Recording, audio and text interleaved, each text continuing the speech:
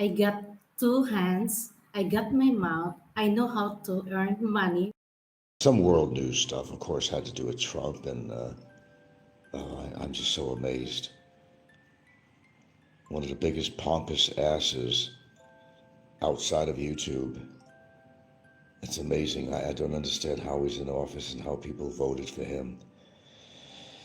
Well, a lot of evidence that if you wanted to find a real pedophile, a real child molester, the list is pretty big out there in the political world, and Trump is right up in there. He defiled a 13-year-old girl, apparently, and by her own confession. And Epstein was upset with Trump at the time because he didn't get to her first. Trump said she reminded him of his own daughter. They showed some clips of him and his daughter doing interviews on various shows. The comments he made in relation to his daughter was incredible. I just don't understand how this guy's in office. I don't understand what has happened to people, their way of choosing candidates. This is still, I could do a 3-hour show on Trump alone, but I can't do that. It's just amazing that people don't see through this guy, that he's such a pompous, arrogant ass, and it was a big pleasure for me to see Jordan meet his fate, and I'm going to get a lot of pleasure out of seeing Trump meet his and go down as the worst president in history, modern day dictator who's done a lot of horrible things. Hello, Ed Savino. Good morning to you, sir. I was thinking whether or not I was going to do a show this morning. Nice idea. Just go ahead. Go ahead. Get my mind off the news because I was watching a whole lot of shit a little while ago. And a lot of shows, of course, are talking about Trump and, of course, the Epstein files. It's a big list of people that were involved with Epstein and real pedophilia and everything that was going on. It was like one big club, secret club. It's just amazing what I've been learning about. If you're from America, you're from the United States, your president, Donald Trump, and what he's gotten away with because he had money and power. Yeah, money can help you get away with a whole lot of shit, right? But when you're president of the United States, supposed to be representing the American people, and he's supposed to be the cornerstone of safety for all Americans in regard to his relations and foreign affairs and so forth, that's putting everybody in the United States in jeopardy. I don't know. I'm just going to cut the subject on Trump. I really need to because, wow. Kennedy was my favorite president. Kennedy was. Everybody loved Kennedy at the time. My mom cried, I remember, when Kennedy got assassinated. And there's always a reason why people get assassinated because, well, they had information that they didn't want to get out. It's always that way.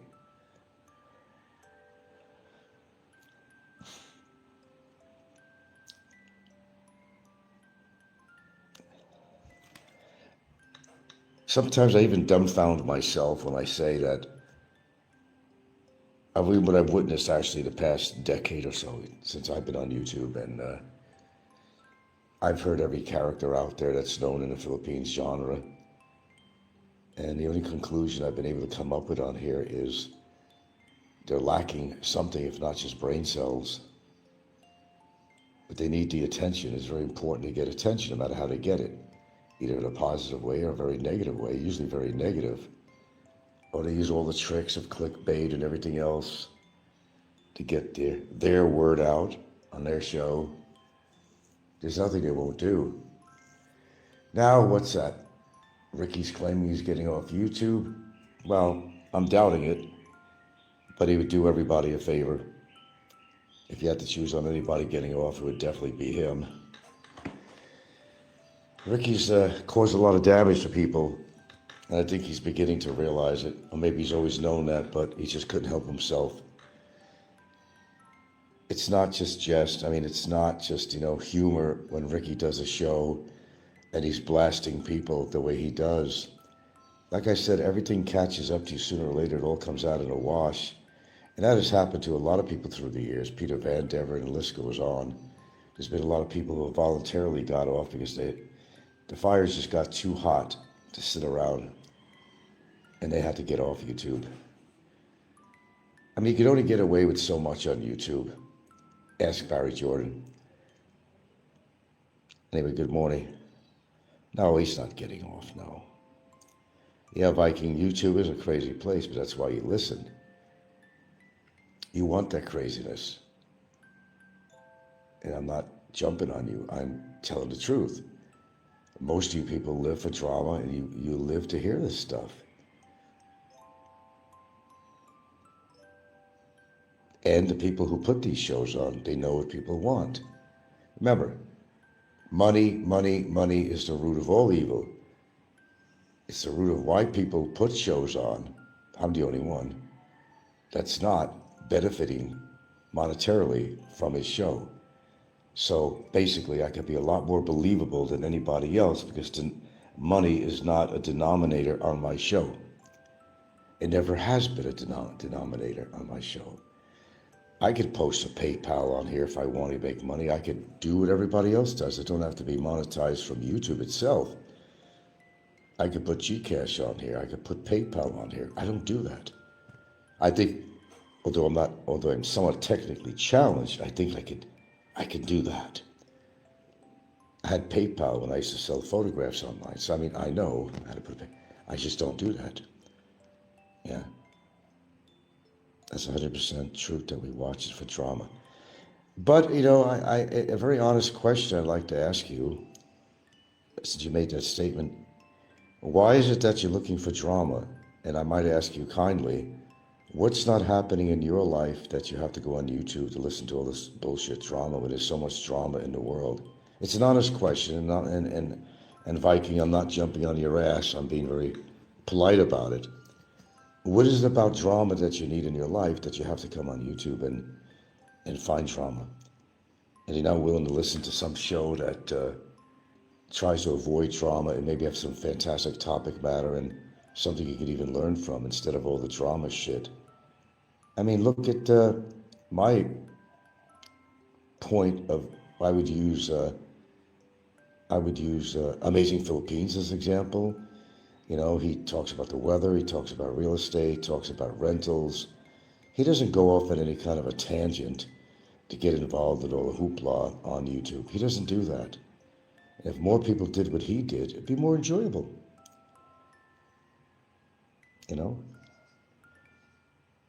Oh, it's like an accident and everyone stops and looks at it. Well, you don't have to. It's like a TV. You got a remote control these days, and you could basically tune off and watch something else, but you're drawn to it. I understand. But sometimes it becomes too much of it. And sometimes people get hurt, if not physically, other ways too. And it's really not a healthy atmosphere. Not really. There are repercussions to just about everything you do on social media, as some people have found out. So, say what you will, but there's a beginning and ending to somebody's career on here, and it doesn't always turn out well. Not really. I think a lot of people try to push the button and they try to see how much they could actually get away with on here. And of course, we got our newbies like Jim. And speaking of pompous asses, if I had to say who's the biggest pompous ass on YouTube, that at the moment would have to be Jim in Asia. Him and his fucking muscles. I've never seen a man so in love with his fucking muscles before, and that's the only thing he's got going for him. He never even got these muscles legitimately. He uses steroids. So that kind of negates, as far as I'm concerned, everything with him. I could see somebody who builds up the natural way is involved of using steroids to get those muscles. But his muscles his whole life, is that all he's got? Always without his shirt, flexing his muscles on a consistent basis? Who cares? See, when you got nothing in your life, that's what you do. He's supposed to hate his wife, and she's supposed to have done all these horrible things, but he still talks about her. He still goes to her channel and listens to her. I don't even know what her channel name is. Still talks about her, still knocks her. So he has burned every single bridge to ever get back into the Philippines again, to especially ever live there.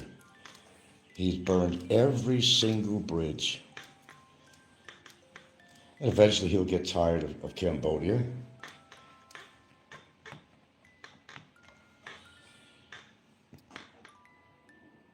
You ever figure out who causes RiceGate?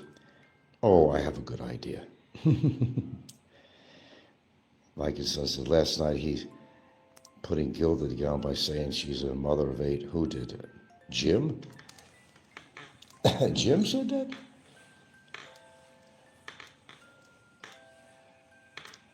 Talk about Jim?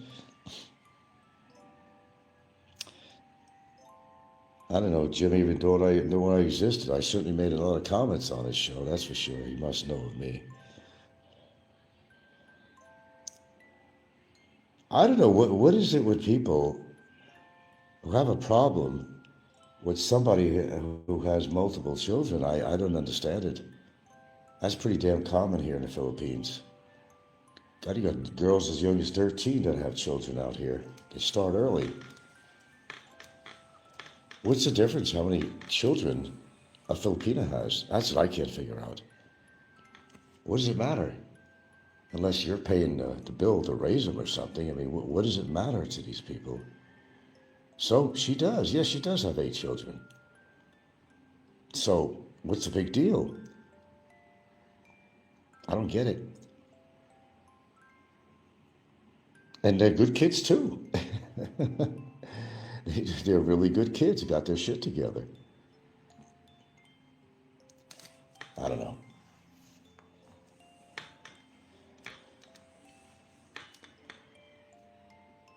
The amount of children does not say anything about somebody's character. They love children. But go figure.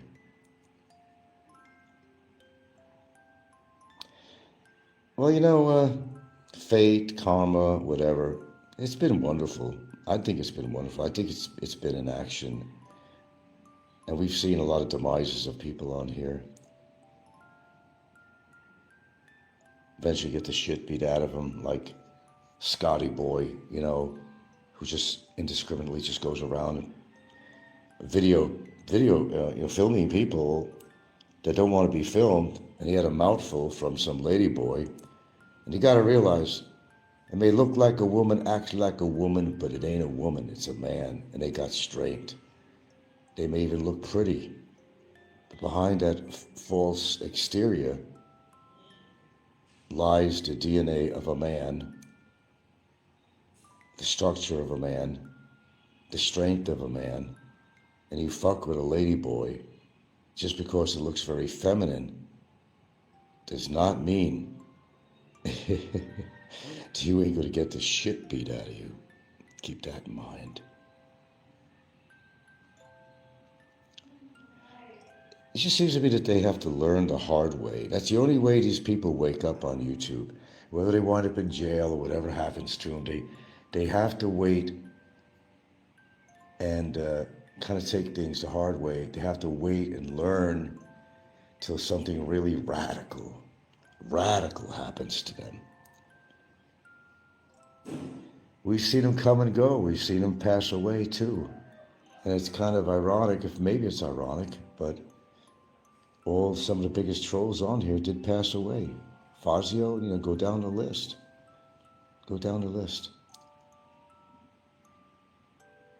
They met their fate. We all gotta go, that's for damn sure, but some go earlier than others, either by their lifestyle, so forth. their attitude. Ed Savino says, Jay is heading to Bantayan Island. He is at the airport as of now from a video. I don't own Bantayan Island. He come Bantayan anytime he wants. He ain't coming to my house, though, I'll guarantee you that. He ain't got the balls to do that. I'll guarantee that. He's had through the years many encounters with other YouTubers that wanted to kick his ass, or he claimed he was going to kick their ass, but he never got together with them, ever. I know, I know he's a loser, and also I know. Well, I know the thing is I don't have to live his life. I'm not living with mommy. He's terribly insecure if he has to live with his mother. He really is. Maybe she's the only one that keeps him at bay or something. I don't know. His drinking and everything else. I don't know. Or maybe he's contributing to the rent or something. That's why she keeps him there or something. I don't know. But I'm sure she's put up with a lot of shit with him. But then again, he sits down and gets drunk with her too, so...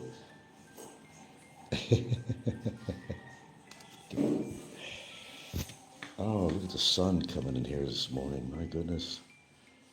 Got a bright, sunny morning here today.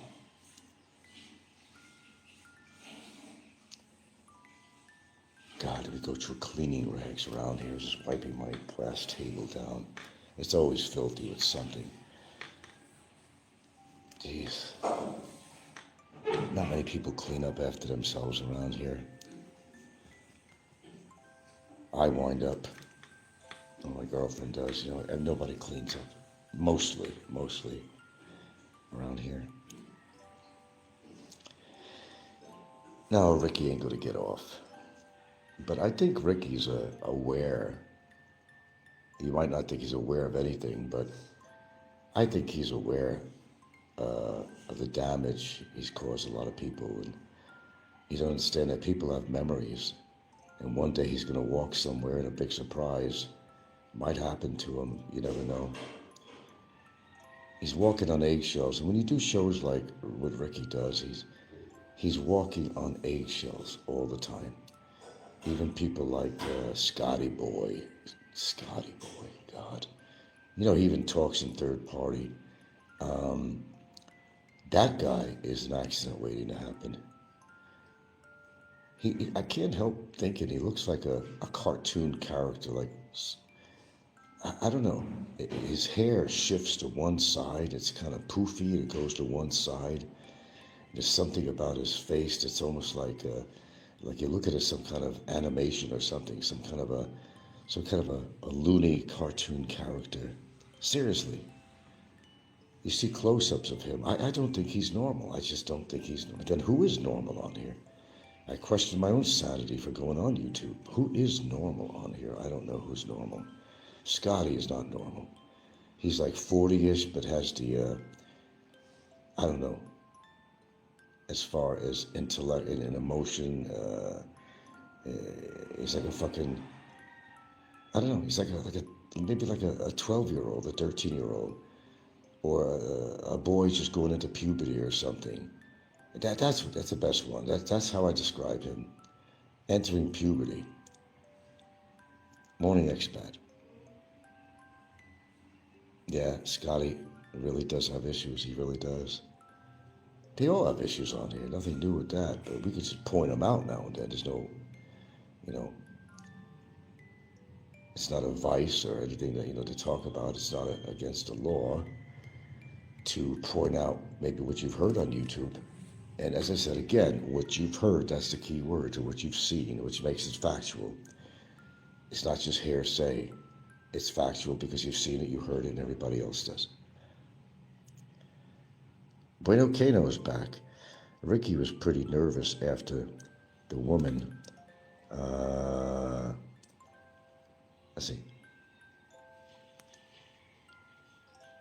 Ricky was pretty nervous after that woman cussed him out. Which woman was this? What am I missing here? Was that recently? Is that why he's getting off YouTube? In person somewhere, some woman cursed him out. How did this happen and where was he at the time? Heminger says Brevis 900,000 story was laughable, Frank. I know. I did get a good laugh out of that. I even commented to Brevis on that. Brevis is now making up stories about his wealth. He's always done that.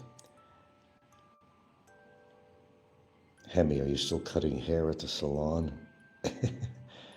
No, tell me about the Ricky thing. What woman cursed him out? Please finish your story on that. Which woman cursed him out? My favorite nautical show is on right now, but I'm spending my time with you guys rather than watching that. 19 watching and 1 thumbs up. That's pretty typical on here. Frank, did you file a case today against Jay? No. Where's all that coming out?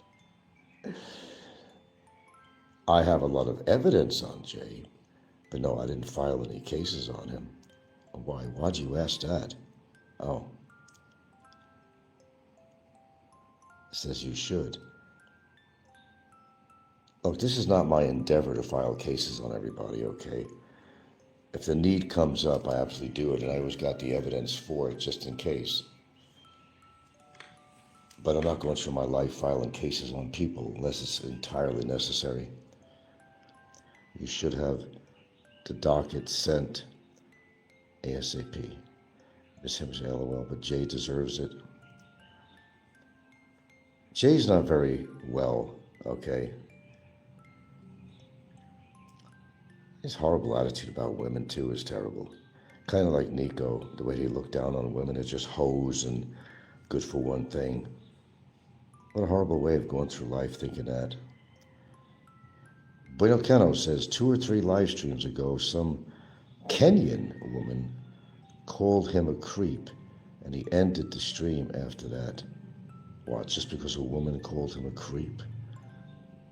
2, 3. Oh, and was she like in the street, or just a comment on his show, or what? I wouldn't deal with a Kenyan woman. Oh my gosh.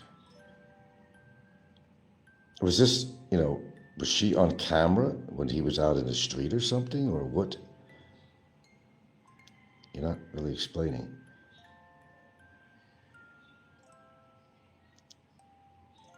You can only go so far on here. You could take it a long way on trying to, get people to watch your show and stuff, and you do all crazy antics and stuff, but it all winds up biting you in the ass later on. Pattaya has a lot of African workers, so she was a swur. What's a swur? Come on, guys. A swur. What's an SWER, Mrs. Heminger? A Kenyan swerker. What's a swerker? We'll give him a life lesson. Worker. Well, spell it right. You talk about my spelling. Mine are just typos, but Jesus Christ. A Kenya worker. Give him a little lesson. So this was on the street. It was on a live stream of his. This is not like just comments she was making on his show. He was approached by her or something. She was walking past and he tried to pick her up, embarrassing a lot of people around. The filter will stop it. Oh, I wish I could have seen that. Ricky's not seeing no action. He could carry all the Viagra pills in the world with him. It doesn't mean he's seen any action. The mechanics have to work, and sometimes Viagra's not going to do that. That flag, could only salute for a long period of time, and then it gets kind of haggard after a while, and ripped up and torn, and then you can't even wind up using the equipment anymore. And all the medicines he's taking,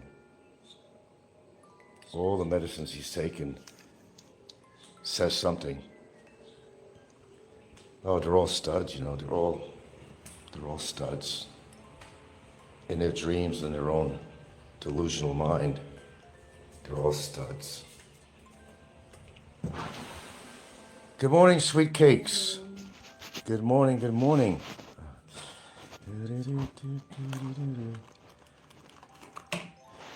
And a good morning it is. Look, a beautiful sunny morning, huh? Sunny boy, sunny boy. Okay, I gotta read stuff here. I'm sorry, I'm just preoccupied at the moment. Let's see. Oh, God. I can see the hair on the floor in the sunlight. It doesn't look very pleasant. I got a big job. Oh, my God. Well, having dogs. You ever see when the sunlight just comes in your house and you could look at the floor and say, holy shit.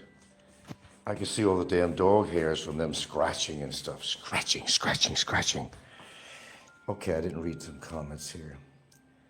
Hamish says, Frank, you don't hear this from me first, but rumors that Jay is going to go straight to Bantayan and make you think he was going to go to Thailand first, but going to stop. He ain't going nowhere near my house. He's pretending he's gone to Thailand, but his itinerary is Bantayan. I wish he would come here. I've got the resources here to make sure he's in jail. Jay has nothing on Frank. Yep. Your live streams are good, MLSO says. They're always good. They're always good. They're never bad. Channel of truth, my friends. Channel of truth. Justice in the American way.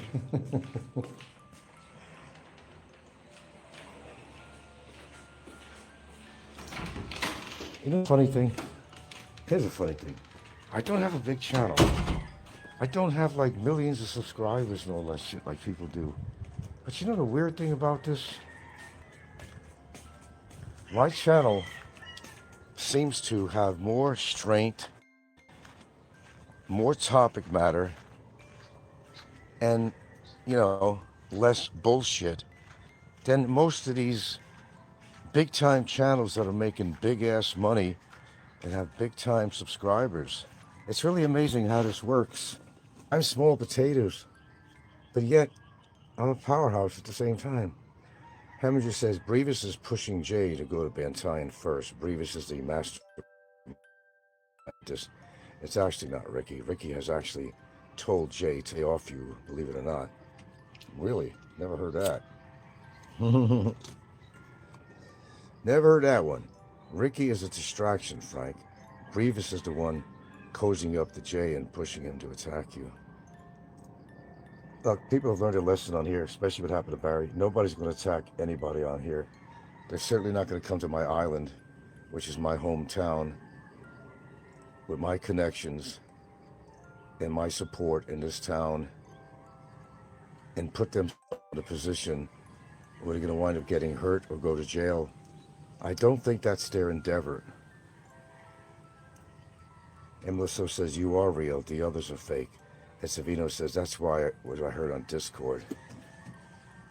You hear a lot of things on Discord, right? Don't mean they're true. Don't mean they're not either sometimes. Heminger says, the rumor is Ricky is having a fight with Brevis behind the scenes. It is dealing with a lot of issues. It's Brevis trying to push Jay to do stuff against you. They've been doing stuff against me for a long time. Brevis has been behind a lot of shit, man. Let me tell you, a lot of shit. And I know that. And if anything should happen to anybody, it should be Brevis, let me tell you. Well, as one of them. But Brevis has been the coward that's been behind a whole lot of shit. Brevis is not well mentally. I want you all to note that. He is not well mentally. He's an actual stalker. When I first looked into his empty eyes, me and Gilda, we knew, like Barry said, there's nobody home. Look at my eyes. Do you ever see and remember when Brevis is in the bars and he sets up his camera on the table so he could photograph all the action going on in the bar? Then, periodically, He would come up to the camera and stare into it, maybe, to look at the comments, right? And these eyes, empty black eyes, empty. He will indiscriminately just sometimes come up to the camera and stare at it. And his eyes, it's truly like nobody is home. I mean, for real. Hammond just says, watch some Rocky movies, Frank, to make sure you haven't laxed. Mike and Son says he is still angry that Frank exposed his real name. Yeah, I'm the one that exposed it. Although, who is it that took the credit? Allo took the credit at the time. No, it was not Allo. It was not Allo, folks. It was me. Sometimes I do my own research. I don't depend on what's told on, you know, Discord or crap like that. I don't even go to Discord. I'm not a member of Discord. Never was. Everybody's got their crosses to bear. Everybody's got something hidden in their closet. But then it winds up getting exposed eventually. Maybe not right away, but look at all the information highway out there and how so much information came out on just about every YouTuber out there. Every YouTuber. Look what they did with me. Oh, they went in my records to see if I had bankruptcies and all that shit. If they want to do the research, they do the research. But if you want to do the research, put out the real information. It's not sugarcoat anything either, but why are they so interested in somebody's life? I don't understand it. Why are people so interested in my life, for example? Nothing incredulous about my life. There's nothing, really, there really isn't. My life is pretty mundane, really. I mean, there isn't. There just isn't. And yes, I have done things in my life that other people have not done, and they're not happy with that. They're not happy when I'm happy because they're not happy. You know how it works. Even John Blaze got exposed by Faye. Yes, he did. He hasn't been on, and I think because when things go south in their relationships, they're not going to come on. I think since his wife became Americanized, it all went downhill. She made a lot of Filipino friends and otherwise out there, and left him in the dust. He was even talking about it at one point in time. She's always busy with all these Filipinos. He don't know what to do with himself. He said, "Oh, I'm retired now," he said. I think the biggest mistake, and I always say it, don't take your Filipina to United States. Don't do that. Same thing in the doctor's office. Come in there, wag your hand. It hurts when I do that, doctor. The doctor tells him not to do that. It won't hurt. If it only hurts when you wag your hand, don't do it then. I mean, you get the point. Yeah, I know. Look, I got my ways too. If I want to research, I can research as well as anybody else on here. I know more about these people on here than I ever let up and even bring on YouTube. It's just a waste of time, though. Because I really don't care about their lives. I don't care what the fuck they do. Just don't do it to me, buddy. And don't do it to somebody I love. That's where I draw the line. I draw that line in the sand, an imaginary line I talk about all the time, and Barry stepped over it for one. There's a number of people. I said, I may be getting older, but my memory ain't that bad. My memory's not bad. I remember every foul, disgusting, nasty, lie and everything that anybody has ever said to me, about me, or mine. My memory is good for that. Just trust me on that. Trust me on that. If you didn't trust me on anything, trust me on that. I don't forget. Elephants don't forget. Well, Frank doesn't forget either. If you've seen the evidence I got here on certain people on YouTube, you wouldn't believe it. Yes, I do. I'm like Warren in a way. Remember, Warren is always copying and notes like Fazio, always taking notes. Well, I don't take notes like Fazio. I just, gather the evidence. Real videos, not third-party videos. Not third-party. The real actual videos showing their name, their image. That's what I got. Speaks for itself. MLSO said Big E should bail Barry out of jail. He won't do that because he knows that, two things, because he knows that Barry is wrong. He doesn't want to admit it because he doesn't want to give in to me. He knows Barry is wrong. He knows everything that Barry has done. But he won't give in to me. And he won't help Barry out because it means that Barry would have to pay me what the court has ordered him to do. Big E will not do that. He will not do that. He's got the money to do it. I'm sure he does. I don't think there's any hype on him having money. I think he's had an inheritance. I think a lot of things. I don't doubt that he has any money. Money doesn't solve all problems, though, as he's been finding out in his own life. Money can get you in trouble. It can make that famous sword above your head if you don't act appropriately and give in to a Filipina the way they want you to.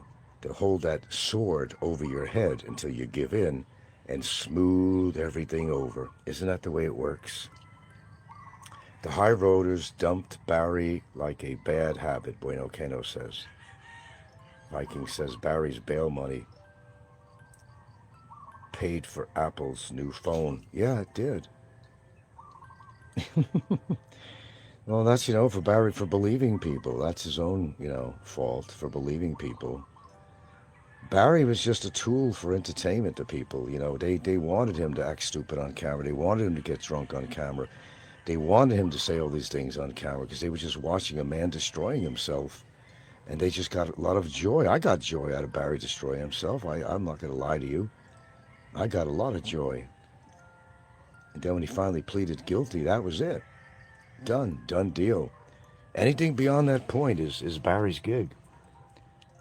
A lot of people like to say on here that, somebody made a comment on here, it's either on Barry's channel recently or mine. Either I commented on there and they said something, or it's on my channel. That Barry's imprisonment was too much.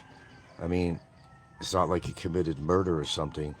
He's been in jail too long. Well, let me respond to that. What Barry is right now has nothing to do with me in a sense, because they were saying that Barry deserves his freedom. Okay, fine. But he's the one responsible for still being locked up. He could remedy that. He could go home within a week or so. If he would pay the court fines and everything else, he'd go home. There's nothing they can say about it. I have nothing to do with this. How long Barry stays in jail has nothing to do with me. In the sense that, I'm keeping him there. I'm not keeping him there. I have nothing to do with his length of stay let's make this perfectly clear, maybe once and final and for all. I have nothing to do with his length of stay. It's all him. He wants to hold on to certain money he has for when he does get deported, but it's a catch-22. He's not going to get deported unless he pays the court and me, and that's just the bottom line of it. He could have his freedom if the dude could have his freedom if he really wants his freedom. But they're jumping on me saying, "No, you're responsible for how long he's been in jail, Big E and everybody else." No, that's wrong. He's responsible about how long he's in jail, not me. No. Contrary to what anybody believes on here, it's Barry's own doing. It's not mine.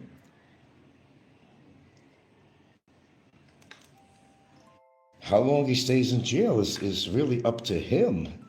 It's not up to me. I don't have a special order on there saying keep the motherfucker in jail. I have nothing to do with it at this point. I have nothing to do with Barry at this point. I mean, it's all on him. It's all on him. Pay the damn court penalties and fines or whatever, and he'll be home free. It's as simple as that. There's nothing complicated about this. Nothing complicated at all. In fact, he can go home. But it's his stubbornness and cockiness that's preventing him from going home. That's his deal. That's his gig. It's not mine. Lose a little pride. Pay the fucking fees and fines for the court ordered. And you'll be on your way home. It's really that simple. It's not complicated. Stefan, Ricky ran off of YouTube with all of Barry's money. Nice friend. Ricky's not a friend to anyone. Understand that. He's a friend to himself. He's self-centered, self-focused, and besides being a fucking maniac. There are problems to there are solutions to problems, and if you don't execute these things, that's all you're doing.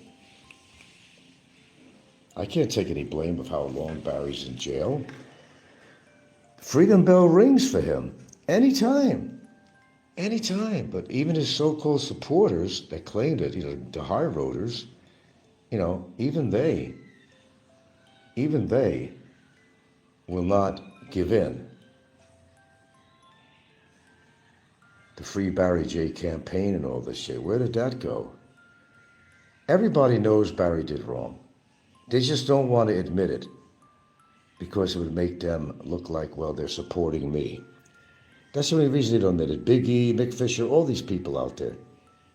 Ricky, all these people. They know what Barry's done other than what he's done with me. Everybody. It's an open book with Barry. Everybody's aware. They all know that he should be in prison. They all know that.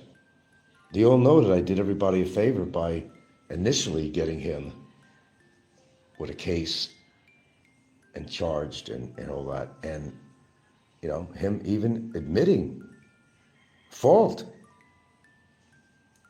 pleading guilty because he knew he was guilty. So why am I a bad guy for that when Barry has pleaded guilty on his own? Nobody put a knife to his neck or a gun to his temple. Barry pleaded guilty on his own. Well, with the hopes that he was going to go home right away. But that didn't work out very well for him, did it? The judge said, hey, dude, pay this, pay that. And where you go from there is your business. You'll be on your way home. I know you're probably listening, Barry. You're such a fucking dumb shit. You know that, man? Forget about the money that you held for when you're going to be getting home and all that. I understand that. You want to have some money to get situated when you get back home. I understand that completely. But look where you're at right now. Even though you're in a detention part of the prison, you're still in one of two of the worst prisons in the Philippines. Your ticket is waiting to go home. You just got to pay your dues. That's what you have to do.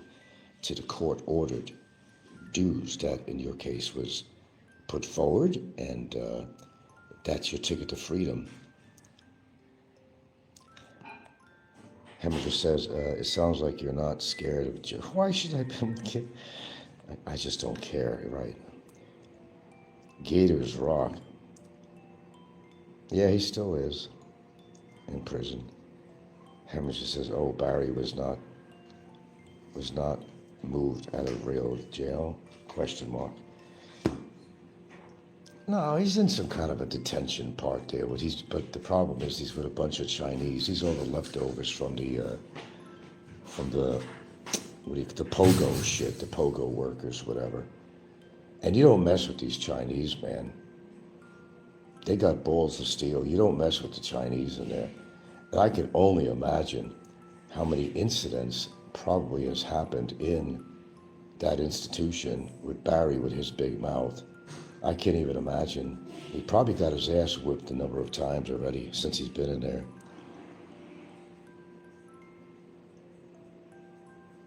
Chinese are alphas. Yeah, they are. Yeah, don't mess with the Chinese. I don't care how small or whatever you think they're. There's some big-ass guys, too, that are Chinese, but they have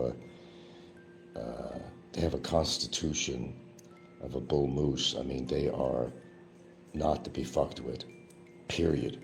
I mean, they're not happy, number one, of where they are. And that alone, they don't want to take any bullshit from anybody in there.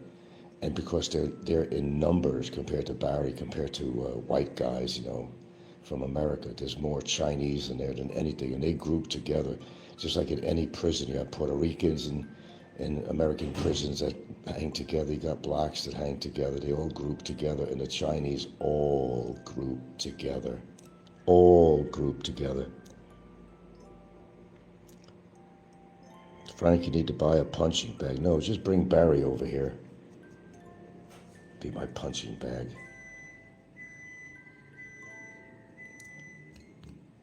Look, I'm not a person who advocates violence in any form or way, unless it's necessary. That's just who I am. I gave you examples of things that have happened in my life just yesterday. I went to a pretty big show talking about some pretty cool shit, uncool shit that went down and how I handled it. The bummer's passport expires November 30th, 2025. Well, yeah, the thing is, you can't do anything with it anyway because you have to renew your passport 5 months, and I'm correct on this. You got to renew your passport. It has to be good for 5 months before it expires. You have to renew it 5 months before it expires. I just did mine. I got 10 years on it now. I got to go. Well, if they want him out, it don't matter. They give him a temporary passport to get him out of the country, and that's it. Then his passport is null and void, and probably will not be issued another passport, at least to go to Southeast Asia or something. I mean, it's not going to happen.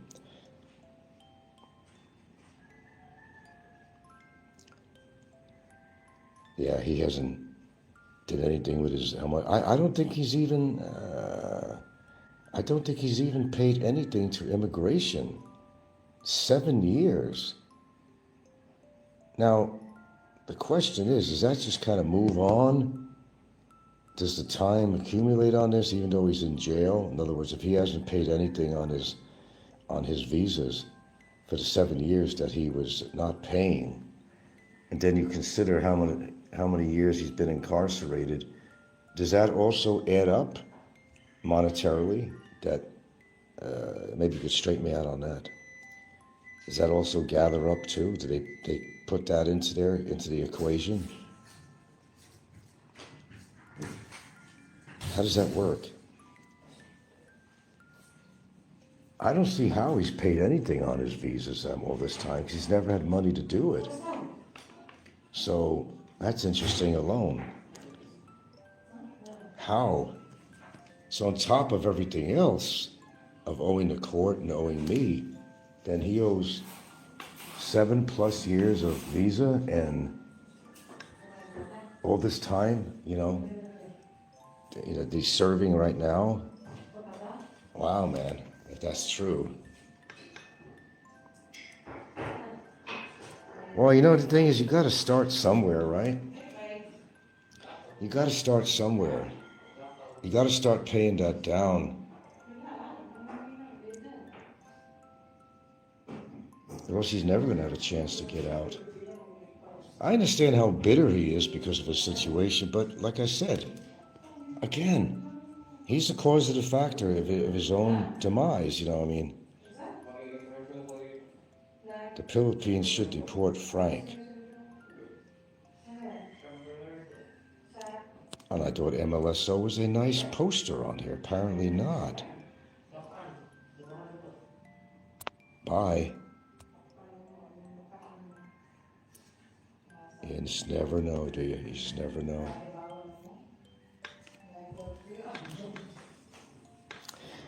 Well, I don't think I'm going anywhere anytime soon, let's put it that way. Barry wasted 3 years. Well, not 3 years yet, but he's getting there. Wasted 3 years in jail. Think about it. What a waste of life. Well, what is he going to offer society if he was free? He has nothing to offer to a woman. He has nothing to offer to society. Absolutely nothing. He hasn't contributed to the arts in any way. Hasn't contributed to anything in society that would be, anything redeeming, of any redeeming value or anything. What has he done in his life that has benefited somebody else? He's only done everything that would benefit himself, not anybody else. What has he done? I can't think of one goddamn thing he's done. Pro-society, some contribution, philanthropical, whatever. Philanthropy, what has he done? He never gave anybody. Like he liked to kick dogs. I mean, what is the value of this guy? There is no value on him at all. He's like one of these people, if he croaked, nobody will ever remember after a while. And because he doesn't leave a mark, and the only mark he leaves is something very negative. What positive mark has this guy, or is he going to leave to society? Or to anybody who even has a thought of him, or his family, or friends that you don't have, or, you know, what contribution has he made in any positive way whatsoever? Nothing.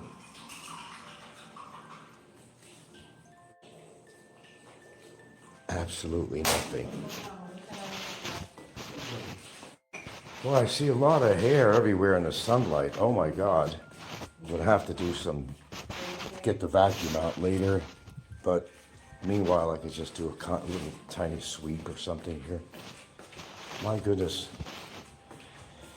That's the drawback of having dogs, especially if they're like kind of like housebound dogs that prefer to be in the house around us. And yeah, that's just the way it goes, I guess. Plus, the smell sometimes. That's why we have to bathe them. They're like the cleanest dogs in the neighborhood, actually. But sometimes that dog hair just really smells. And you know, it's really bad if we could smell it. And if we could smell it, I could imagine somebody walks into the house here. That's why we're constantly sweeping here, mopping the floor. Because that's what you do.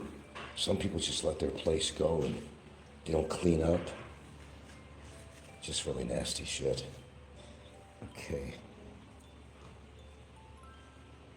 No, I haven't even made it.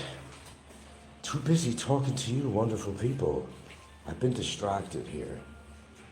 In fact, I'm going to heat up the water in a segundo here. I'm going to heat it up. I don't know if I have any more lemons. Hey, listen, don't snare at that ginger. Ginger is really good to put in your tea. Don't snare at that. That's pretty good stuff to put in there too, besides the turmeric. Oh, he's got school today, huh? Yeah. Ah, school has begun. The school got some damage there too, a little bit. They got him in a different portion of the school or something, I don't know. Something to that effect. He's been off a while as far as physically going to school, Steve. Yeah. Now, everything that was going on, you know, hurricanes and all the normal crap that happens here in the Philippines. Sometimes damage and so forth. And oh boy, yeah, I'm gonna have a heyday with the vacuum cleaner here. That's right, I gotta get my tea going. What's wrong with me? I'm losing it. I ain't got my tea going here. That would have been cooled off by now, and I'd be drinking it, Gilda. I'd be drinking it, I tell you. What are you doing with the chair? Because I'm very cold. You're very cold? What are you? I'm very cold. You're very cold? Cold. Oh, you're not very tall. Okay. Okay. That you're not. All right, let's get this puppy in the micro. We're going to give it 3 minutes. It's steaming hot. Like that floor cleaner. Remember, it's steaming mad. It's steaming mad. Remember that floor scrubber? And they would sell it, well, rented in the supermarkets. I actually owned one of them. It gets steaming mad at dirt. It gets steaming mad. They showed this picture of this big grouchy face that's really pissed off at dirt, you know. But we're pissed off at the dirt on here too, aren't we, folks? We're just pissed off at the dirt, the grime on YouTube here. But they all meet their maker or something happens. What's this here? Dang, Frank, we're putting you on hold. What do you mean? Oh, for the tea. Heminger says, I like mine heated, but then I drink it cold. Yeah, well, I don't drink it cold, just, you know, cool down a bit. I don't like to sip it. I want to chug it all fast. 2 cups in the morning. It ain't got time to drink it slowly, and 2 times a day. Well, of course, Popeye is simulcasting. What else has he got to do with his time? Duh. I don't know, folks. Can you actually feel sorry for Popeye in some way? I mean, do you have it within yourself to feel sorry for this guy? That this is his life, waiting for Frank to put on a show so he could simulcast it? That's a pretty sad life, if you ask me. And you don't have to ask me, because I'll tell you anyway. It's pretty sad that somebody has to do that. Then he does his little soliloquy at the end of the show when I end it. And he'll say, oh, well, there you go. It's the same shit. The same fucking shit. And there you go. I say, well, there you go. Yeah, he's right. Well, there you go. And what? What did you accomplish, Popeye? Is this the same old fucking shit? Same old fucking speech after the simulcast. Well, there you go. Now you heard it. What is he, Howard Cosell? The new Howard Cosell on here or something? Well, there you go. Muhammad Ali put up a real fight today. I don't... What's wrong with these people, man? I've had barley tea. I don't drink it regularly. No, I've had it. I may still even have some packets of it. Look, I don't give a shit what Jay's doing, man. I don't give a rat's ass.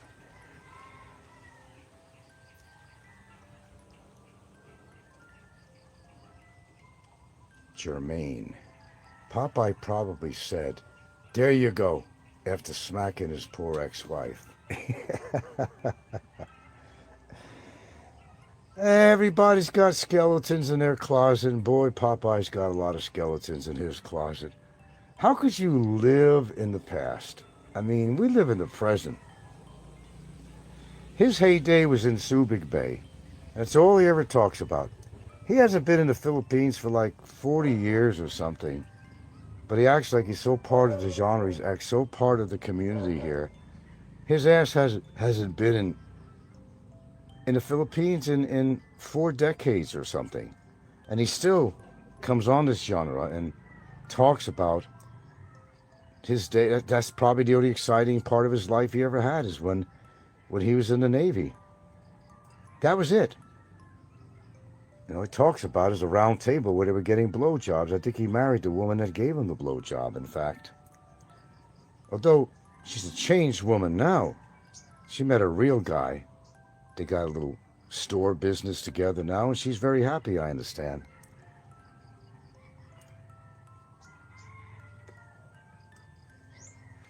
And good for her. Good for her. You got to get away from these kind of creepy people. Your life is never going to be good. You're never going to be happy with creeps like Popeye. What has he got to look forward to now that all these, I believe all the soap operas are off air, and I think even General Hospital. I could be wrong. So that's why he comes on YouTube and does these shows about me. I'm in his head 24/7. 24/7. He's got his telltale. So when the simulcast is over, it's like, well, there you go. Yeah, Popeye, you're right. Well, there you go. I'm glad I could entertain you and I could add some kind of a positive thing to your life. Popeye was in the PH so long ago that TVs in the BJ bar were black and white. Yeah, you're right. I think you're right. I don't know. I think he's a lock key or something, man. He's got some kind of a fucking disability that he's got to have that scooter, you know. And it happens. I mean, it happens, you know. Life happens, you know. Shit happens. But even if he was disabled as far as not being able to walk very well, his really disability is with his fucking brain. It's not his body. No, how could I watch this? I'm on here. Airport stream. No, I'm not watching Jay's airport stream. I don't give a fuck about Jay. Hammer says, what's up with Bob Cooper and his stories ever... No, they're never real. It's hard to believe that he's all over the map with his stories. Bob is... I told you, man, they're all ill on here. I mean, have you not figured that out yet? They're all ill. They're all wackadoodle. They're all lacking brain cells. They're all lacking just about everything you could possibly think of. They're all lacking. They're not well people. Why do you think Popeye comes on when I do my shows? Mostly he's concentrated on me because I have everything that he doesn't have.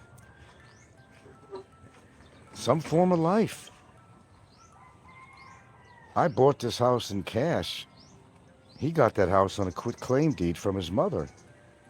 What does that say? He can never afford a house on his own. Come on, So-So. Come over here. He doesn't have a woman. He hasn't had a woman for God knows how long since his wife divorced him. I don't even, you know the truth? I don't even know how he even comes on, does a simulcast and talks about me afterwards because look at what he's doing, first of all. This is a guy that has no life at all and wants to come on and criticize me. For what? Did I actually have a life? Did I have a home and I'm settled? I have a woman for almost 10 years? He's got nothing on me. You know, the guy's just ill. He's ill.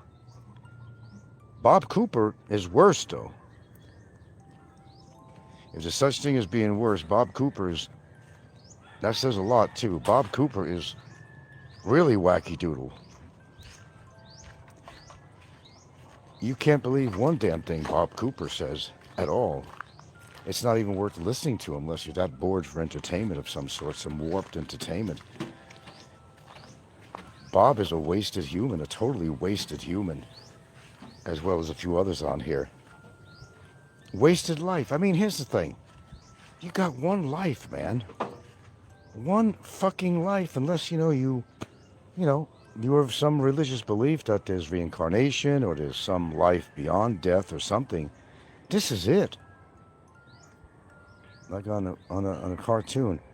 On with the show, this is it. Stage the lights. Da-da-da. Da-da-da-da-da-da-da. On with the show.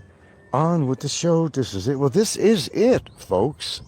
Hate to tell you and bust your bubble, but this is it. This is it. And this is what you're doing with your fucking life? Seriously? Bobby, Robert, you embarrass yourself every time you do a show, every time you simulcast me. You're embarrassing yourself. You don't make yourself look very good. Have a good day. Okay. I think the brakes are good now, so. You're embarrassing yourself, Robert. Nobody cares what you talk about. They just go along with you. They're laughing at you constantly. Don't you understand that? You don't see this? You don't hear this? We know you listen to just about everything that goes on YouTube because that's what you do with your life. Because you don't have a life, per se. Which is, it's sad, even for you. It's sad. Anything anybody's ever talked about me is just pure bullshit and hearsay. But in Roach's case, it's real. It's the real McCoy. It's real. It's not made up. It's reality. But he's not living in a reality as we look at reality. His life is what other people do on YouTube and completely. And he makes a fool out of himself. And he thinks these people are really supportive of him on it. They're laughing at him. Every time he does a show, they know his life and they know what it's like. And that's why they're laughing at him. Oh, there goes another simulcast with Frank. Why? What is so lacking in this guy's life that he has to just bash me all the time, has to do simulcast of me? Your life has got to be pretty goddamn fucking sad to do that kind of shit. I mean, seriously sad. Am I getting out of turmeric here? Oh, boy. Oh, that's too much. Whoa, hold on, folks.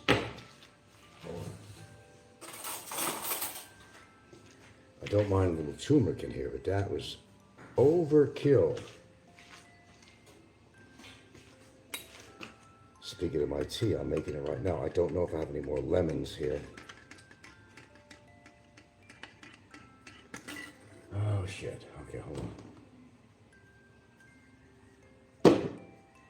Do we have any more lemons, dear? No.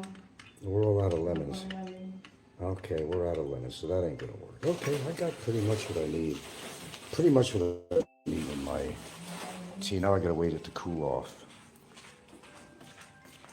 That's gonna take a while. Never drink anything hot. It will definitely damage your esophagus. So never drink anything that's too hot.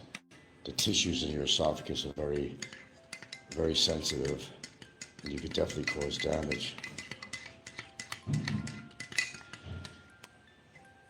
Okay, guess I should read some comments. Frank, who would you vote Miss Congeniality if you had to choose only one? Fazio, Popeye, Ricky, none of them. Congeniality don't apply to them. Jermaine WP, if Popeye isn't rebroadcasting you, he just plays games of Battleship against himself. Yeah, I heard he was into games, and thinking he would have made a fine naval commander. My case says time is an illusion. Miss Hemminger says, Frank, just think of Fazio's legacy is stuck on stupid till they delete him from the server. Well, yeah, if you don't have an active show in so much time, a year or two or something, YouTube will actually delete your channel. That's what I understand. Somehow they know whether you're active or not. You know, I don't know how they do this, but they know.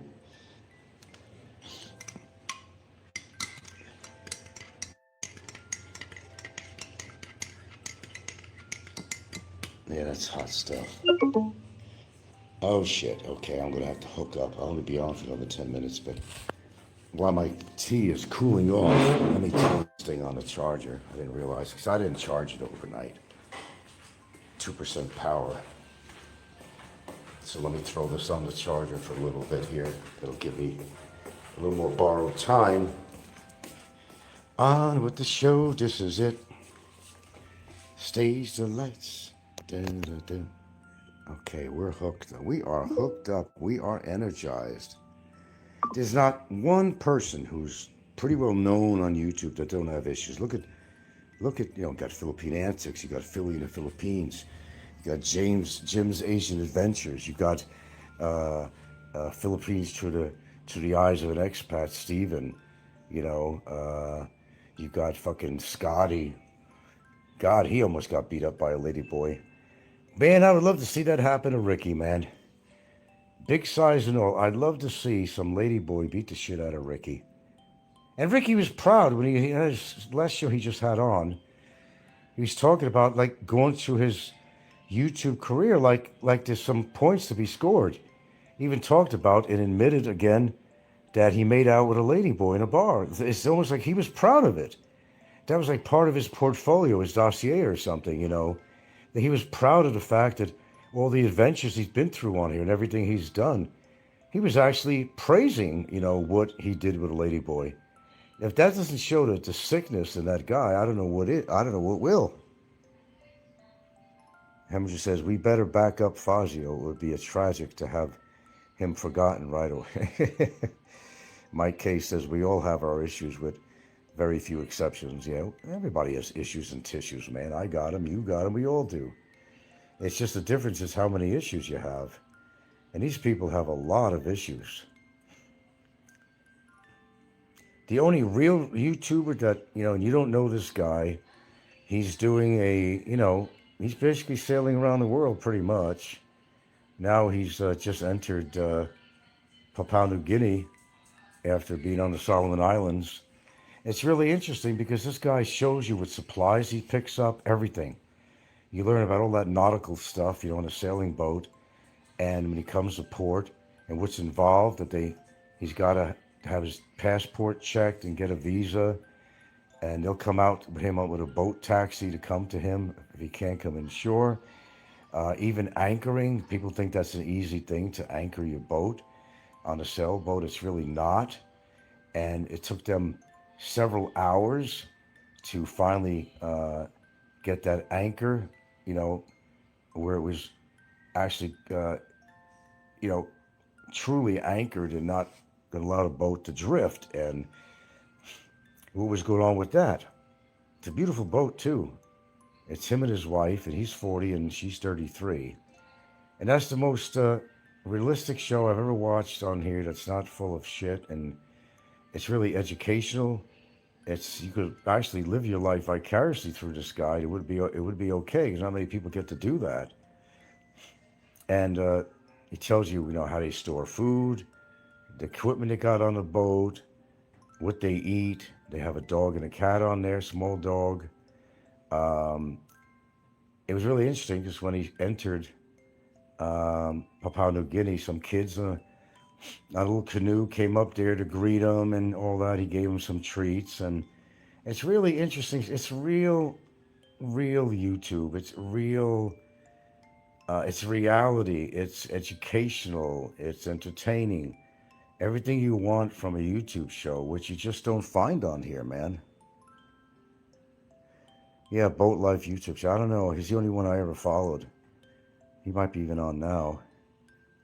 Haven't just said there was a guy who used to sail a boat to Philippines and had a YouTube channel. He might have closed the channel years ago. You'd be surprised how many people are traveling because now, with all this modern equipment, GPS and everything they have now, he just puts his boat on autopilot, but has to occasionally check things to see, of course, for some reason. I still think that's dangerous because you don't know if you're in the channel of a big ship or something like that. So you still have to check. He had a Filipino girlfriend on his boat. He would sail around Cebu. I mean, how the heck did he get a boat around the Philippines? I don't know. So many islands. I don't know. How about that guy that visited the Forbidden Island off India and got eaten? I never heard about that. Jermaine WP says, even on autopilot, you wake up every 2 or 3 hours. You have to, man. You would have to do that. I wouldn't feel comfortable sleeping. As I said, the old sailing ships of the past, you know what they did? They used a hemp rope tied to the steering wheel, And that wasn't the greatest thing because sometimes it would get loose or the hemp would break after a while and they go totally off course. No GPS. A lot of them times they used the stars. They didn't have a sextant. They were out for a long time. Sextants. Is that what it's called? Sextants. I mean, ancient mariners, they followed the stars and stuff, and they managed to get where they wanted to get. I mean, it was pretty cool, if you think about it. Frank, I'm going to baffle your mind. They had email back in the 1850s. How do you explain that? And how did you know that, anyway? How could they have email back in the 1850s?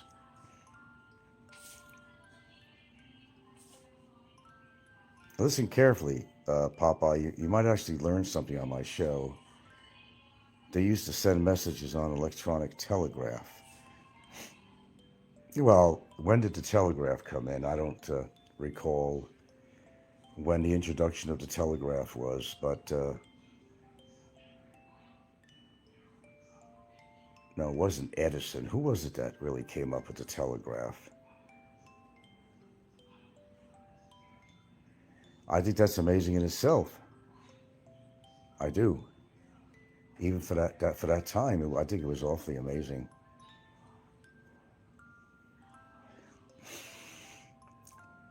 Before the electric telegraph, they used to use light and mirrors.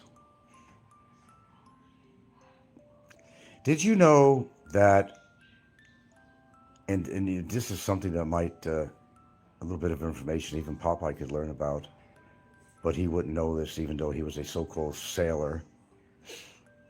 Warships, this is going back centuries, I think. Long time. They used what we know as a parabolic reflector. They would gear the sun's heat rays onto another boat and set it on fire. Did you know that? Hemminger, did you know that? They used parabolic reflectors. And it gathered so much heat rays from the sun that they were able to point it at other ships and get it on fire. Certainly they would aim for the sails initially. And Hemminger says in France and Europe in 1600s, they used to send messages across Europe in hours using code, using light and mirrors miles away at different nodes across Europe in hours. I didn't know that. Say it again. And Popeye sits down in the CR. He yells, "Torpedo door open!" He would do that. He probably sings or whistles all these nautical songs too. I wouldn't be surprised. He's wacky. He's wackadoodle, man. Totally wackadoodle.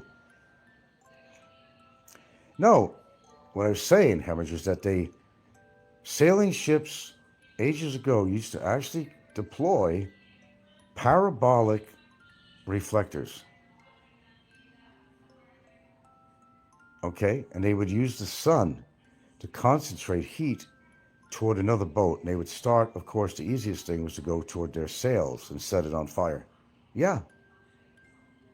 Hammer says, yeah, it was like email in the 1850s. Think about it. You need to send a message, you dial it up, telegraph, and someone in Paris sent a message to Boston within hours.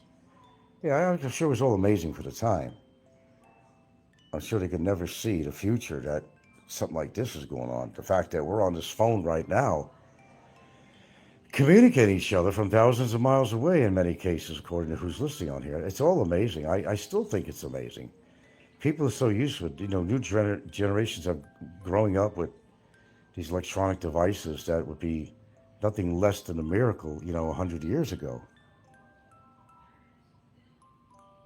And it was used for the newswire, AP News. So they had internet in the 1850s. Think about it. A parabolic reflector. This is real. I'm not making it up. They actually incorporated parabolic, which is like a parabolic reflector, to aim the rays of the sun to another ship. Yeah, for real. Most people don't know that. So you think it's a myth that the internet was 1980s. They had news wire and email. Okay, sort of, yeah, maybe they did. That I'm not aware of. I don't know everything. I know a lot about a lot of things and a little bit about a lot of things, but I don't know everything about everything. There's my speech. Jermaine says, I wish one of Popeye's nightmares would build a parabolic reflector. And Hemminger said the Native Americans had email in the 1000s. Smoke signals. Oh, the waterman is here. Oh, well, we have 7 bottles to go out. 7 fucking bottles. Well, we go through water here like water. Popeye, so why don't you do a real show someday? It doesn't have anything to do with me. And talk about yourself. Tell us something interesting about your life. Never mind a round table where you got a blowjob in Subic Bay. I mean, your stories are old as you are, man. You're an ancient mariner. You're just ancient, period. You live in the present, Popeye. You don't live in the past. The past was part of your life, absolutely, and maybe it shaped you into the asshole you are today, but, you're living today. Enjoy your today and do things so you have a tomorrow, hopefully, and try to do something interesting with your life other than going to the bingo hall and occasionally go to the casino or do shows simulcasting your favorite person, me. Do you realize how sad that looks to people that listen to you? That's why they listen to you, Robert. They're laughing at you, not laughing with you. They're laughing at you, Robert. If you haven't been able to figure that out, Frank, I'm telling you stuff that not even Don C. What do you mean not even Don C? Who's Don C supposed to be? The Don of YouTube? That he like he's some kind of intelligent source for something? That even Don C doesn't know? Why do you use Don C? He's an idiot. It's a bad example that even Don C knows. I don't know what that means. Come on, get serious, man. Who the fuck is Don C? You know what I mean? Hammond says, Don C, I don't think is as educated as he thinks. He probably doesn't even know that the transformer algorithms for AI are inferior and AI is a scam and needs a major breakthrough. Well, as I said, I don't know a lot about AI. I just see a lot of it on here. Actually, I don't like AI because when you go on the internet and you see all these feeds and stories, you don't know what's real or not anymore. It's so fucking real. Obviously, some of them you could figure out there's not 200 dogs floating down the river from the flood. Obvious things like that. A snake doesn't, turn out to be, as big as a building. I mean, just obvious things are AI, but AI is not the best thing in the world. I mean, I miss the days when news was news through the AP wire system, and what people put on there was real. There was no editing, there was no artificial intelligence, there was nothing. And what people put on there was real. If somebody was getting hurt, there was an accident, it was real. Or a story about somebody's life, it was real. There was no exaggeration, no hyperbole, nothing. It was just real facts caught on camera, and AI had nothing to do with it at all. But now, I don't believe 90% of the shit that I see on all these feeds that I look at and videos and stuff. You just can't. They fucked it up for themselves, really.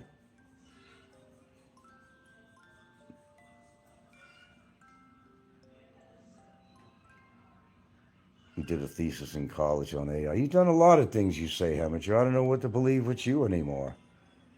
You do seem to have more intelligence than most people on here, but you got to understand, I don't believe everything you say.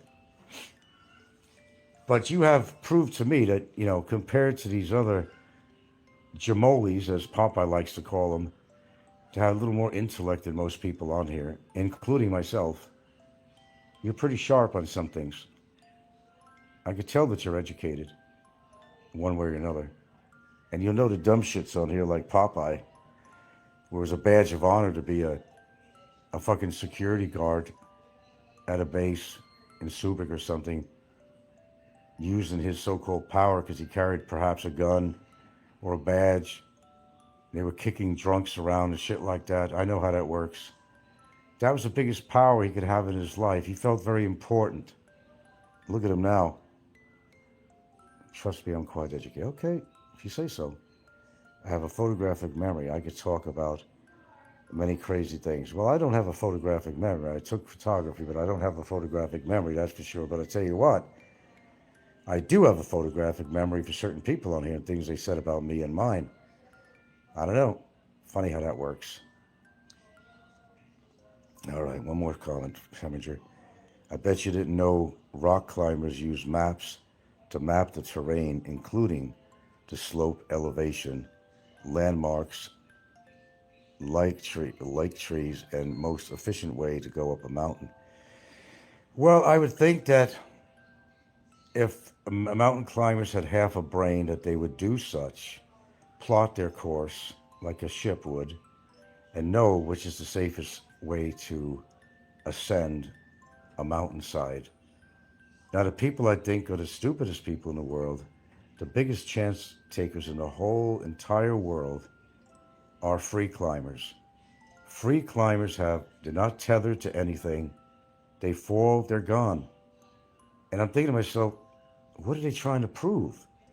There's always that chance that I don't care how much you talc up your hands and how strong your hands are, a rock can give way. I don't care how much they bang, I don't care what they do that has to do with safety on there. There's always something that could happen they didn't expect. I think those are the most ignorant people in the world. The biggest adrenaline junkies in the world has got to be a free climber. I've seen things where they're hanging underneath the ledge. I don't know how the hell they're doing that. I've talked to rock climbers in person and watched documentaries on the most elite rock climbers. I don't understand why they do that, especially if they have a family or something. You better have a good insurance policy, that's all I could say. See, everybody's got to be, same as YouTubers, everybody's got to be out there to prove themselves to somebody in one form or way. They always feel that they have to prove something. You don't have to prove anything on YouTube, man. Just do a good show. Talk about things people like to hear. Try to keep all the negative out, you know? But when you spend your time like Roberts does, when you spend your time doing the shit he does, it doesn't make any sense at all, but it really paints a Rembrandt picture of his lifestyle, that all he could do.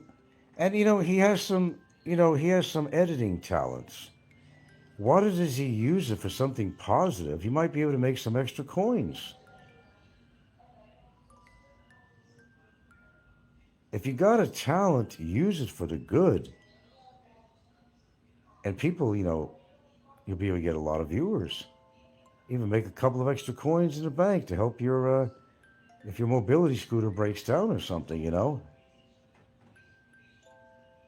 Frank, you gotta admit, I'm giving you stuff that blows your mind. You do. How true it is, I don't know, but I go along with it. You're welcome to your opinion on my show. You could be the most intelligent motherfucker on here. I just wish you would just come out of the closet and get on camera and have your own show and share all your knowledge. People would take to you. I know you're afraid you're going to get hurt from all the people you've attacked on here, but I understand that. But some people could be forgiving. You've been entertaining people for a decade or more. Take a chance sometimes. Even I come on camera. So, but do what you must. Papa, have you heard enough? I'm afraid there's not too much you could use against me on this video. Sorry. I think we've had a pretty good dialogue on here. But then comes Popeye Sulika. He'll go, well, there you go. Well, there you go. Well, there you go. Wasting your life on me. In some respect, I think there's a possibility that Popeye's actually attracted to me. We don't know which direction he took in life. He could go both ways. I think he's attracted to me. I think he likes my voice. He likes my stories. He will not admit that. Why would you concentrate on somebody as deeply as Popeye does if they did not have some kind of interest in you one way or the other? If they didn't find you to be fascinating, who else would spend the time that he does on one person? Because most of his shows are about me. He's obviously simulcasting me at this moment. What does that say about him? I think it speaks volumes. Let's be glad Ricky isn't attracted, Frank, because that would be an awkward dinner. I think the Hungarian sausages were phallic symbols. I think they were phallic symbols for him. I don't know, man. I don't know anything, really. I know what I know, and I know what I know what I know. You know what I mean? I know what I know what I know. I know what I think I know. But like anybody else, I gather the facts, and I decipher whether it's true or not what I hear on YouTube. And some of it is pretty easy to figure out who's bullshitting another person or not. Look, you could talk about any lie about any person on here, but the same people are spewing lies. They got a good idea what the person's lifestyle is really all about, but they're not going to admit it. They've sent them into a tailspin. I think they should just concentrate on their own lives, on what can possibly make their life a lot better, man. As I said, you got this one time around. It's called life, and it's got this one time around. You can go any second, any minute. I can go any second. I mean, you can go any second. Can you kind of absorb that and digest that, Popeye? Do something positive. Get out of the house more. Go to those parks you like to take your little mobility scooter to. Whistle a couple of ladies out there. Give them a little whistle or something. Let them know you're interested or something. One of them might bite. You never know. They might take on to you. Stranger things have happened. Why not take a chance, man? Let's see this to you. It's barely drinkable. I don't want to. I don't want to. I don't want to burn my esophagus here. It's probably okay, but I gotta wait till it cools down just a wee skosh bit more. Well, I'm gonna end the show in a few minutes here because my battery's also low. But there's certain things I gotta do this morning besides drink my tea. I gotta do a little bit of exercise. I may eat first and then exercise. I don't know. A couple of days I've been skipping here and there. Sometimes you just don't feel like doing anything, you know. I do that here and there. Ricky is a bad actor. He tries to think he's convincing, but he's grade F. Well, as I said, Ricky's got some issues. He might eventually have to get off because there's a lot of things he's not telling you. It's about his health. Yeah. I personally think there's some real serious issues going on with Ricky. I'm not going to come out and admit it. They may throw hints or... Shh, quiet. They may throw hints now and then. You got to catch it. But a lot of them have some really, really serious health issues that they're dealing with. They're not going to come out and tell you. Unless it becomes too obvious and someone sees something in their face or something and you got to say something. Ever see how red Ricky's face sometimes gets too? That's what, you know, hypertension and all kinds of shit, diabetes, all that shit, man. It's real. This is the real McCoy. It's the real deal. They're not in good shape. Most of the popular people you hear on it are not in good shape. Look at Jim. Jim's Asian Ventures. That fucking guy, it's like you would think that everything he's doing is scripted for stupidity. No, it's real, man. The guy admits he was into crack, cocaine, and all kinds of shit growing up, and he's still taking shit now. The guy who flexes his muscles like he thinks he's some kind of a Superman when he gained his muscles from fucking chemistry, from steroids. It's nothing to be proud of, I don't think. And he's just drunk and belligerent all the time. He will never... The reason he's hanging on with his talk and thoughts about Dexel, because that's the only seemingly serious relationship he's had in his life. That's it.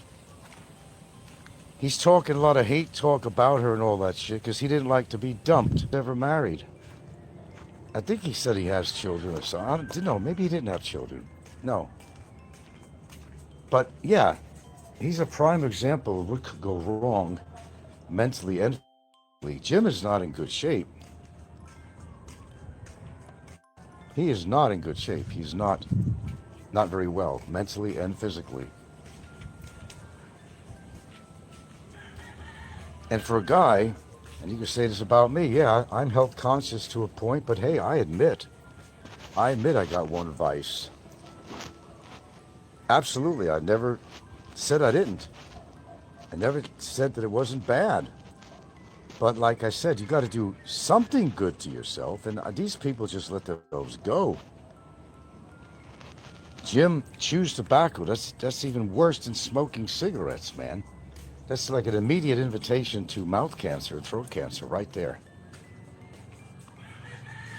And also, what woman is going to want to be with a man who chews tobacco, as they like to call it? That is the most disgusting thing in the world. Back in the Old West, it wasn't just the Old West, these saloons would have these spittoons because the guys were actually spitting their tobacco all over the floor. So somebody came up with the, I'm sure Heminger would say something about that, right? So basically, they had to get a spittoon, and it had to be somebody who had to clean that shit out, too. It was nasty in the Old West, especially. The stories about how they really lived in the Old West, it was disgusting. Horse shit all over the street, human feces and everything they just throw away. It was disgusting. They try to glamorize the Old West. But there was nothing glamorous about the Old West. And during medieval times, they used to also throw their poop out the tower windows. It was so absolutely nasty. There was no such thing as waste control and nothing like that. People complain about maybe say that, Philippines is not very hygienic and all that, but let me tell you, compared to medieval times and beyond, and if you want to go to the Old West, as we glamorize it in America, the Old West is nothing glamorous at all. People barely bathed. A lot of times they never even had water to cleanse themselves. And when you're on a saddle all the time, you have a chance to bathe. And they smelled like urine and shit. They would get chapped between the groin area, big rashes that turned into something that would kill them later on. Everything was thrown in the streets. Even in Italy and other places, in England, they used to throw their waste out the window onto I'd say there were sidewalks, but they weren't real sidewalks. Just dirt, soil. It was nasty. We've come a long way, but people don't always live a very hygienic lifestyle. We need a frank Library of Congress, a life archive of all your streams as a legacy. Okay, lucky number 13. We're going to have to get off here now because my battery's running down. And I'm going to try to finish off my tea and try to figure what I'm going to have for breakfast. I don't know what I feel like. Leftover lasagna from last night? No, maybe we should save that for lunch. I'll enjoy it for a lunch. Whatever's left over, I'm grabbing it. Me and Gilda. Kids can open up a can of sardines. They love that shit. Oh, good God. Jeez. But I'm just trying to think. I've been having eggs lately for breakfast, but I don't want to have too many eggs. I put them in wraps, too. I got these flour tortilla wraps that I put the eggs in. Scrambled eggs. It's pretty good. Okay, well, find something else to listen to this morning because I'm out of here. Popeye, now you can do your little soliloquy. But just know one thing, Popeye. You are such a pompous fucking ass. You know that? Get a life, or at least get a resemblance of a life. Impress us for once, Find a fucking real hobby. I'm not your hobby. But you're making me your hobby. Which says volumes about America. I think everything's going to be half-mast for the bummer. Such a patriot of America. He's such a patriot. He stands for everything that is good about America, but as a person, he stands for shit. Yeah, Bummer made another posting with some fucking another country singer talking about America and showing his pride for America. Okay, you can show pride for America, but would he be wearing that Maga hat if he gets arrested in America and winds up back in jail again? Well, if he's so pro-America, why did he get in so much trouble while he was in America? Then goes to another country and gets in trouble and then finds himself in jail. Go figure. Go figure. Go figure. Oh, that's probably him listening right now, actually, as I just got on here. A very odd time, but that's okay. I don't schedule my shows. Sorry, I'm having some pop-up ads are coming on again. Thought I remedied that. Well, at least I thought I did. I don't know. I guess when you got nothing else to do in jail, I guess that's what you do, wear his MAGA hat in front of the Chinese. Well, that's got to be something. I bet he's not wearing that MAGA hat in prison. I'd bet you. I'd bet you. Always with these pro-America themes that he comes out with when he does post. He's so pro-America, then why did he get into so much trouble in America? He didn't want to obey the laws in America. He didn't want to obey the laws in the Philippines. Look where he is now. He's in a sweat tank in the Philippines. Not a place to be for anyone. That would include me. Not a place to be. Not a place you'd want to be, and certainly not a place I'd want to be.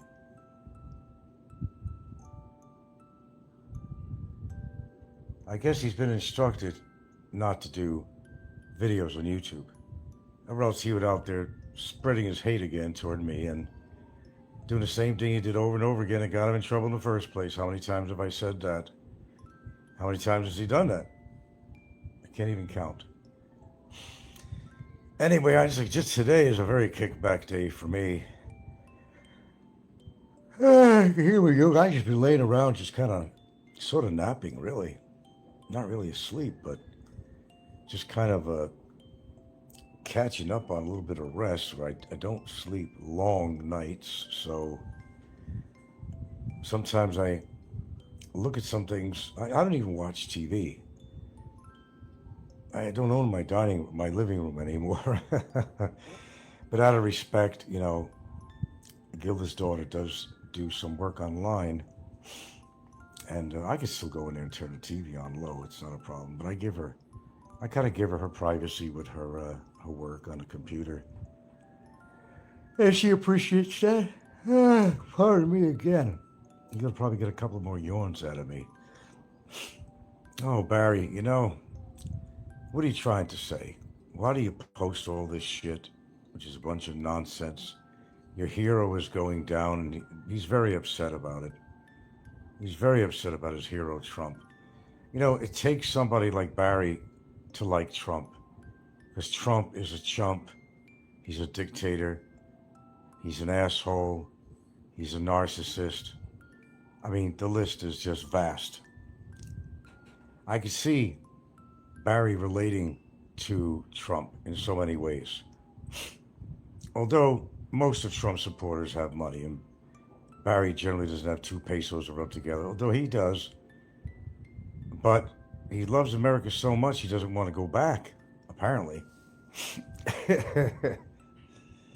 He loves America so much he doesn't want to go back. I think he likes his accommodations because he will not spend the money to obey the court's orders, which is his ticket to freedom. Well, freedom, let's look at that word. When he gets to America with his bench warrants and, you know, overdue child support that has added up phenomenally, he may wind up in a slammer again the minute he gets into America. Wouldn't that be funny? Finally gets his freedom and then off into jail again. Would that surprise me? No, of course it won't surprise me. I expect it. Told you there'd be a few more yawns in there, man. Oh, it's just one of these kind of very warm, but it's a really lazy day today. I'm just waiting to have a little lunch here and then perhaps do something, but I'm just, I didn't even exercise this morning. I was intending to do so. Then I got distracted with something else around the household and here. The truth is, I should just put a goddamn air conditioner in that exercise room. Well, I mean, I could open my door in the bedroom to the exercise room, let the air flow in there, but that would be wasted. It's too much of an area to cover, really. And the door to the outside from the exercise room is not really sealed at the bottom. It would be just kind of a waste of air-conditioned air. But it could be done. Here we go again. Here we go again. I'm so sorry. I gotta energize again. I gotta get energized again. I don't feel like laying around all day. And I'm energetic in the morning, surprisingly so. Then later on, what time is it? About 11:06. Yeah, by 11:06, I'm kind of petered out.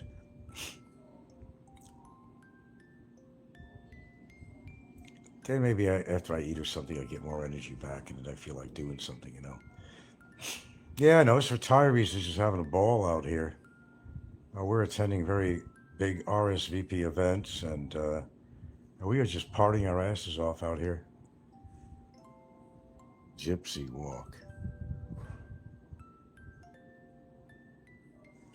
Well, you're not here really because you're an asshole, and you talked very negative shit about me. So bye bye, Gypsy Walker. I'm gonna do a bummer thing on you.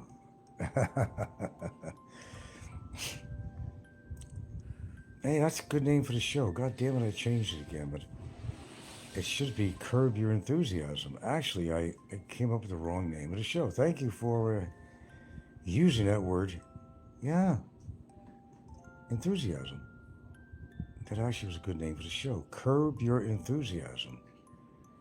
There's no violations on the TV show. That's just, it could be an expression or whatever. No copyright with that unless I'm actually showing clips of the show. Good name. I should have done that. Now I'd have to wait quite a while before I change the name again. I forgot what the hell I changed it to. Who knows? I changed it like I changed socks. Okay. My allergies been holding up fairly well. I'm surprised though. Normally you'd hear me coughing on here from nasal drip more regularly in the past, and I haven't been doing that much. A little sniffle here and there, even that's been lessened. I'll do it now. There we go. I needed to do that. J. Day. Will Ricky ever return? I wonder what suddenly happened. Yeah, he's going to return. Of course he will. It could be a combination of medical problems and a combination of some very serious people. The three, actually. Serious people who he's done very wrong to, catching up to him. And he privately knows about this, but he's not going to publicly tell you. Or he realizes that the law in the Philippines is aware of him, and everybody knows his exact address where he lives, so he's getting a little worried about that.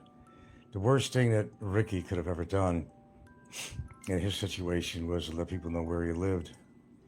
He's very easy to find. I know the exact building because I've been there. I know exactly where he lives, and he's not a real long walk from SNR. It's not that long of a walk. I know the building. I know the Deca Homes project there, so I know where he lives. I'll be honest, I don't know his apartment number, but it's very easy to find out if you go to the complex. But the fact that everybody knows where he lives, he knows he's in danger from a lot of people. So there's three different factors: health, running away from some people that are kind of tired of his bullshit, you know, people knowing where he lives, getting scared, running away. But he had even admitted, this was actually talked about this morning, actually, that when he was a kid, and now I understand. Now I understand more about him. He said when he was a kid, nobody paid much attention to him. He was probably a porky little kid eating pork chops. He's probably made fun of. Wasn't very popular. And that's why he's so, shall I say, extroverted. And that's why he creates controversy on his show. And he's so loud and obnoxious. Because even negative attention is still attention. Still is. It's attention. It's a form of attention, negative or positive. That's why he's so boisterous at political events and so forth. He wants to be seen. He wants to be heard. And he's never really been successful in love and relationships. I guess the best part of his life, really. I could read into him. Believe me, I could. I've had some talks to him where he slipped a few things to me. I mean, he don't remember. Remember, I met him in person several times. I don't think he's had a fulfilling life. Henceforth, gets on social media and just blast out all these insults against people to get attention. Again, as I said, even negative attention is still attention. JD said, well, I've always enjoyed Ricky's rants. I wish him the best. That's all you could do. Nah, he ain't getting off forever. He needs YouTube. I think a lot of us actually do, but then you get to the point, say, what the fuck have I been doing? I was off for 3 months. And that's a long time for me. And most people didn't think they think I'd be on the next day or maybe the best 72 hours. No, I was off for 3 months. As far as they were concerned, I was gone. Yeah. So just sometimes it becomes too mundane or it becomes too ridiculous, too hateful, and too redundant. I think of all the things, forget the insults and everything else you hear on here. Redundancy on these shows is what I think really does it for me. How many times can you talk about the prices of living in the Philippines, where to meet women, hear all the bullshit, they're attacking Filipinos all the time just because they're not successful in getting them or keeping them. And in Ricky's case, of course, he's never had one chick out here, not one, that he didn't pay for to be with him. And we're talking a lot of money here. Just to try to show that he's the king on YouTube, try to have a girl at his side. Shit, he bought what's her fucking face? A very expensive phone with Barry with Barry's donation money. That was rich. And a lot of us viewers really do need YouTube as well as a form of entertainment and escape as well. Well, do you even live in the Philippines, JD? May I ask you that question? If not, you should have a fucking life where you are. And what's your interest in the Philippines for you to come on here and even comment and follow people like Ricky or anybody on here? What is your reason? What's lacking in your life, JD? I'm just, hey, I'm just blurting out some honest questions. Okay, so you live in the Philippines. So what's going on or not going on in your life that you need to follow people like Ricky and other people on here? All honest questions. And you're saying that you're not getting a lot of entertainment. So did you find that living in the Philippines you're bored of it? You don't have much to do with your time? I mean, what is your reason? I always gave mine. What is your reason for following creeps like Ricky and others? Do you have a relationship? Do you have a woman, girlfriend, married? You have to tell me who you are. Just give me your background information.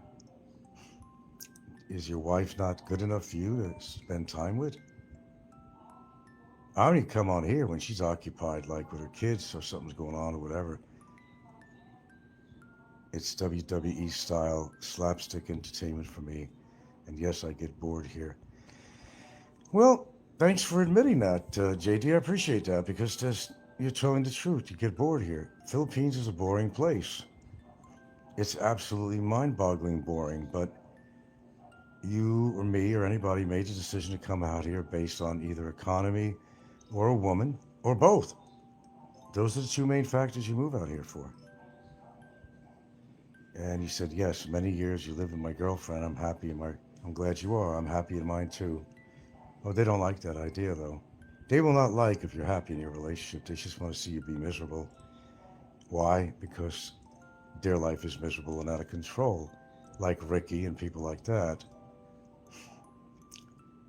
I mean, it really makes us look bad as foreigners in this country. We have people like Ricky, Barry, and all these kind of people coming on YouTube and spouting off like that, and Jim and all that.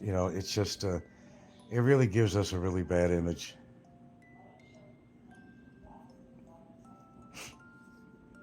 Be very happy that the Filipino welcome us here for the most part. But I will tell you that could change, and your whole scenario can change too. It could be something, for example, if the United States decides not to be in any kind of financial agreements any kind of military help, any kind of aid help, or pulls out their, which they will never do, pull out their military bases out of the Philippines. The only reason that America is basically helping Philippines, they want to maintain their presence in the Philippines in regards to China, the proximity of the where Philippines is and where China is. It's just perfect to have some military bases out there. It's all about business, is what it really is. It's not that the United States really loves the Philippines. It's business. They're allies, and they're helping the Philippine people, which is great that they are helping the Philippines, but probably not enough because Philippines could kick, and they've done this before. They could kick United States bases out. It's a game of chess, really, or pawns. They will allow you to be here, but you're gonna have to do us some favors, and that's how it works, right? Just like bad relationships with Filipinos, I'll stay with you, but you're gonna have to shower me with this and shower me with that. Oh, and Bummer calls me a simp. You don't know the definition of simp. He acts like I met my girlfriend and then bought her a house. And as I've stated on here many times, it was 6 years into the relationship before I even bought this house. So sorry, Bummer. There's no application to me. JD says Phil's also benefits from the Mutual Defense Treaty. Yeah, exactly. It has to benefit each other, or else there'd be no interest. The United States wouldn't invest their time out here. So, anybody living in the Philippines, you're an expat, you better hope. If you're a praying person, pray that the Philippines maintains a good relationship with America. Phil's also benefits from the mutual. Okay, got that. You may have it good now, but yeah, I mean, let's be honest about it. And as I said, because there's so many islands in the Philippines, it's hard to get around. And it gets really expensive to get around. You could go into a lot of other Southeast Asian countries and, you know, I mean, there are countries that are interconnected. Vietnam and what Cambodia, they're pretty much land connected, aren't they? Not landlocked or whatever. They're connected. There's different countries you can just go from one to the other, but you can't do that with the Philippines. There's no border to cross on a road in the Philippines. JG says, and now many years you've been living rent-free in the house you bought. Seems like it was a good idea, except for the billion ant cult. Well, shit, the ants. I joke about that. Ants are in every house out here, more than others. They rule the earth, man. Ants are everywhere. I just joke about it. Oh, they are pesky little fuckers. I hate them. I hate them. Yeah, I pay no rent, man. I mean, what's better than that? What the fuck is better than that? Well, what's better than that is I got a great woman. That's better than that. But I don't pay any rent. Can't beat that with a stick. That's the benefit. That is the benefit. I think I'll have to heat up. I hope they didn't eat that overnight. I swear, I hope they left some lasagna. I'm gonna get mad.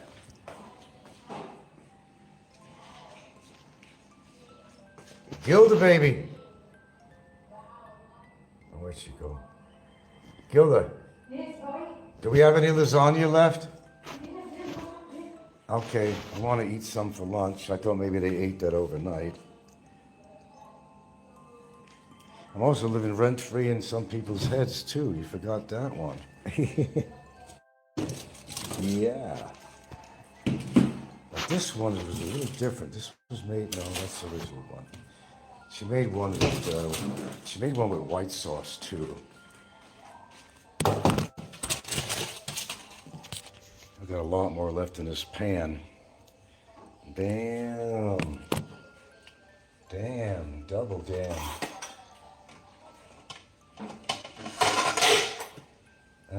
to heat this puppy up. I could actually use cold, but I'm not gonna. Come on, Frankie. I'm not gonna eat it cold. But I'm gonna steal a tiny meatball because I can't wait for this to be cooked. Okay, now.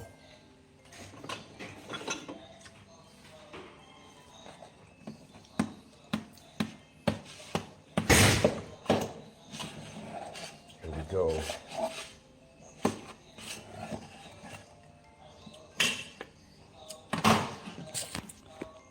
Look at that, folks. Take a licky-ricky look at that. We're gonna pop this trombone,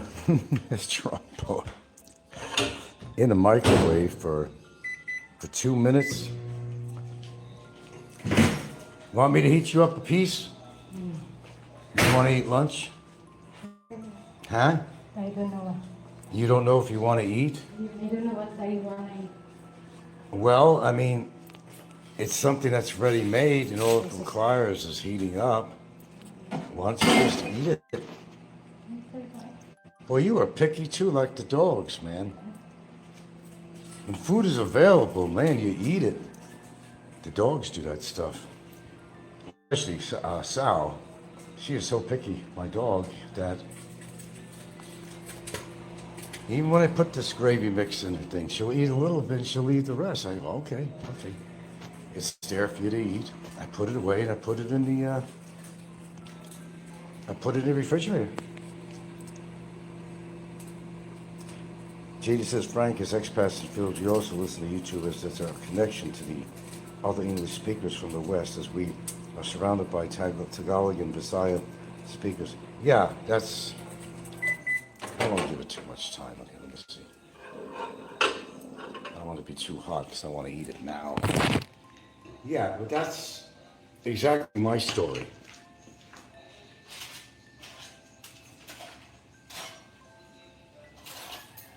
There you go. Yeah, that's exactly my story. Because, you know, they speak it around me at the house here, which I kind of really wish they wouldn't around the dinner table, you know.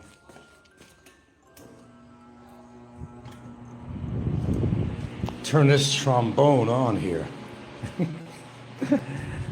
Overstay Road, his expression. This trombone. He comes up with some good ones now and then. Man. Yeah, this is good. I love leftover lasagna. It tastes better. It tastes better left over than when it comes out of the oven. I mean, I could eat it totally cold. It's fantastic. I didn't really need to heat it up. Oh, damn, that's good. What do you think, Barry? Would you like to have a big old chunk of homemade lasagna, Barry?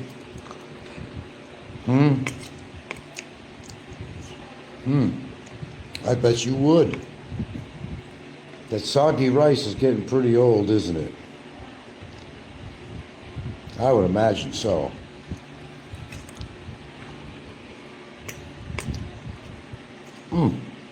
Damn. Double damn. And double dong.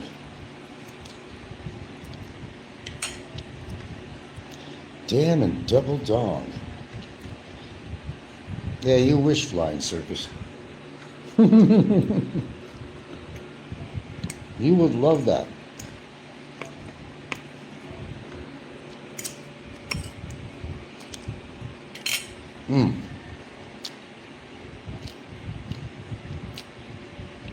Oh boy. Because what did I have this morning? Shit, what did I have this morning to eat? I don't even remember what I had this morning. I don't know. I didn't have any cereal. What was I picking on this morning? Did I have some eggs? Oh no, I had pancakes. Which was all right. What I didn't finish, I gave to this dog that kind of stays with my neighbor. Old dog, sick, old. Suckling pancake like a trombone. Eat that trombone. Mmm. Oh boy, oh boy, oh boy. Look at that, folks. Look at that. Damn. What is a meatball in there? Oh my, oh my.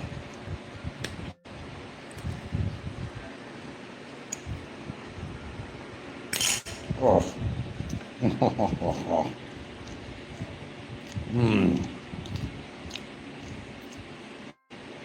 I know somebody's playing his own trombone, because that's all he can do.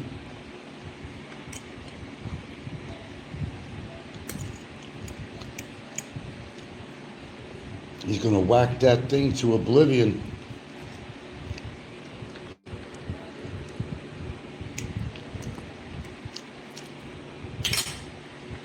And with filthy hands, too.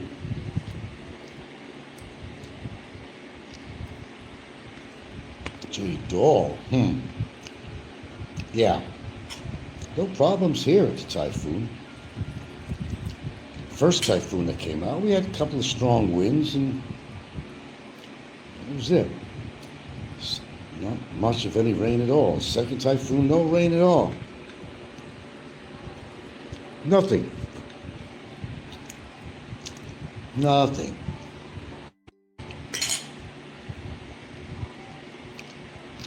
Yeah. There's been no problem here. Thank goodness. But when I look at all the crazy stuff that happened and the flooding, and I go on the cell phone here, it's hard to believe so much devastation from water. And that's where the infrastructure in this country, that's what's failing people. And that's what's killing people. It's taking people's lives. And there's another reason why that's happening too. There's another reason why it's happening. Because they are developing the land. I don't even talk with my mouth full. I'm almost finished. They're developing the land. Okay, now, I'm sure a lot of you have been to Cebu, right? Now, if you're in a condo building or something, you look out in the distance.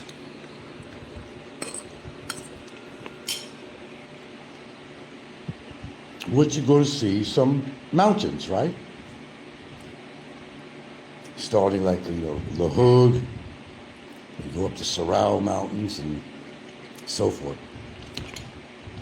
Now, normally, if there wasn't so much development, and there was a lot of trees,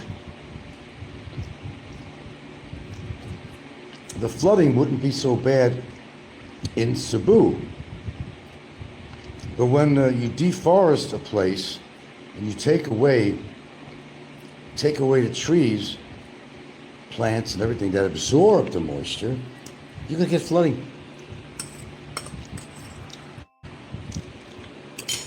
I mean, this is a problem that's just going to continue.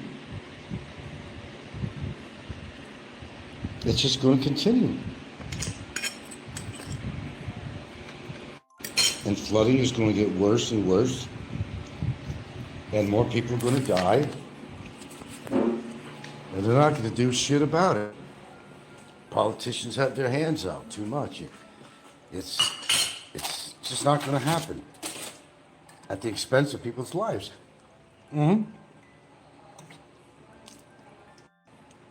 It's horrible.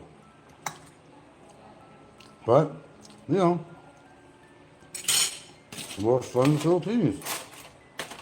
Oh, man. Gotta tell you, that was good. I love leftover lasagna. Any kind of pasta left over, I love that. I know Barry's probably salivating right now, aren't you, Barry? Aren't you, son? Aren't you? I bet you are, you little bastard.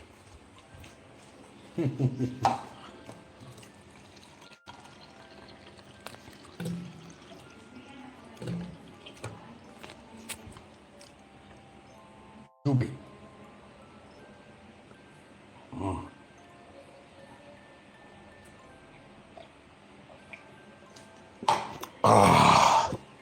Now I feel better. Oh, I did a Barry thing, sorry. Now my belly is full. My belly is very, very, very happy. The expense of flying circus and anybody else, especially our little prison friend. Excuse me again. Honey, you gotta eat something, baby. I Sir, worry. hindi pa, wait. 11:30. Big deal. That's the same thing as being 12 o'clock, 11:50. If you're hungry, so eat. I mean, you gotta eat exactly at 12, huh? I don't know. No, if you're Huh? hungry, Huh? Huh? You gotta eat at 12 exactly? I don't follow the clock, sweetheart. I follow my tummy.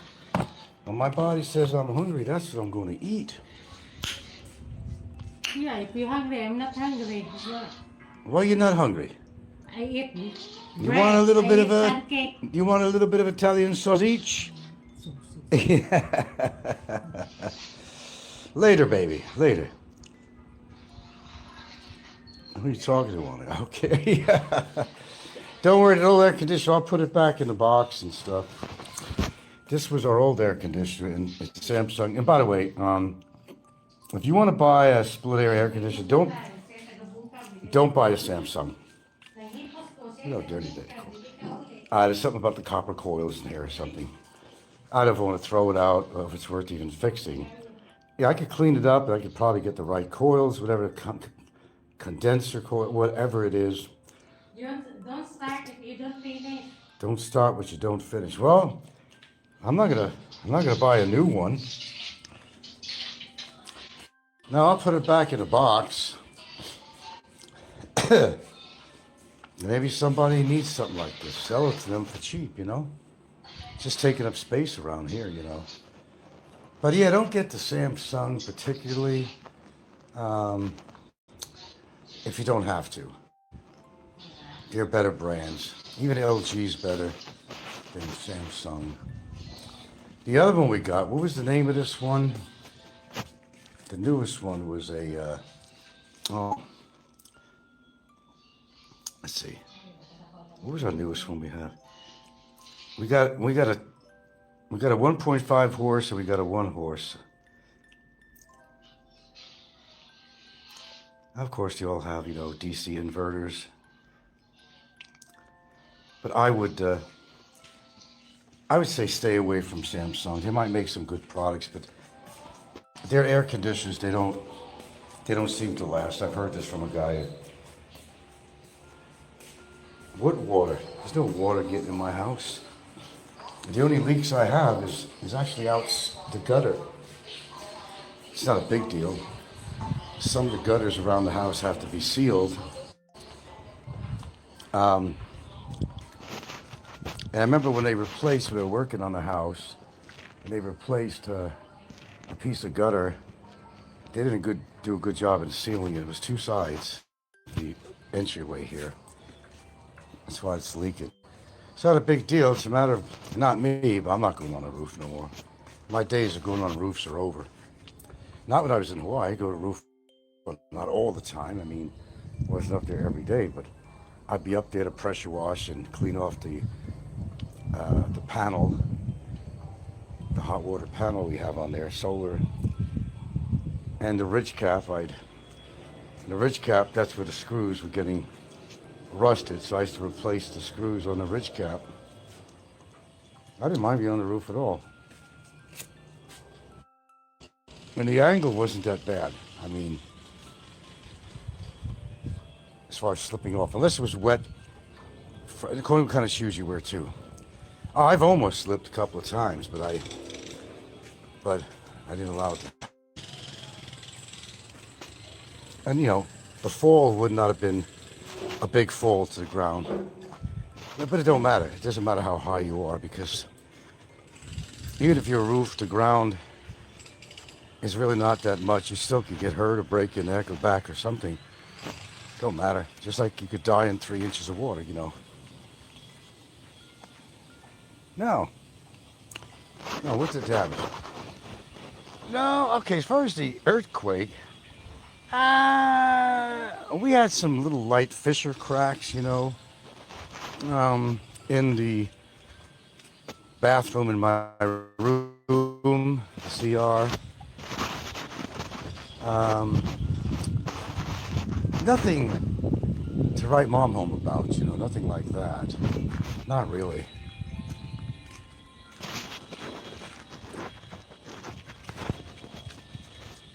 We took, we made the effort to take down.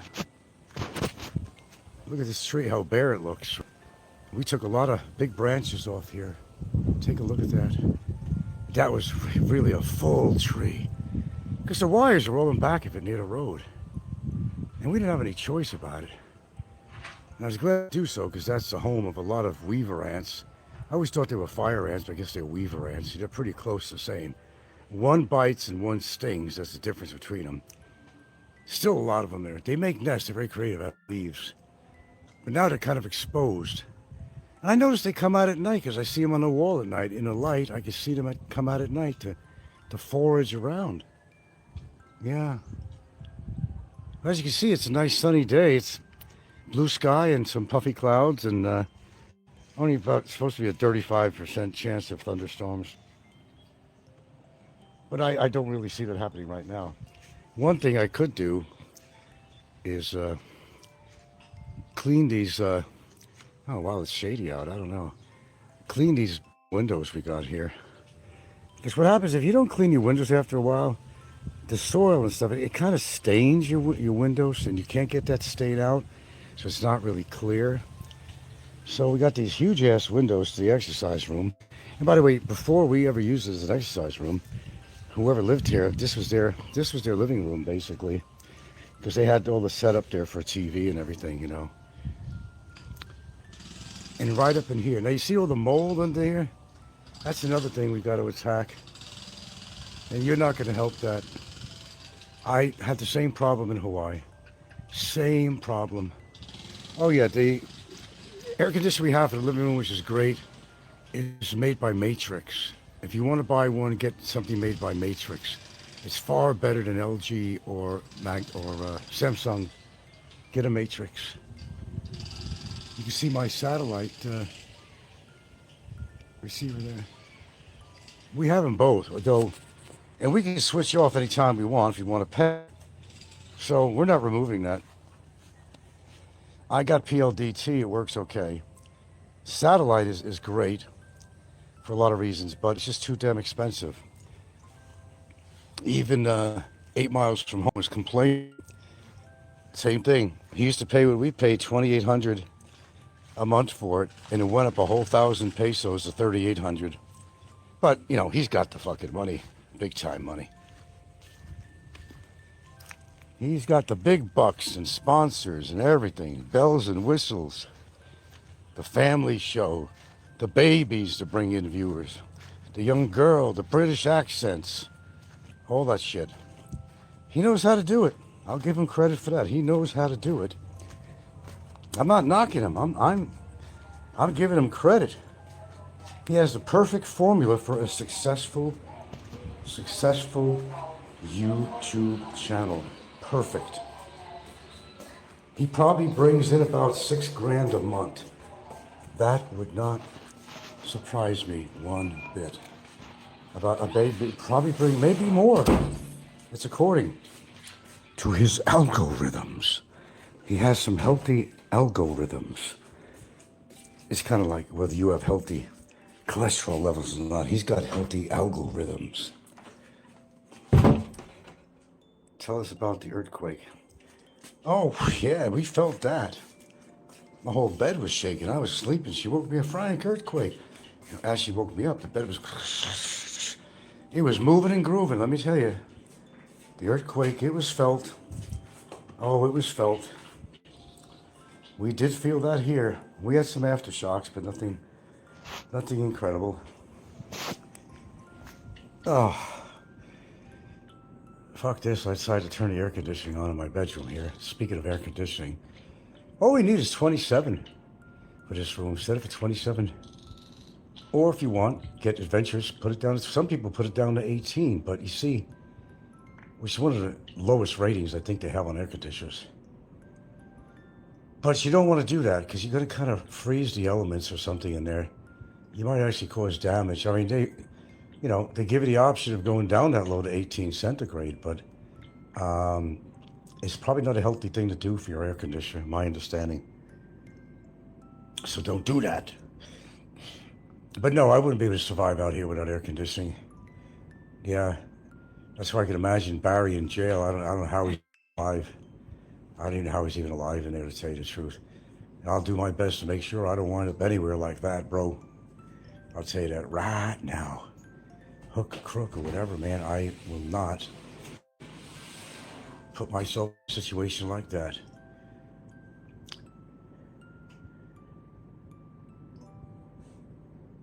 It's excruciating to anyone out here. You could acclimate yourself to a point, but you're going to at least need a powerful fan.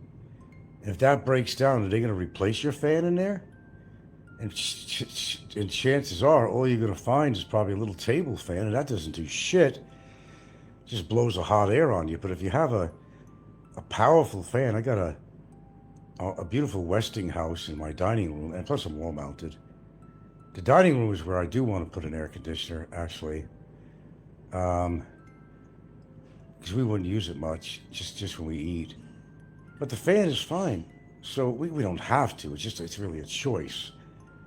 As far as my exercise room, I probably would exercise a lot more and not be deterred by the humidity and so forth, which has deterred me many, many times. Sweat like a fucking pig. I don't like the humidity, never did, no matter where I lived. Not many people do. I'm no exception. I don't like humidity. I don't mind heat.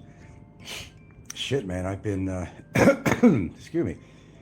Shit, I've been in deserts before many times. And the heat was not a big factor to me because there was no fucking humidity at all. I've been all over the southwestern deserts in America. The Four Corners. Every one of them, Utah, New Mexico, Colorado, Arizona. I've been in not all of their deserts, but I have been in deserts. That's inclusive of White Sands, New Mexico, where they, blasted an atomic bomb. I don't think I was in the exact area where that happened, but I got to stand in that white gypsum. What a bizarre experience that was. As far as you could look at, not a human soul. Took a taxi cab there, really, from town. Can you drive me to White Sands Monument? Sure. Can you come back like in an hour and a half, 2 hours? And he did. Pardon me. I didn't drink anything with that lasagna. And he did. Small town over there, so he was available to make money from me. Didn't mind coming back. But I'd stand there and I'd be sitting there just looking at this awesome vista. Just awesome. Phenomenal vista. You say, wow, this is what peace is like. It's like, I didn't even see a snake. There wasn't even an impression in the sand or anything. And there are snakes there. And I set up my camera on a tripod and stuff, and I took some with the big camera, the big view camera. And otherwise, it just was a blue haze. You look out there toward the mountains and just a kind of a blue haze in the distance.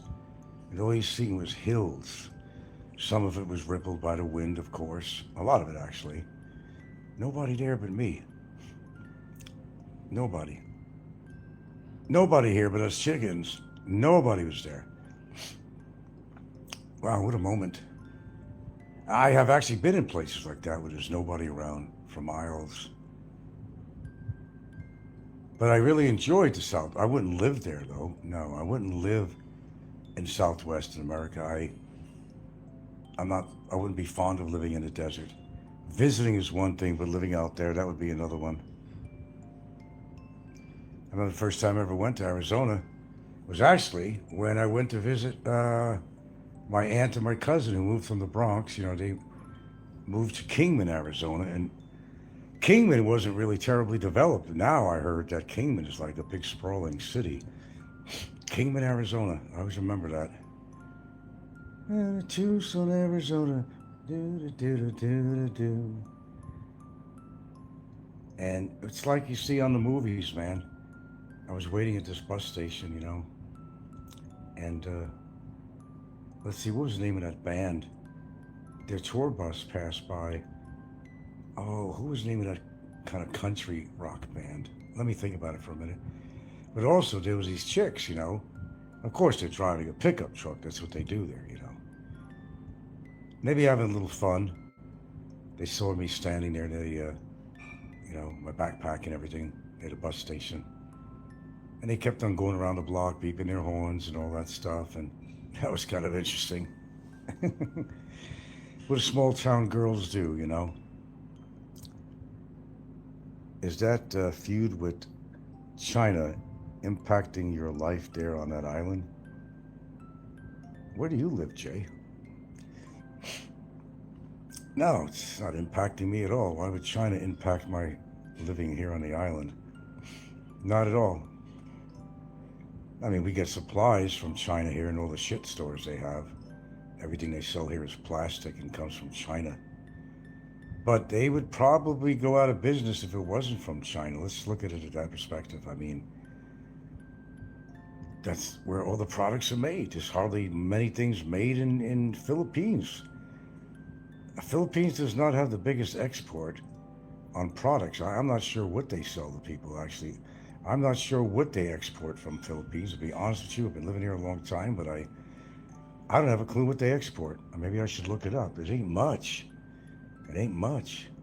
They don't export rice necessarily because we're getting most of our rice cheaper from other Southeast Asian nations. Hard to get cheaper Chinese goods. No, I just know it's what we get. A lot of our products are from China, you know, the trade. There might be tension, you know, Philippines and China have a lot of tension, but they know that the Philippines is a great market for their products.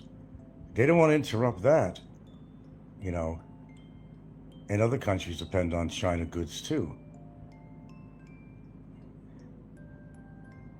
China can make some good products though too. Well, no, actually, excuse me. I remember growing up, if something was made in Japan, it was cheap, just like, you know, stuff made in China. But then Japan progressed and they're king of the hill on electronics and other goods. Now, Japan is the kingpin. We used to throw products out that were made in Japan. Oh, it's cheap. You throw it out. They always said made in Japan, made in Japan. Now, Japan, decades ago, made a big turnaround in their electronic industry and all the products they sell. And Japan's products are exported into America, big time. I'm sure if you look around your house, you definitely have something made in Japan. But China is pretty much a old Japan. When we see something made in China, it's like we don't care if it breaks or not. It's just made cheaply by slave labor.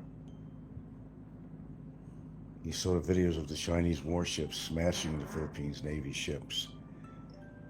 Yeah, they're bold. They're bold. They're bold. But, you know, the president of the Philippines is, well, he knows he's got the American backing. It's like the Chihuahua that hangs out with the big fucking Rottweiler. That's what it's like. United States being a Rottweiler and Philippines being a Chihuahua.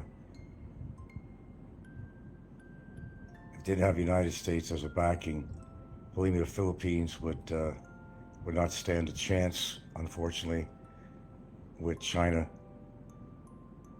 Just like there never could be a ground war with China. They just have too many people, too many soldiers, too many troops. It would have to be by air, it would have to be by missile, and it would have to be by aircraft carrier fighting in missiles from that, and submarines and stuff like that. But America does not have, America certainly, the Philippines, forget about it, but America does not have that many troops. America just really doesn't have the man force to fight China. It would all be done with buttons, missiles, you know.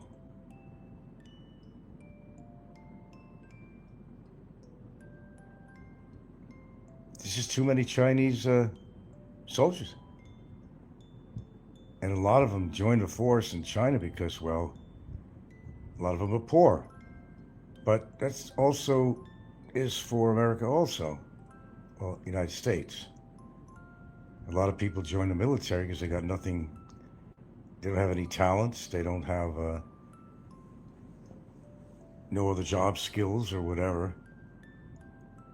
So they join the military. If they stay long enough, they get a pension. You get fed 3 times a day, but the government owns you. I mean, do you really want to be owned by, I know we're all, in a sense, we're owned by the government if you really think about it. Even if you have a house that's paid off, you don't really own your house. The government owns it because you have to pay taxes. You don't pay taxes, they'll take your house away. And if they wanted to take your house away for any reason or rhyme, you couldn't do anything about it anyway. And we're not talking about unpaid taxes. If they wanted to go and take your house, they needed that land for something, they'd come and take it away. I bet you didn't know that.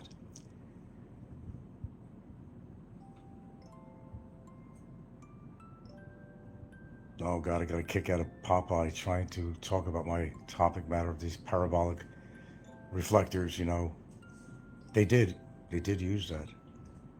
He knows everything just because he was in the Navy. Doesn't mean he knows fucking dog shit. Well, the one thing about Popeye I had a big laugh about, there's a lot of laughs about Popeye. Remember a long time ago, he was sighing on his, because they were talking about the military as a subject, I've seen things that I don't want to remember. He's never been in a fucking battle. He's never was on any front lines of anything fighting. No, he wasn't. I've seen things. Yeah, if your fucking gin is making you see things, Popeye. Have the earthquakes and typhoon. Okay. Second thoughts about living there? No. It goes with the territory. You should know that before you even move here. This island got hit pretty bad with Yolanda. Got hit real bad. I was not here at the time. That was like 2013, and I wasn't really introduced to the Philippines one-on-one until 2016, 3 years later. But I heard that was pretty bad. I still see remnants here from Yolanda. Just, cinder block structures, no roof, trusses and everything, rotting. And yeah, you still see it here. You can still see it here. And if you go to the ruins over here, that was one of it. Popular place to call it the ruins. I don't know. It's still some crazy tourism thing. It's a fucking house that was being built and not finished or something. I don't know what the fucking deal was. It's cement is, and it's all graffiti on it. It happens to be in a nice little spot on a little cliff that overlooks the ocean. And everybody's got to come to the ruins. There's a lot of ruins on this island. Was this any different than any other house that got destroyed by Yolanda? Now there's not much left of it because all the cheap rebar that was using there is all rusted out. And we're talking about 2-ton pieces of concrete were falling off that thing like there was no tomorrow. I'm actually surprised nobody got fucking smashed with any of that concrete. It's not, it's not, it's deteriorated. There's not much left of it now. The ruins. You got to come over here to the island to see the ruins. We got sanctuaries here. I mean, Jesus Christ. There's a lot more to see on this island than the ruins. Heard the Philippines hasn't recovered as quickly from COVID as other Asian countries. Yeah, I do agree with that. Yeah. It tells you infrastructure, everything out here. People, and you're talking about the COVID. Oh, the COVID, yeah, unfortunately, it put a lot of businesses out and they didn't want to come back. It broke a lot of people. And, I was mostly, fortunately and unfortunately, when I look at it, unfortunately, I was in Hawaii for a good part of the COVID until it ended. Yeah, then I came back. I didn't expect to be there that long to take care of the house and shit. And visit my brother and all that. I didn't. I thought it'd be at most a couple of months, and even that was going to be too long for me. Then I couldn't come back at all. You had to get everything, Q codes and follow this whole fucking crazy shit. Even when they opened up, it was such a hassle. Yeah. No, I was here. No, they ended the COVID. You were able to travel, but they were still requiring you to wear masks sometimes in the street and all that. Yeah, that part. But I'd rather have been in Hawaii than here during the full time of the COVID, how it affected the Philippines. Telling you can't even go out. If you were elderly or something, somebody else to go for you or something. I don't know. It was so strict. It was a way of all the governments of getting control on you to see how much control they had of you, using the COVID as an excuse. And people became very mentally ill from this whole period of time during the COVID era. They were depressed, they lost their businesses, their livelihood, they felt trapped,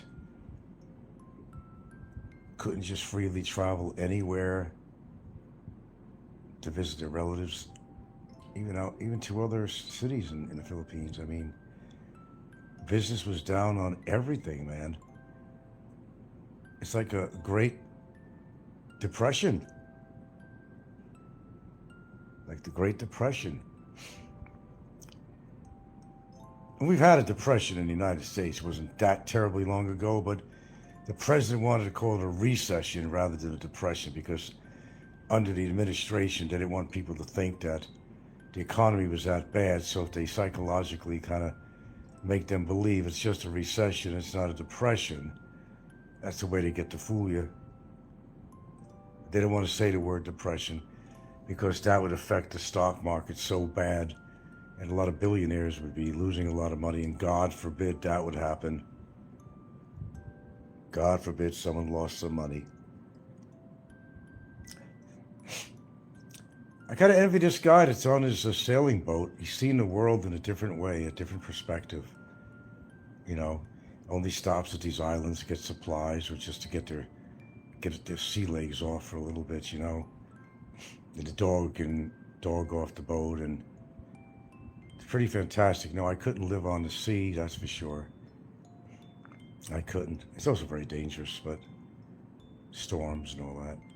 Sinking, sharks, all that crap. But what he's doing is, it just gives you a whole different perspective of this planet, of life on this planet. It kind of makes you stronger, what he's doing. There's a lot of people doing that are sailing all over the world. A lot of them wait to their 60s and 70s to do that. A lot of them, when they retire, they got money to retire, they buy themselves a boat or a yacht, according to how much money they got. And they sail around. And some of them very comfortably. Their quarters on these boats are like the best hotels in the world. I'm talking about a yacht, a big yacht. They travel around. You know how much fuel it costs for a ship? Some of them are not sailboats. They're ships. They're yachts. It's not sailboats. And you have to use a lot of gasoline anyway. You got to have a motor because if there's no wind, you need at least minimum, minimum 8 knots, definitely 10 and above, to put your sails up.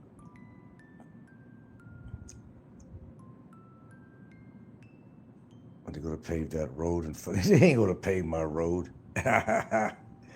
The waste that comes out of my pocket. I really don't care.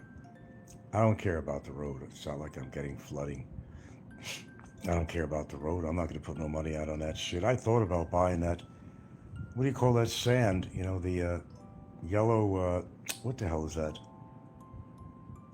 Shit that they use to patch roads and stuff. It's you have to compress it though, and it hardens. They did it to a road around the block from here. What the hell is that made up of? Oh, it's like a lot of calcium, a lot of mineral and sand and whatnot. It's like yellow in color. What the hell is the name of that shit? But they use that a lot.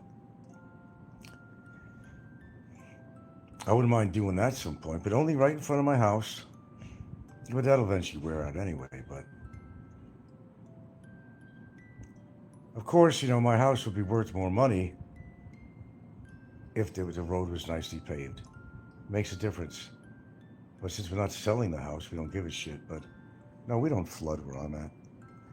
If you go down the road a little bit, there's a little depressed area that kind of pools up in the rain. Yeah, there's a little lower depressed area, but not in front of my house. Which reminds me, Albrazo 2000. I don't know, some message came up here. I hear SpaceX has greatly improved satellite communications. How fast is your internet service? Have you got a good, clear signal? Well, I'm on PLDT right now, and it's sort of okay. I didn't do a ping test on anything yet. But I also still have the satellite system here. And all we got to do is just pay them to get it back on. The equipment is still intact. There's not much equipment. You've got a box in your house, and you got this cable that goes to the receiver on the roof.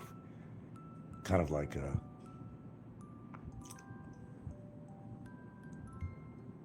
what you'd find from other companies, satellite receivers, whatever. But this one is just kind of a little square thing that lays flat, but it's motorized. Oh, that's what I got to do. Well, I'm not using it right now, really. So, yeah, I got to make sure that the stand it's on is not rusting and this thing is kept in good shape. And nothing is rusting on there. No damage. No, we had to buy it. I don't know what it cost us. 30,000 pesos, I think it was. We got it for cheaper or something. I don't know. We had a deal. I think on an average it's going to cost about 30,000 pesos to buy it, or 40,000 pesos. Well, the thing with the satellite is as such. Although the guy in the boat, that's what he's using. He says he never has a problem with the signal. I said, well, I don't know. I said, when you get really thick cloud cover here, it does interfere with the signal. Absolutely. You just can't make it through the heavy cloud cover. Yeah, the guy's been traveling a while on his boat. He does live shows, and he's got SpaceX too. And he has never had a problem. But it's not worth $3,800 a month. Nah. But the great thing about it, though, I will say that you could take this anywhere you go. It's not like big, heavy equipment, what you think it is. Just a regular box in the house, and you've got this receiver, and and a cable, and take this on a boat. Take this puppy in the middle of a fucking desert, in the middle of nowhere's land. You could have a signal. Top of a mountain, on the ocean. As long as you have a clearance, you don't got trees encumbering the signal. I mean, this puppy you could take anywhere. That's the beauty of it. Just like, satellite phones became very popular for a while. Not as, well, military uses a lot of satellite phones, but the average person doesn't use a lot of satellite phones, but in a sense of getting internet through a satellite, then well, they're using a satellite phone if you want to look at it that way. No, I mean SpaceX is it's worth it. I mean not the price though. I mean not the price. The fact that you actually buy the equipment, you know, and they get it out to you pretty quick too. They have some, excuse the expression, satellite offices somewhere, maybe in Manila or something that receives this stuff. I don't know.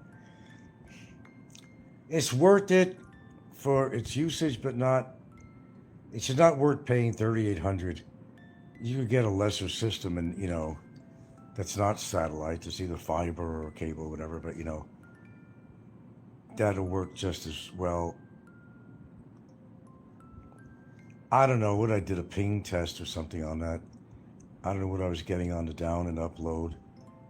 It was always like on any system. I think on the what was it?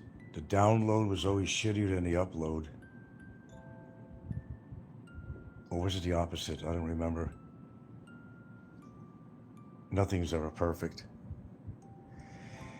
Anyway, I got a little bit of energy back, so I know there's a. Oh no, I'm kind of out of paint. I got in the mood. I was going to paint something a little bit, but I don't have enough paint left. Nah, I don't feel like painting. I know if I did have some outside exterior paint, I'd do that. I'd have the energy to do that. The house ain't really yellow. It's kind of a cream colored, and it's a special color paint. I thought about changing the color of the house sometime, but we're okay with it. But there's little marks on the house from cats going after lizards with their filthy feet, or climbing onto something, or bicycles laying against the house, or something or another, people's hands on the walls. There's always a lot of touch-up work, and I used to do that too when I lived in Hawaii. But my house was blue, the shit didn't show up on it that bad. Just a white trim on the windows, but here it's a light color. The guy next door has a blue color house. I like blue. It's okay, it's its own color. I mean, I'll probably leave it that color. Maybe in the future we'll change that if I could find a really complementing type of color. How's the pizza on that island? I'm a big pizza fan. No, I like pizza too. I had some the other day, but it's not the greatest thing for your health, but pizza now and then is okay. No, not very good as you imagine. I go to this one restaurant. There's maybe two restaurants that have something that's actually edible. Again, I mean, I'm pushing the envelope here. You're not going to get real Italian pizza here. And most of the time, they're not even going to use real cheese on there, some substitute to save money, because we buy at one particular restaurant where we normally buy. We're afraid to get too adventurous sometimes because we know we're going to wind up with some shit at some other places. But people have tried and failed to sell pizza on my island. They didn't do very well. But this restaurant doesn't just deal with pizza. It's a regular restaurant. They serve pizza. And a lot of times, what do they charge for so-called large pizza? And it's thin. I mean, it's really thin. They save on dough, flour, anything for profit. And I'm sure they don't put real cheese on there. And they say it's pepperoni, but it's probably chorizo or some crap on there, And they're not using olive oil. You're not going to find a real pizza unless a couple of things. That the guy who's running the place is Italian himself. There are pizzerias in Cebu and the greater Philippines area, whatever, that do have Italian. Go to Michelangelo's. They have a couple of branches in Cebu. That's Italian, There's a Italiano's restaurant, I think, near IT Park. I didn't eat pizza there, but I've had other stuff, which is halfway good, I think.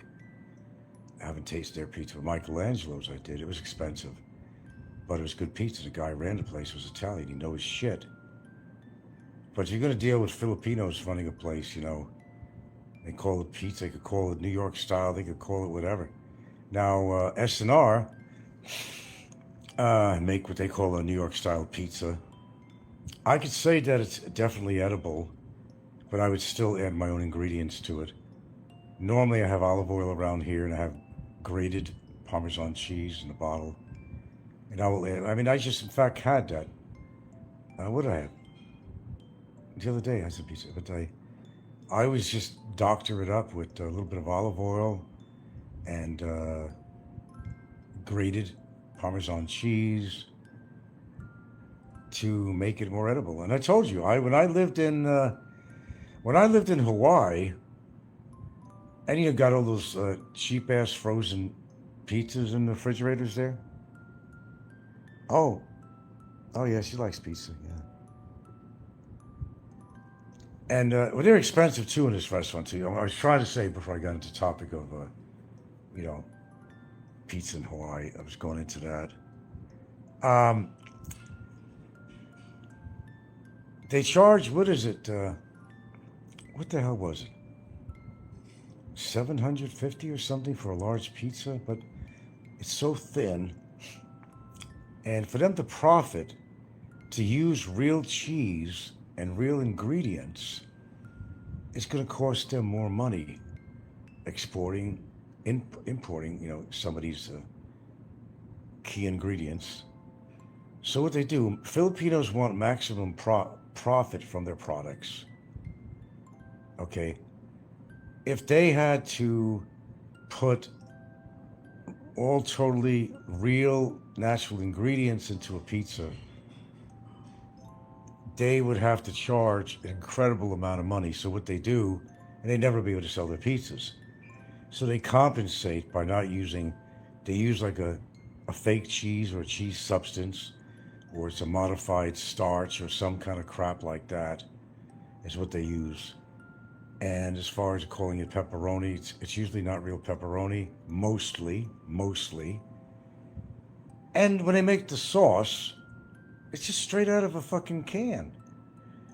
They don't do like the Italians do, because they can't push out the products fast enough. But, they simmer the meatballs and whatever else they want to put in there in a tomato sauce in a big pot. They simmer it for hours, and all the flavor that you flavored the meat with, it's simmered in that tomato sauce gravy, and the gravy takes on the taste of the fats and the oils and the ingredients and garlic and everything else, and you have a real pizza sauce. But they don't do that here. It's like a slab of cardboard, and they slap some tomato sauce on there. They slap some fake cheese on the top and slap some probably chorizo or something on there. You're not getting, yeah. Uh-oh, we're doing this again? Oh, shit. I'm getting pop. Yeah, I'm going to have to look into this after this show. I'm starting to get those pop-up ads that doesn't allow me to do anything on here. Yeah, I think they all do that even in America. Unless you go into a real family Italian restaurant, they're not going to embarrass themselves by using, false ingredients.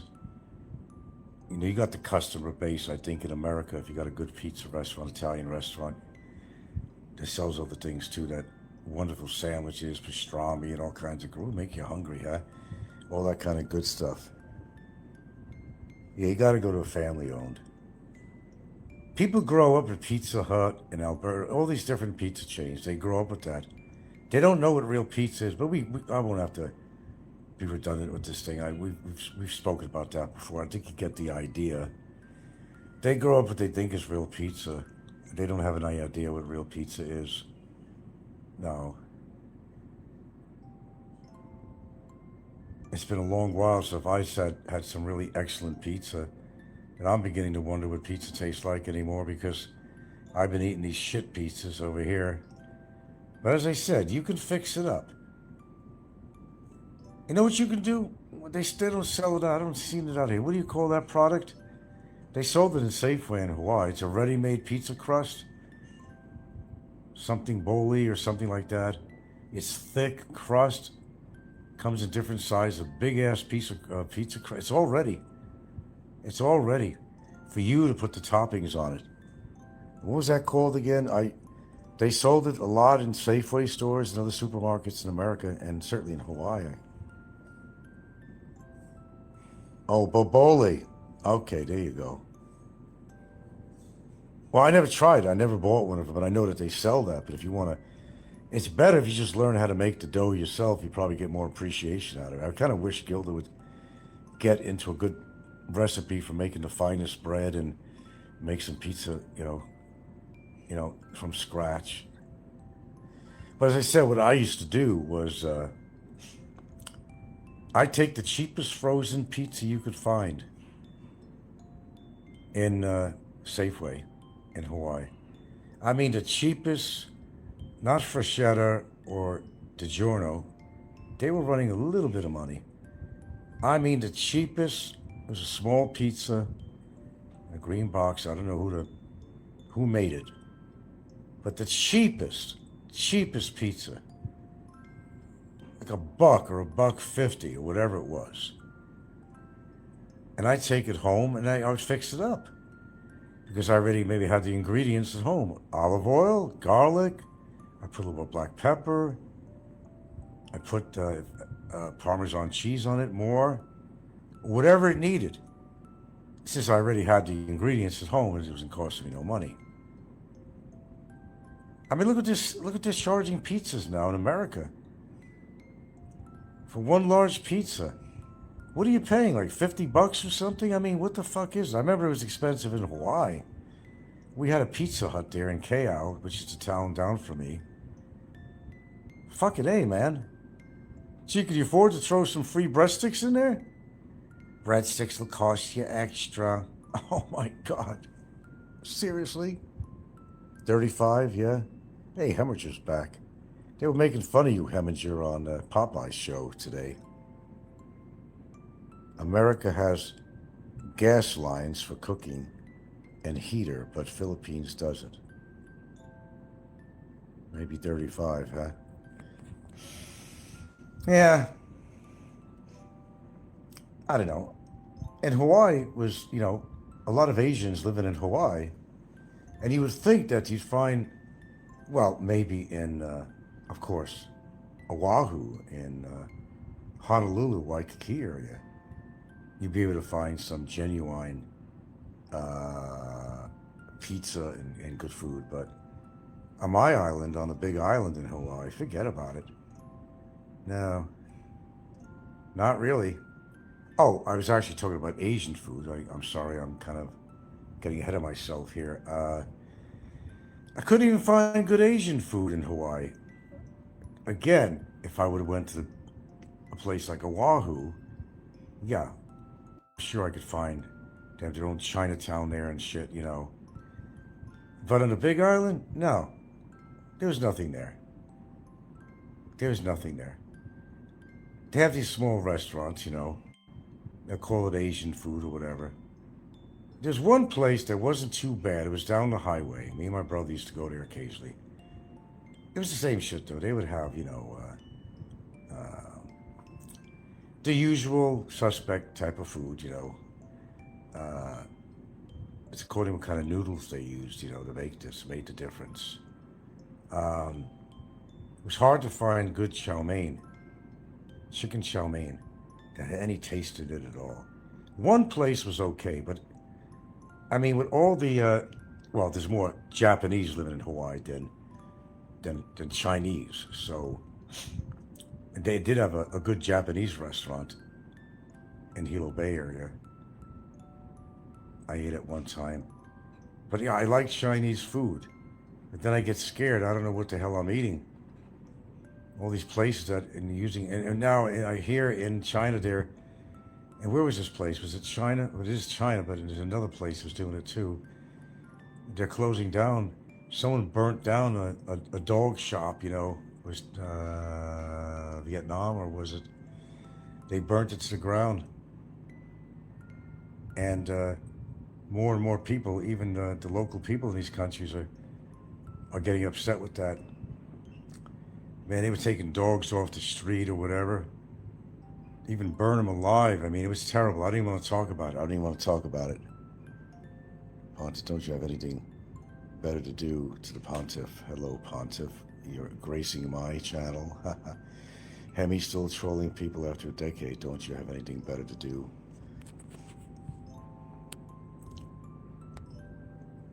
Pontiff, you like a little bitch-ass troublemaker on my show?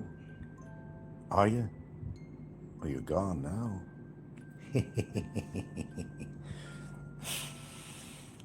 No, apparently none of us have anything better to do because a lot of us are in the Philippines. We don't have anything better to do. There's my excuse. There you go. I could tell you a whole bunch of stories, but why don't we just tell the truth? No, I don't have anything better to do.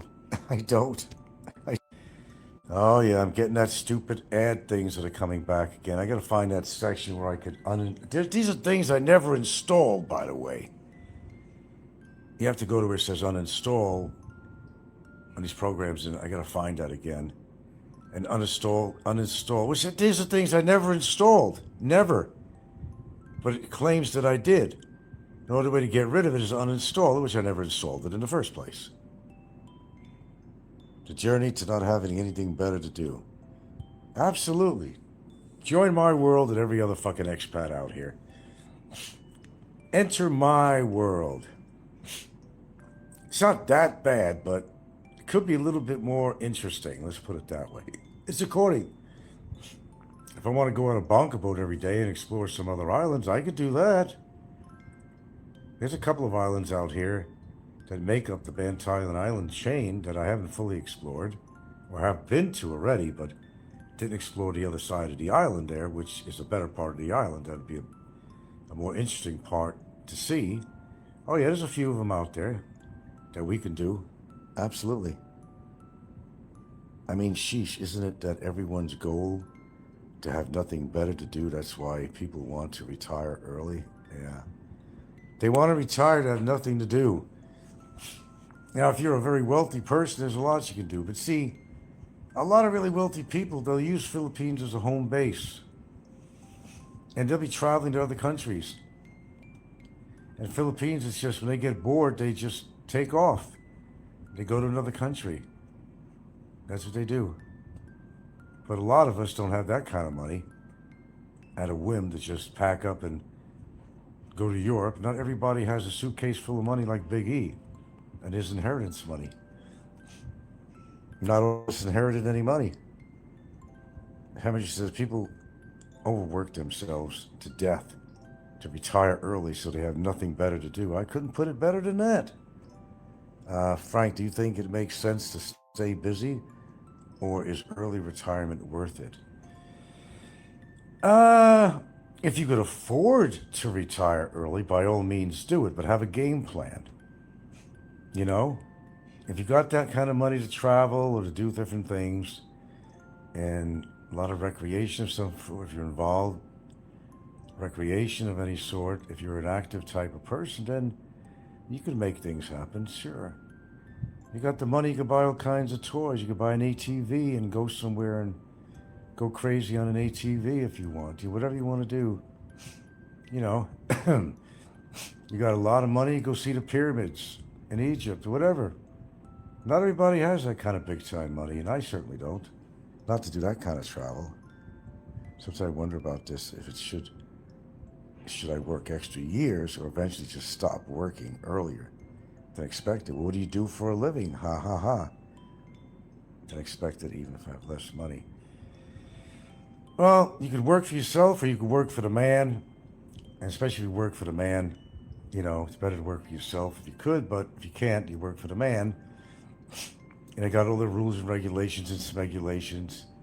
They determine what kind of car you drive, what kind of house you own or not own, how much you could rent. They're all in charge of your lives, but they're more in charge of your life. You don't have control of your life. You work for somebody. You're working under their rules, under their world, and you obey their rules or else you get fired.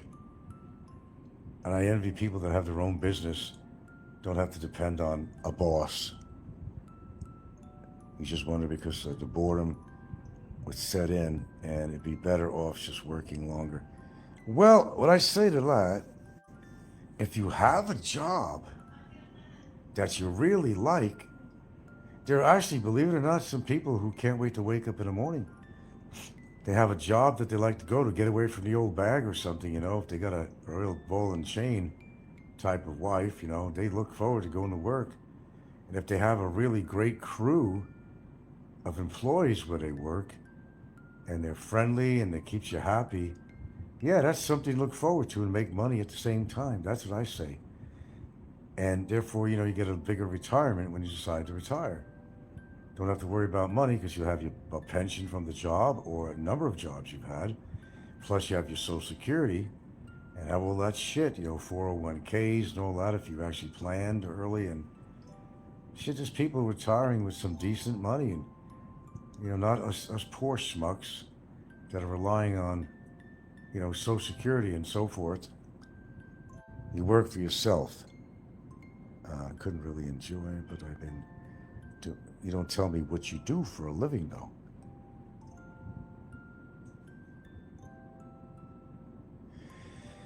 Well, retiring early, you can wake up whenever you want, sleep in. There's some pluses to that. You're not busting your ass somewhere. You can do whatever the hell you want. I would take the trade-off, even if the money wasn't greater, not to have to work. I mean, if you think that people are working for the majority of their life, once they're working age, now they're raising the retirement age in America. I don't know if you know that. It's going to be 67 years and 8 months, I think, starting in 2026. Not even 68. They got it down to 67 and 8 months, so rounded off to be 68 years old would be the full retirement age if you want full. It's not worth it. Once you think you have enough, that's when you retire. Well, I don't know. I mean, use an example. There was this guy named Shep, Phil Shepard. You call him Shep. And when I worked at the warehouse at the Parks Department, Shep was the buyer. He's the one that would be sitting at a desk all fucking day on the phone. He'd be ordering stuff for the warehouse that we work in. That's like plumbing equipment, plumbing supplies, electrical supplies, HVAC supplies, mechanical, you name it, custodial supplies, and all that shit. Okay, so this guy, boy, did he have it made in the shade. Not only was he in the military, he was getting a military pension, but he had two career type jobs. Let me see.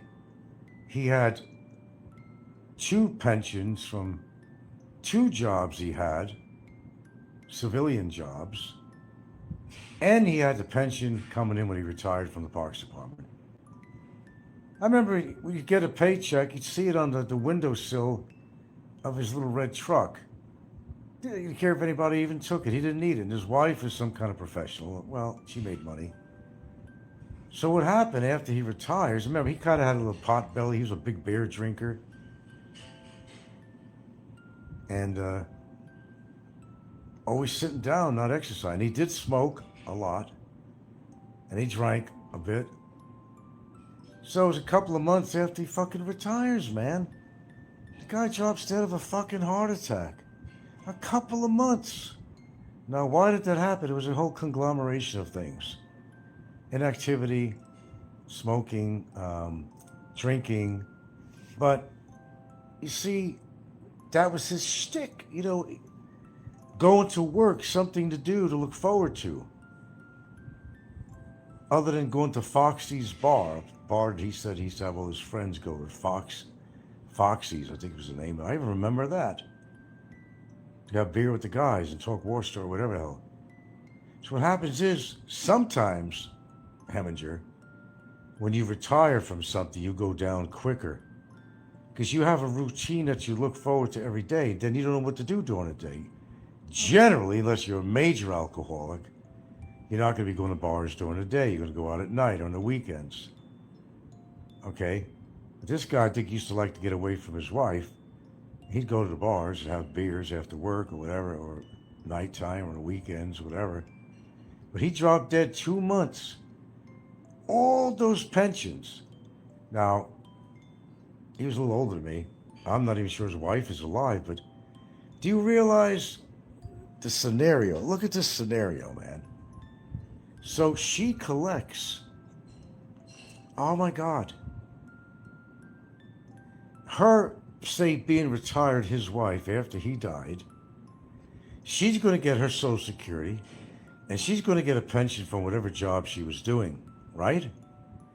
Then she's going to get 2 of his civilian type of pensions and his military pension and his Social Security all on top of what she had. You're talking, this woman is be making fucking 15,000, $20,000 a fucking month. Damn, life ain't fair. I know. Shit, couple of months, he retired. He's a good guy. I always got along with Phil. He looked kind of like, what do you call from the Grateful Dead with silver hair, actually. He looked like a Grateful Dead devotee, actually. All right, girls, go ahead. I didn't know you were in the room. So, bam. After all that, you retire, and then you fucking drop dead. Jeez. But, if you plan your life right, though, and a lot of us, we just haven't done that. And I certainly haven't. I fucking quit the Parks Department before I got vested. I was that determined to get the fuck out of there that I didn't care. The ink spots, if I didn't care. Boy, if I can remember that, I'm an old motherfucker. Right, Popeye? You remember the ink spots, right? The ink spots, oh my God. I'm getting old. But yeah, look at all the pensions and shit, man. 20 years here, 20 years there. And then how many years in the military, however you mix it up. Stir it in a pot, and then holy shit, you retire if you've taken care of yourself. And Phil Shepard did not. The guy I'm talking about at Brooklyn Parks. He did not. He drank and smoked excessively and was very sedentary. That's a formula, total formula for disaster. But look at the money you make. Fucking hey, man. But no, Frank decided, well, I'm gonna resign. I don't want to put up with this bullshit. I was that close. But close to getting vested. That close. I couldn't wait a little longer. Couldn't wait a little longer. I told you, man, if you don't believe me, maybe you believe me now. When I make up my mind about something, man, I actually do it. As you probably figured out by now, regarding certain things, I do it. I say fuck the circumstances, man. If I feel I need to do something, I'm just going to put my mind to it and just fucking do it, man. Just do it. People are control freaks when they try to silence you, etc. If you enjoy YouTube, retirement did more power to you. No, man, it's not that I really enjoy it. Like anything, it gives you something to do. In fact, I'm going to have a smoke myself. It gives you something to do. But I don't really recommend that you, if you got something to do around the house, you need to go somewhere or whatever, just do it. And definitely do some exercise and occupy yourself. Just look at YouTube as being a kind of a distraction from your life in the Philippines. Just call it a distraction. That is probably the best way of looking at it. I couldn't have said it better. Distraction. That's what it is for me. It's a distraction. I'm going to have to get off because I got to go find something I might be needing to install. They kind of, I don't know how they do it. Maybe explain it to me sometime.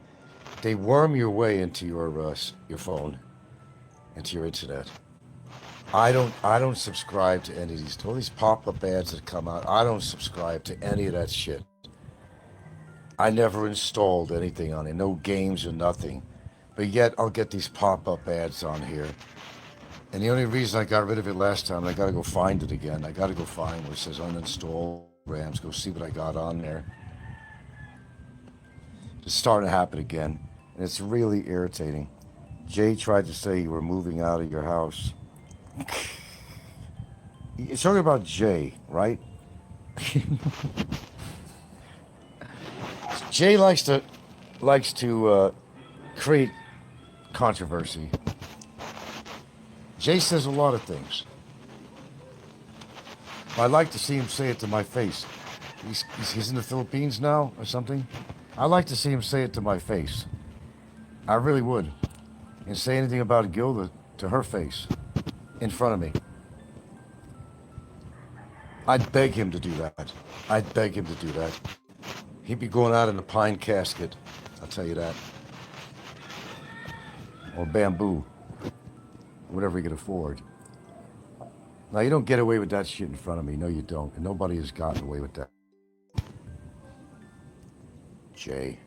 Yeah, I'm moving out of my house just for him to save cash. How would I save cash to move out of my house? I don't pay rent here. That statement makes no sense at all, but then again, neither does Jay. They'll get there. I told you, it all comes out in the wash. I can't use that phrase enough, really.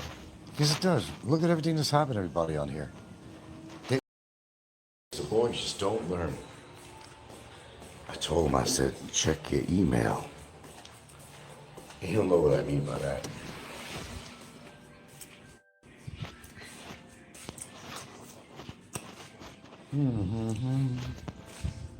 Where is my... Returning to the scene of crime. From his jail cell, just like he did in Mandawi. The boys just don't learn.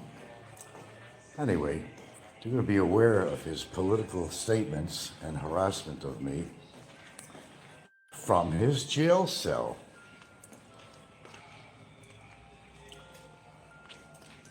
Repeat offender. Repeat offender. What am I looking for here? Okay. Non-stop Barry. I am looking for something, so pardon me for a second.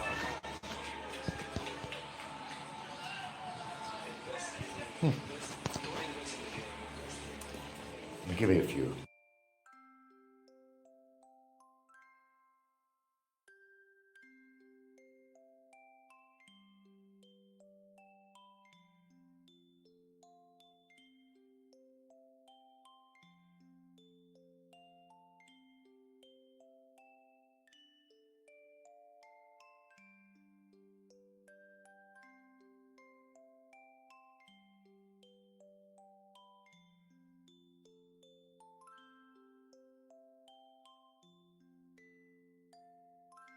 I'll be with you in a few.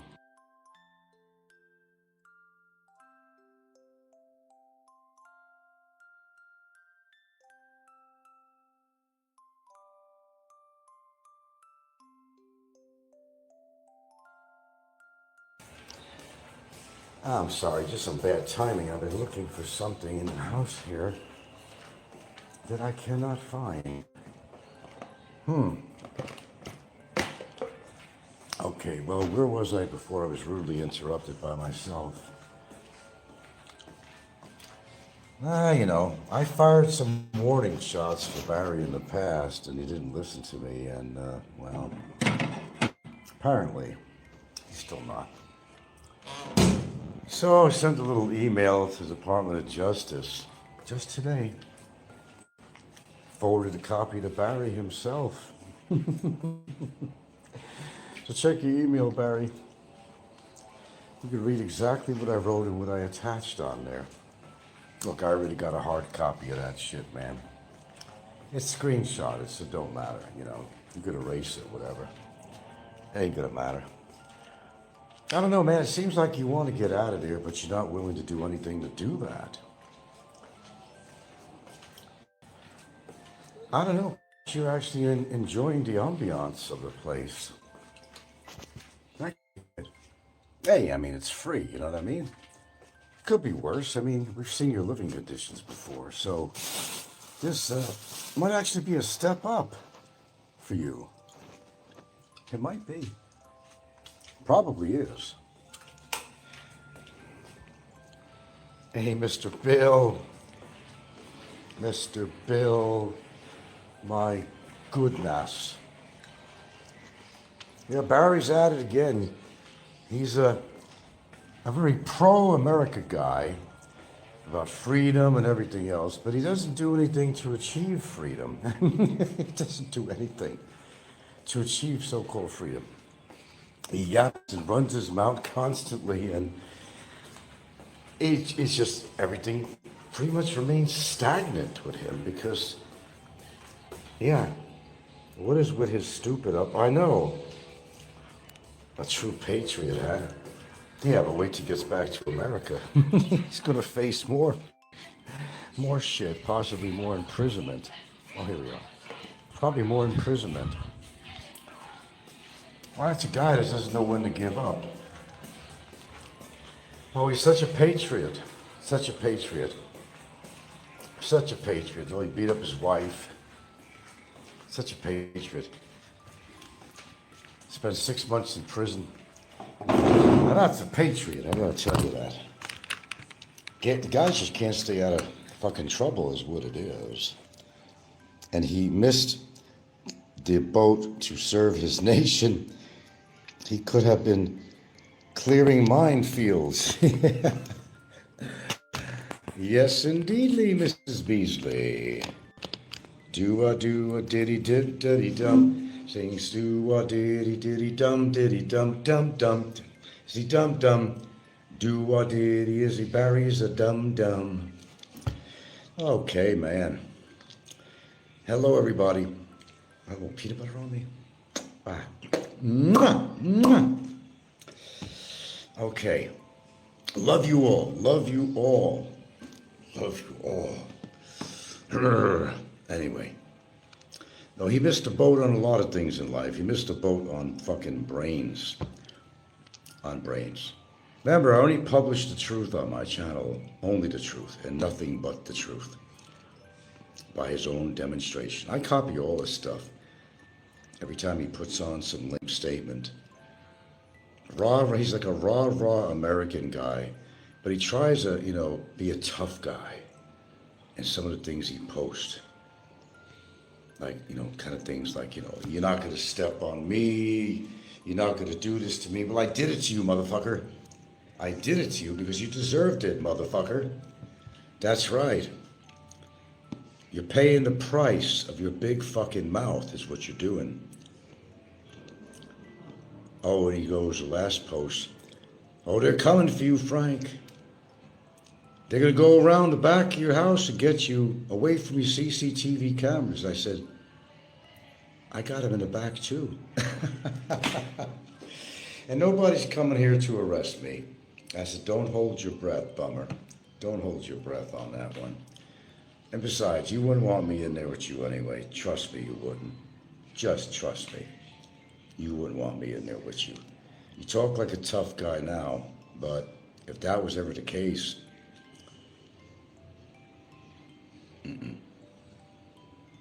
your life will suddenly become even more miserable than it already is. And boy, is your life absolutely fucking miserable.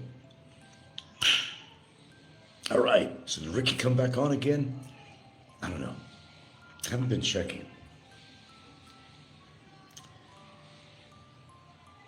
I haven't been on YouTube actually since early, and I read Barry's postings. He's always posting something. Build smart tower. Oh. And basically, the message, pretty much the Department of Justice and so forth, is that he is abusing his privileges of using that phone, and he's getting political, and he's harassing me. Copied it all. So now he wants to make it worse by getting his phone privileges taken away. Nice move. When do you ever learn? You'll never learn, Barry. It's just impossible. Learning is something that is not in your or the function of your brain, the capacity to do so. Yeah. Anyway, no, it's overcast, no breeze. It's just a lazy freaking day, man. God dang. Just freaking lazy.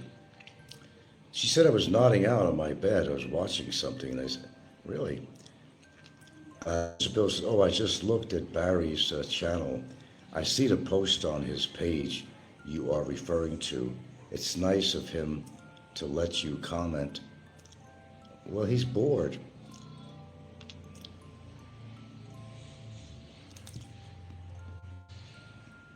I wouldn't call it mouthing off, sir. Gotta afford the guy a response, don't I? I don't have to, but I do. Chill out, my friend, chill out. Okay, you got 24 hours. There you go. No, I'm not even going to make any more commentaries in regarding to him. He's trying to feed off this stuff. He's bored. What's he going to do there?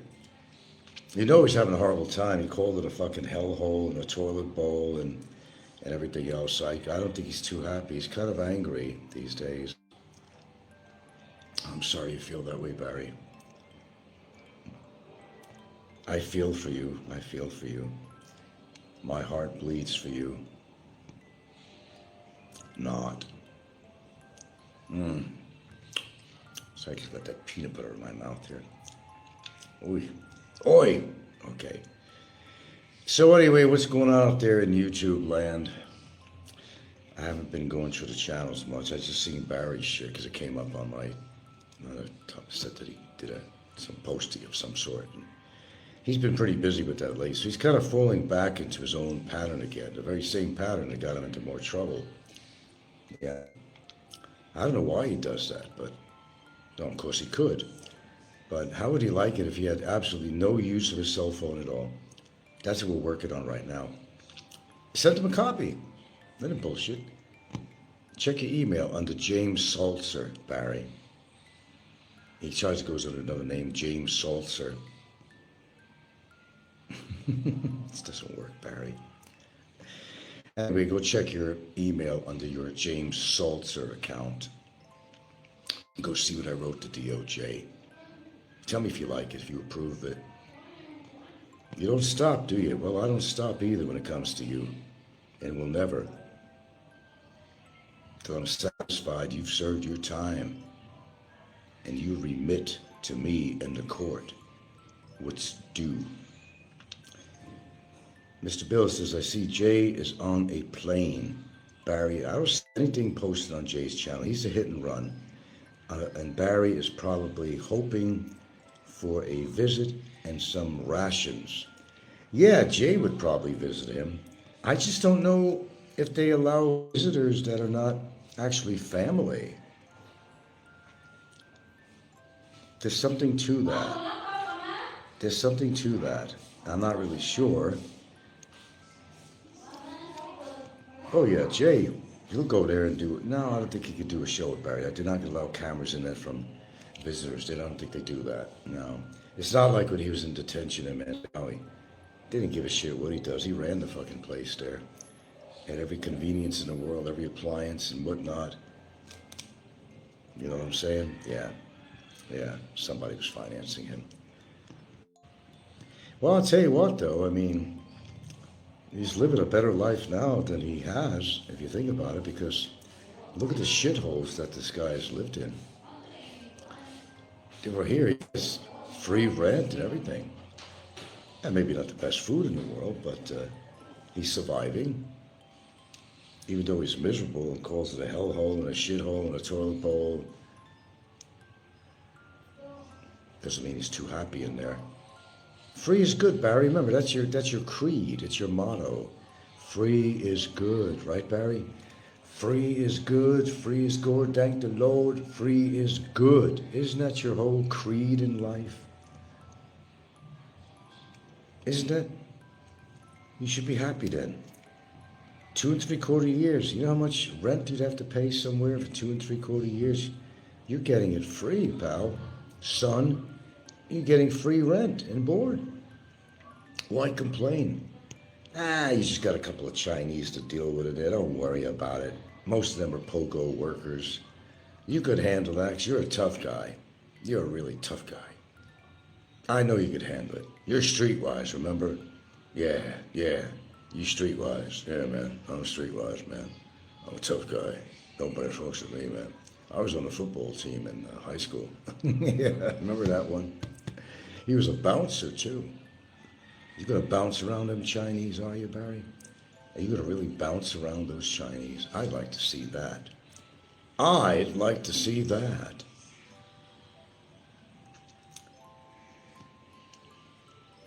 Let's see. What otherwise is going on today here?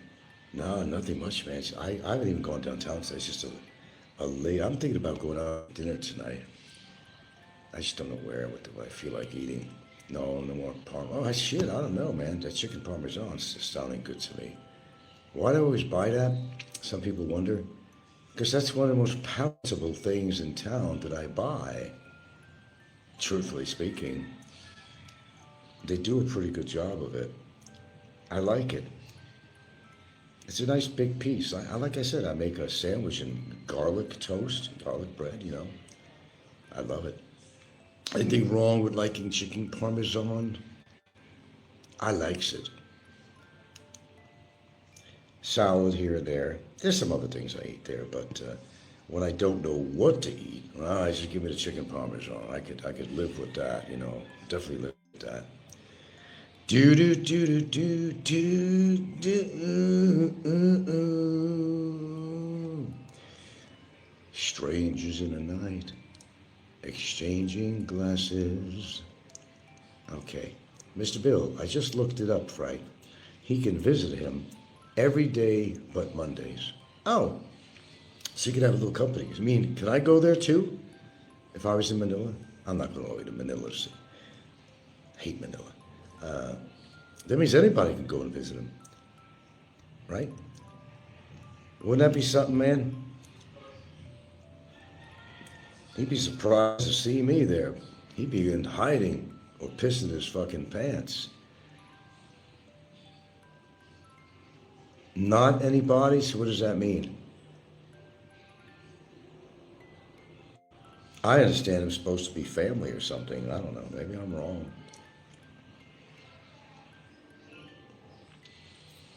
They have to recognize that they are friends. Well, okay, yeah. Oh, Barry's not gonna let me go in there.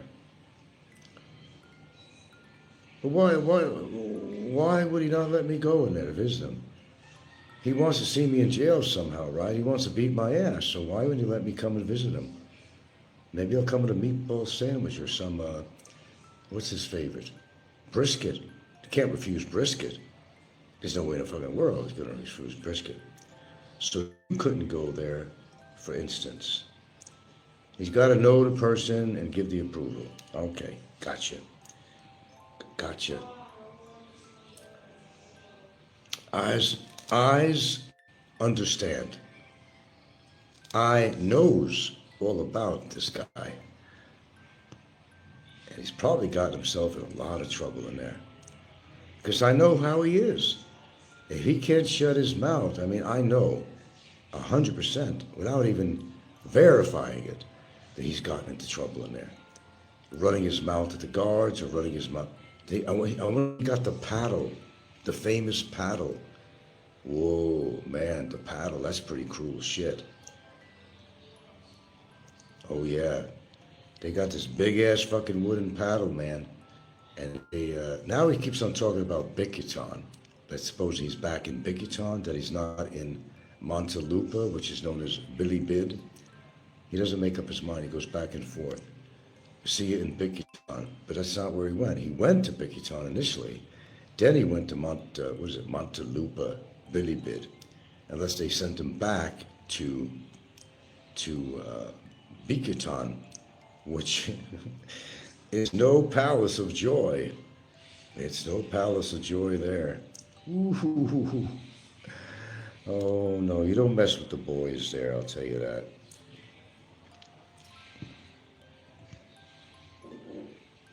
I wonder if he became their new bitch.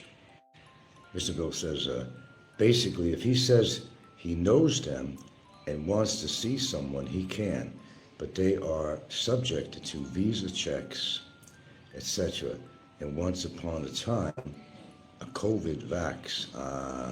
Okay. Hey, expat forever. Her, motherfuckers. Her.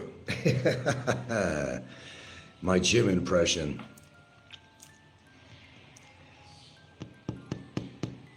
Strangers in the night, exchanging glasses.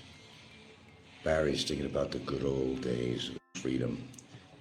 Bar hopping, not paying his bills, putting knives to waitresses' faces. The good old days, you know, the good old days, Barry. The good old days. Getting money from these chicks and all that. And those were the good old days, wasn't it? Did you see that nasty thing he posted? No, nothing. He's just been posting a lot of shit. Like he's rah-rah America and all this shit. And he's being kind of nasty. Then he posts this thing. And it's just like him. He posts this picture of these cupcakes looking like a vagina. Really nasty looking. That's where his head is at. It's just really nasty looking. This is a guy that can make sex ugly. If anybody could accomplish that, he could. He makes sex like an ugly thing instead of a beautiful thing. It's just nasty. Yeah, posted this thing of some cupcakes. He got some from somewhere, you know, that he found on the internet. And they look like a woman's vagina. That's Barry's style. That's definitely his style. That's why he's just a nasty person. Oh, Alo's back. Hey there, Frank, just tuned in. Yeah, I just got on about 20 minutes ago. Barry's been he's been doing a lot of posting. Nasty looking donuts that look like a vagina. He's been this country music about, you know, rah, America, the American way and all this crap and freedom and all that stuff. But he doesn't do anything much about his freedom, though. And I sent him an email, actually. I gave him a copy of what I just sent out to the Department of Justice today about his illegal usage of his phone, that he's harassing the person that pretty much put the charges on him. And he's using his phone in a political way, talking politics, Trump and everything else. And I'm going to try to get his privileges taken away completely. That's what I'm trying to do. Do. Yeah, I'm getting my energy back. I didn't have it all day today, but it's just one of those gloomy days. But hey, I lived in Seattle for how many years? I'm used to this kind of shit. At least it's cooler outside, you know. His patriotism is very cringe. Yeah, it really is, isn't it? What a patriot. He doesn't realize he goes back to America, he's probably go back to jail again. He has some bench warrants out for certain things. He certainly hasn't paid his child support. And I don't think that just goes away. And they might be meeting him at the immigration upon arrival or something, more than likely. Doesn't give up. He doesn't realize so far whatever he's done hasn't gotten him anywhere, and it still hasn't gotten him anywhere. Wouldn't you, if you wanted to get the fuck out of jail, wouldn't you just pay the fucking thing off? Pay the damn court, pay the fines to me, you know, the damages. He just keeps on talking about wanting his freedom, but he doesn't do anything about it. He's got the money for that shit, man. He's got the money for that on the side. Sometimes you gotta make sacrifices. You know, he wants the money from when he goes back to America to get settled, but he's got some obligations right now. It's going to keep him in jail indefinitely, you know, maybe in perpetuity. I don't know. Alice had heard Jay Real Deal uploaded a video earlier, I heard. I did not see it, but it seems he is looking for trouble. Oh, Jay's always looking for trouble, but he will never approach it. Oh, I know he's going to come to my island and beat me up or something to that degree or something. Just like he posts videos and then removes them right away if they were kind of scathing. I remember in the past, I don't remember all the details, but he had a lot of friction with a lot of people. He never met up with them, never even tried. He ran away, just, you know, or he just took off his shows. That's what he does. He's the famous He's a famous hit and run man. Hit and run. Well, he ain't gonna hit over here and he ain't gonna run, I'll tell you that. Yeah.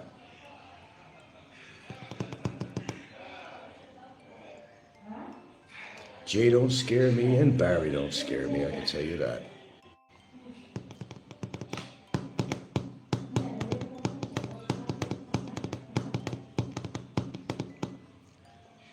I heard that Barry took up a new instrument. It's called the skin flute. Yeah, he's learning a lot of stuff in there. Yes, dear. You looking for flies? What do you want? What do you want to eat? What do I want to eat? Hold on, I gotta put this on mute.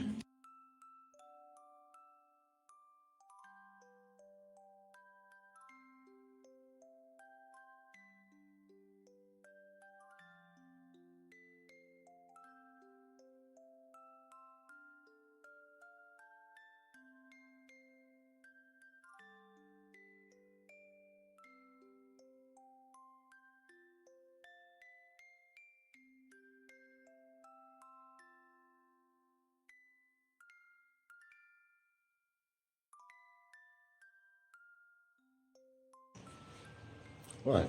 What's that? And what is that? Lions. Oh, the new the airlines, departure times on the airlines. So what's new on here? Dear, what's new on here? Why? Any fares that are different or? Cebu, been tying to Cebu. They go at 11:55 a.m. Okay, that's when they go. And some pizza place. What else? Teza Resort, T-E-Z-A Resort. They got all those pizzas, different pizzas, and different that. Okay, all right. You know what I'm saying? Okay. Well, anyway, where are we? Hello? Yeah, I know. I hear all kinds of stuff from him, man. Fuck him. Fuck the motherfucker. Fuck. Motherfucker, as Filipinos say, mother. They say mother. Fuck the motherfucker. Strangers in the night, exchanging asses. Oh, that's glasses. Strangers in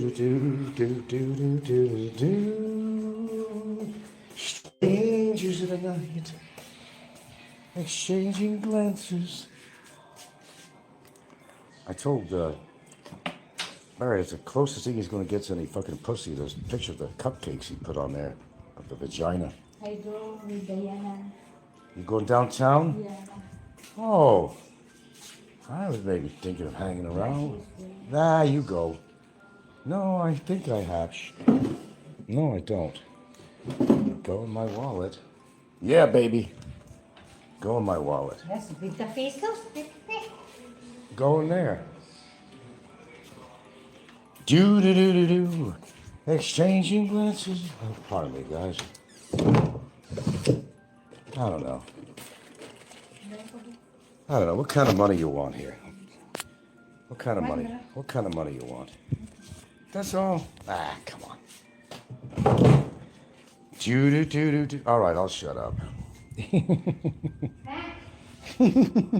Be the new Ricky on here. Frank, what's your take on the Biggie's video, his message to you? Did he have a message to me? I don't know. Last time I seen his video, he was in Cambodia, unless he traveled somewhere else. I don't know. I didn't see it. So what's his video all about? What's the story on that? Are you going there are you gonna walk to the corner? Okay. So what's that all about? I didn't remember seeing any video that was geared toward me. Can't say I did.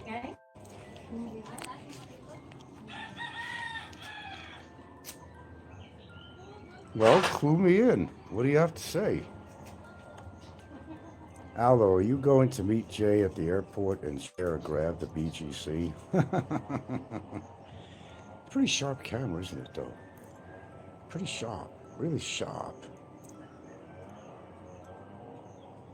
Well, what did it say, Allo? What's Biggie's new message to me? Do tell. Biggie always has something to say about something.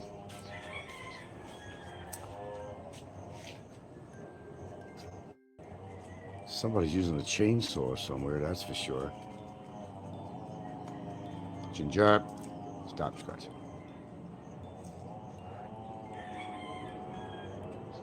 Hello, baby girls.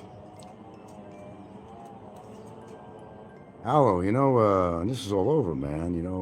Maybe you could kind of front me a ticket to Switzerland and show me around a little bit. What do you think? Huh? Swiss Alps, all that stuff.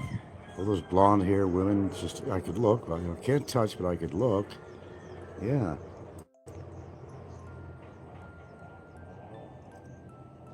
Oh, I'm sure you're going to meet Jay.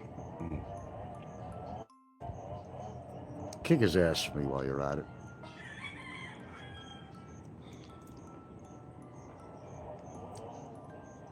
Ego's probably trying to get an interview with Asian Jim.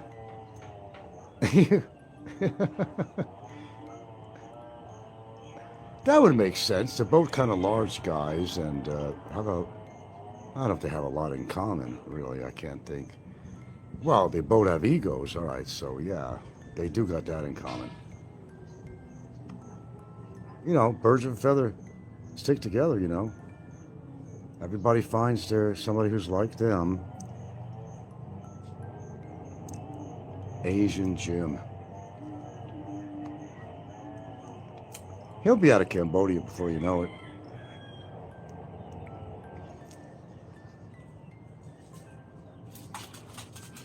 What are you looking at? Okay, see something she's running. Ginger? No. No. Probably a cat. Let me go check. I know my girlfriend's going to plan a trip with her daughters to go to Singapore in the future here. Yeah. I can't go though.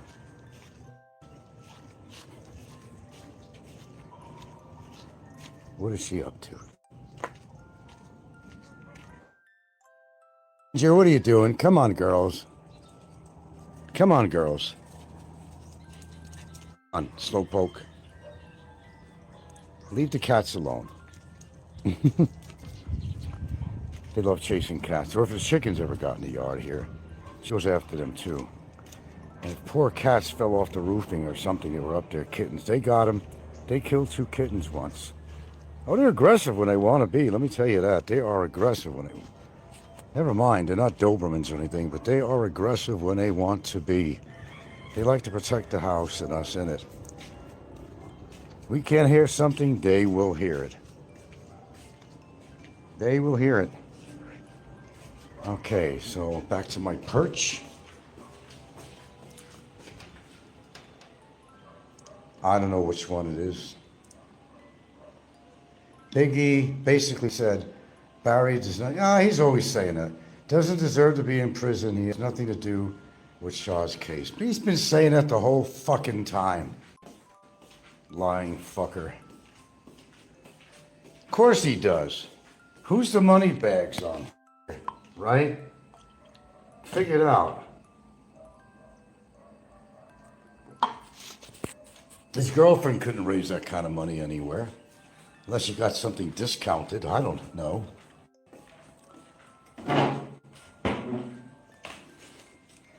I don't think so. Well, I do think so, actually. He's always saying that, oh yeah. Again, I told Biggie, I said, put yourself in my shoes. And don't tell me that bullshit. That if somebody,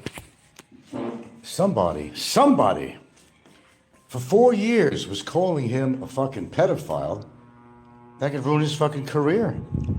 And he's going to just not do anything about it. I mean, like, really? Really? Biggie? You're so fucking full of shit. Imagine when you take a fucking dump, man.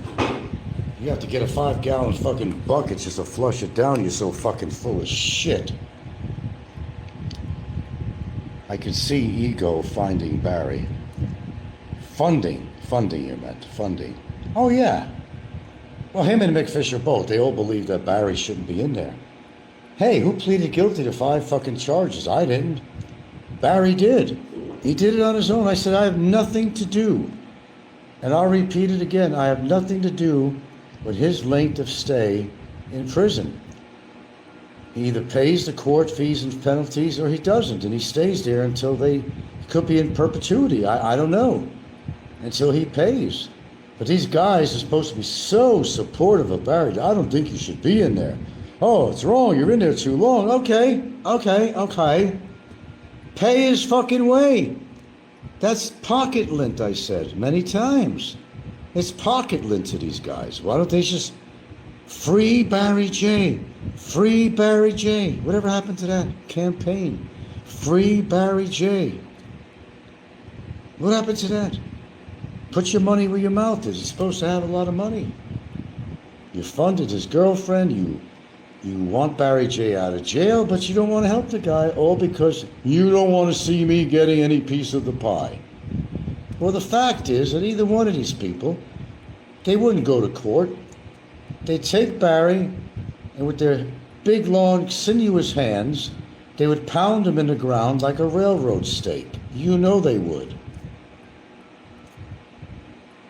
Alice says Barry should be in there. No questions about it. Well, Aloe, we agree on something. There's no questions about it. There ain't no questions about it. Shouldn't be any questions at all. Everybody knows his history. So the question is, why does Big E support Barry? Because he don't like me. Not that Barry's some kind of a saint.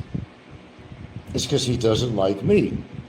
Everything's about win or lose with Big E. He doesn't want me to win. Well, Big E, I already won with Barry, okay? There's no more win or lose. I won. He belonged in jail. I put the motherfucker in jail, and that's where he still is. Until he fucking pays me and pays the court, that's where he's going to be for an unspecified amount of time. There you go.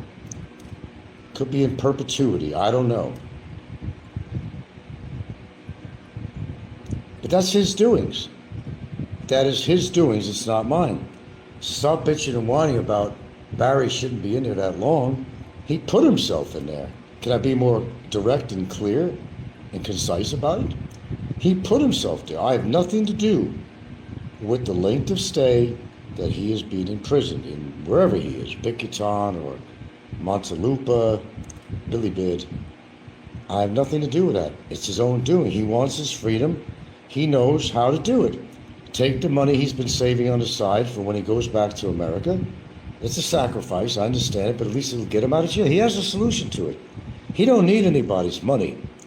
He's hoping that somebody would pay him that. Mr. Bill says Barry was made for prison. He certainly was. He has the looks, the demeanor, everything. He was made for prison. So now he's challenging me again, so I decided to write a nice little email to the Department of Justice in regards to what he's doing in there.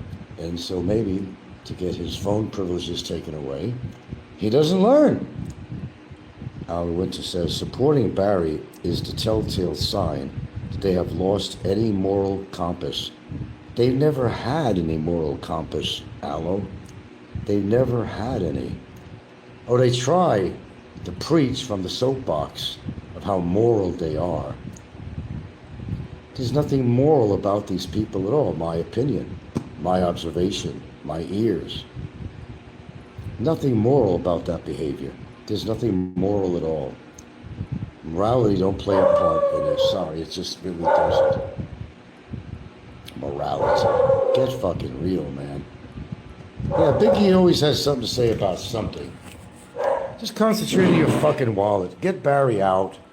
Get it over. If you're so supportive of Barry, put your money where your big mouth is, Big E, and get him out. Get him out. I'm not going to get rich on 250,000 pesos, I assure you. I assure you. But he does the crime. He got to do the time. And again, don't tell me because that's what they such a fucking bullshit artist. If they were in the same position as me regarding Barry, the truth is, man, Dale. Well, okay, I'll give you a prime example. Biggie and his wife, they supposedly put a cyber libel case against Sweetskates, right? Right? They don't do that kind of stuff, do they? What they did, as far as I understand, they did. And they're celebrating that she didn't win something or whatever. And, Big E was saying words, words. Why should somebody be in jail for words? Big E said out of his own mouth. Well, it was words that Sweetskate was saying. So you did the same thing to Sweetskate that you're accusing me of doing, saying it's not righteous. But they talk from both sides of their mouth. You know how that works. Express says, do you think Barry has a Filipino boyfriend? Probably by now he does. Reminds him of old times back in Alabama when he was growing up. Old times at Richmond High. Fast times at Richmond High. Mr. Bill says it's remarkable he made it overseas.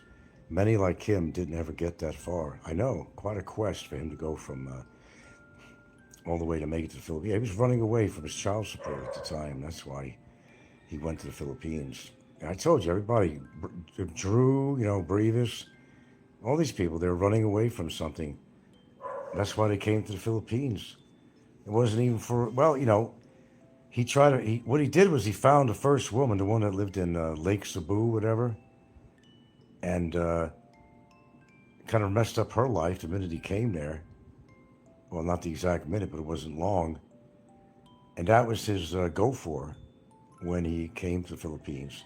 So she boarded him, but he ate up the profits in the Sorry Sorry store. Cigarettes and booze and candy and everything is what he did. They really messed up her life there, He destroyed her Sorry Sorry store. She just wound up going back to work overseas again. Father was nice enough to allow him to use the motorcycle too. Always taking advantage of somebody. Mr. Bill says it's remarkable he made it overseas. And, yeah. Switzerland there, Aloe. Switzerland. Oh, I mean, imagine they have some wonderful pastries there. Oh, delicious pastries.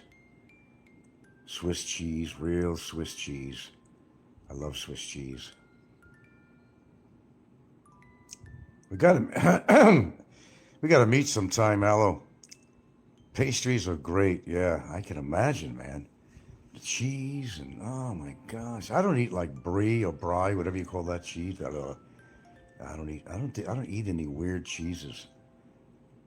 I've always stuck to traditional cheeses, cheddar, Swiss cheese, stuff like that, Parmesan, whatever.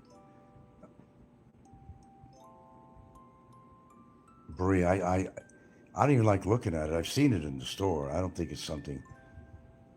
Well, the smelliest cheese is obviously, what's that called? Something worse. What the fuck's the name of that cheese? It's supposed to smell like shit. Some people like it. Oh, Gruyere. Yeah,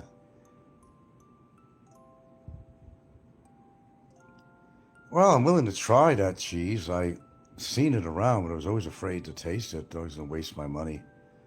If they gave like a sample out, sometimes they do that.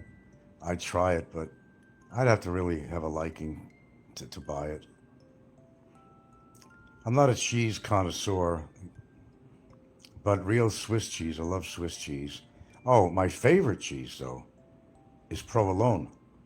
That's my all-time favorite cheese, actually, is provolone. You could find some good Italian provolone. Limburger, that's it. That's the word. Big Birch. Big Birch, Big Birch. The Three Stooges had the stink cheese, Limburger. Gruyere for you? Really? Is that good? Because Aloe's mentioning it, and it must be good cheese. But Limburger, oh my God.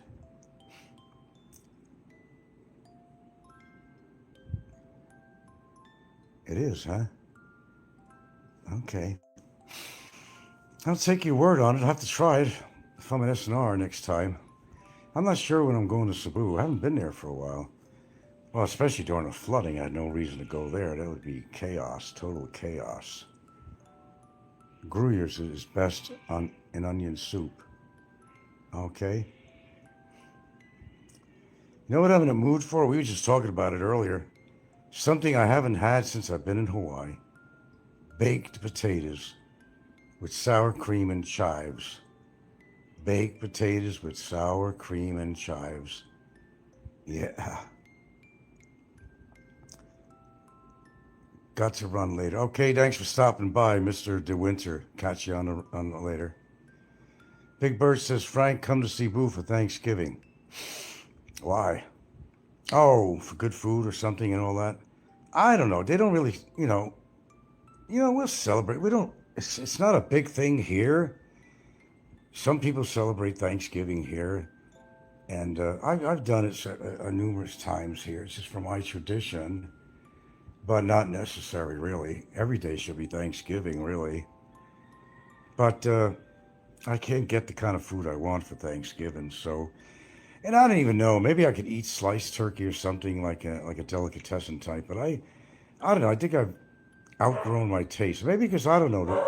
We did have a turkey one time, and I don't know, man. I just didn't like the taste of it. The kids, they weren't real big on turkey because they're not really used to turkey out here. I grew up with turkey. I grew up eating that Thanksgiving, of course, only.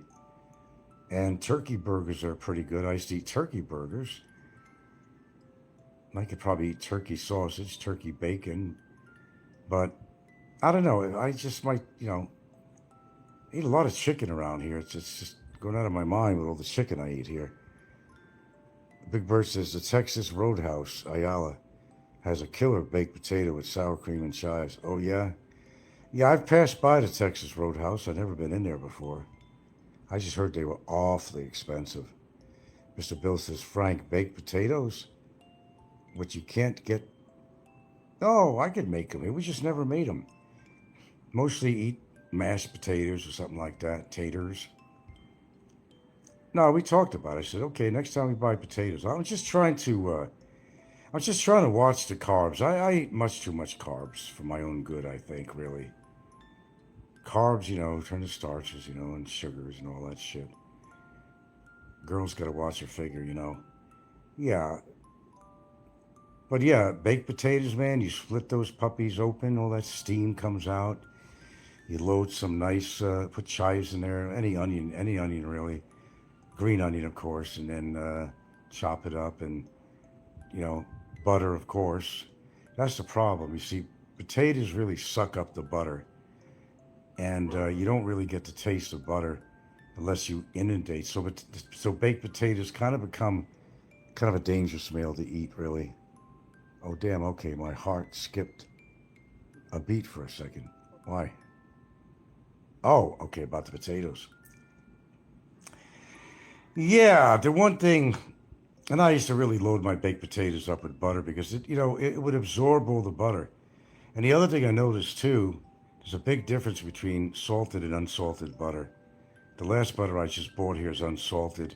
If you want any taste from the butter, unfortunately, it has to be salted butter. Yeah. But I would make the baked potatoes.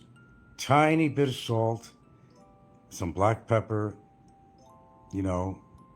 of course, sour cream and onion or chives, chives. Sounds good. Well, the guy said on the inside, he made a lot of sense.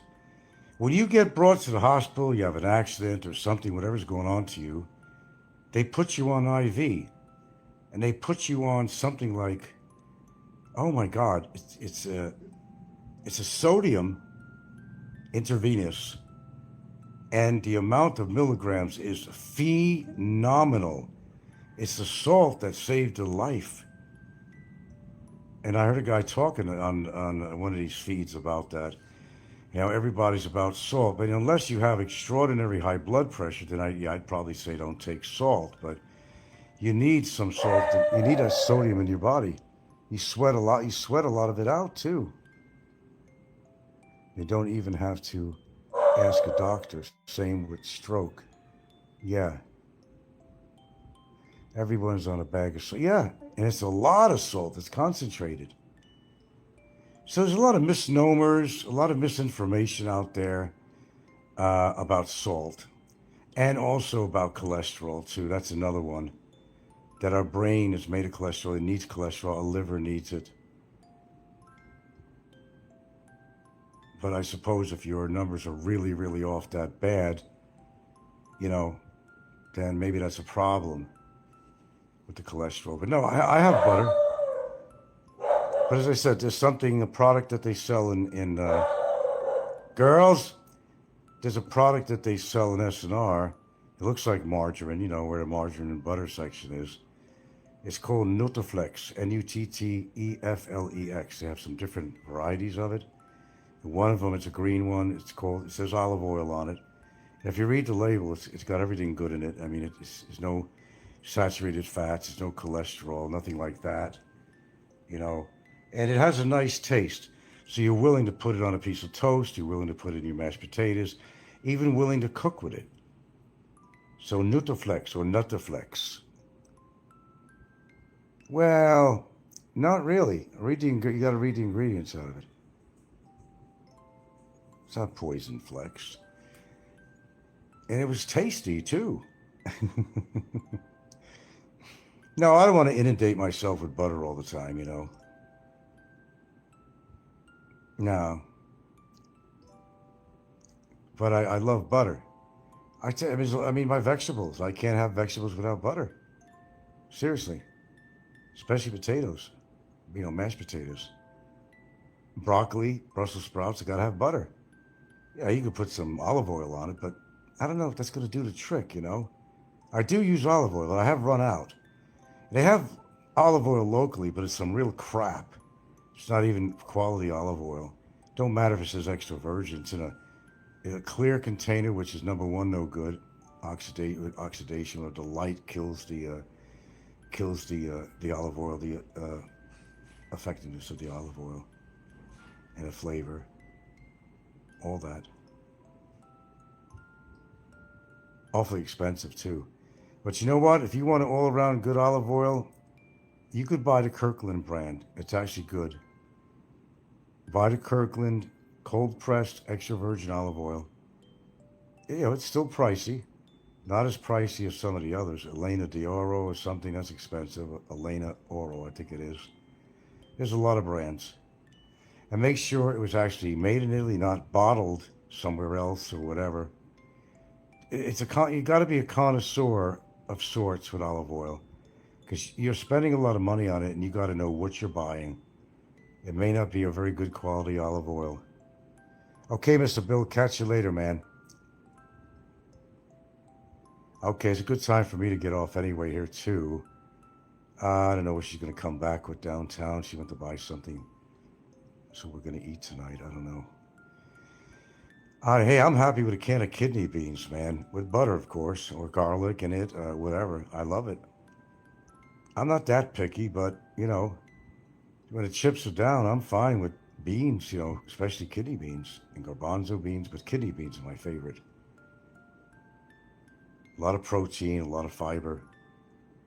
I'm good with it. I'm down with it. I'm down with it. Anyway, Barry, I hope you got my email, you bastard.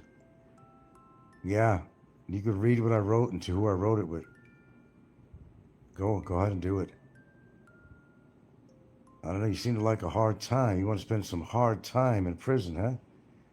You want to be rode hard in there, huh? Well, you're on a roll, buddy.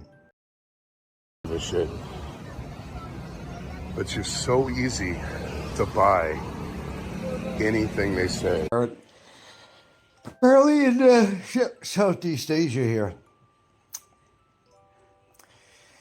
There is a tourism crisis going on. Yep. And it's not good for practically anywhere in Southeast Asia at the moment. I know it's not good here, and I've seen a video from a guy who was in Thailand, who's having a major problem there in Thailand. and he interviewed one of the hotel owners, and they asked him, well, how many rooms do you have? And the hotel owner says, there's 20 rooms. How many are occupied? And the guy said, 2. Yeah, that's one example. So there is a tourism crisis going on. I mean, I can also see it in the streets around here too. Now, what caused this? Well, there's all kinds of reasons between earthquakes and, all kind of weather, the hurricanes and all the shit that's going on too. And a lot of times in Thailand, one of the reasons is because their visa policies are not exactly very attractive to people. Hello, Big Perch. Their visa policy is not very attractive. Some people don't like the Indians in Thailand. Some people don't like the Russians. There's a lot of things going on, but it's pretty universal, apparently throughout Southeast Asia. And tourism is way down. And store owners are hurting. Hotels are hurting. Some hotels are actually closed in Thailand. They might even close here. Well, I'm sure that somewhere in the Philippines they're closing down because they can't really afford to pay the employees if there's no visitors. Makes sense to me. Thanks for the happy faces, whatever it is on there. I better turn the upper fan on here if I'm going to sit down here and do a freaking video, man. Let's see. Okay. And I think it's hitting pretty hard, and it's getting worse. But Philippines has a lot of reasons why tourism is going down too. It just goes back to the past where it's just hard to get around the Philippines. They're spending a lot. A lot of people don't have the extra bucks anymore. And if you want to travel throughout the Philippines, you need a lot of money because of the various forms of transportation you have to take to get from point A to point B, and it's expensive. In order to get to your final destination, the words final destination, it might require a stay over somewhere because it's a long trip. That's going to cost you money, more transportation, and it's not working out for the numbers for people.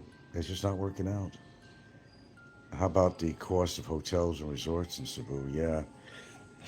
Well, one funny thing about the Filipinos out here is that they're not big on negotiating prices. Not really, from what I know of living out here. And pardon me. And the greed kind of takes over. Nah, that is my price. Yeah, only 2,500 for you. Okay, how about for a Filipino? Only 1,500. That kind of shit. If you're white, it's all right with them because they figure they'll get you for more money. And that's unfortunately one of the bad things to the Philippines. The assumption that because you're white or foreign that you have a lot of money. Okay, well, we know that already. Resorts in Mactan are 12,000 to 18,000 a night. No shit. Jeez, that's a lot of money. Oh, fuck that. Well, I studied something called advertising concepts at New York Tech, not very thoroughly, and it really handled different aspects of business. But the one thing I did learn, I've always known this, you make more money, not,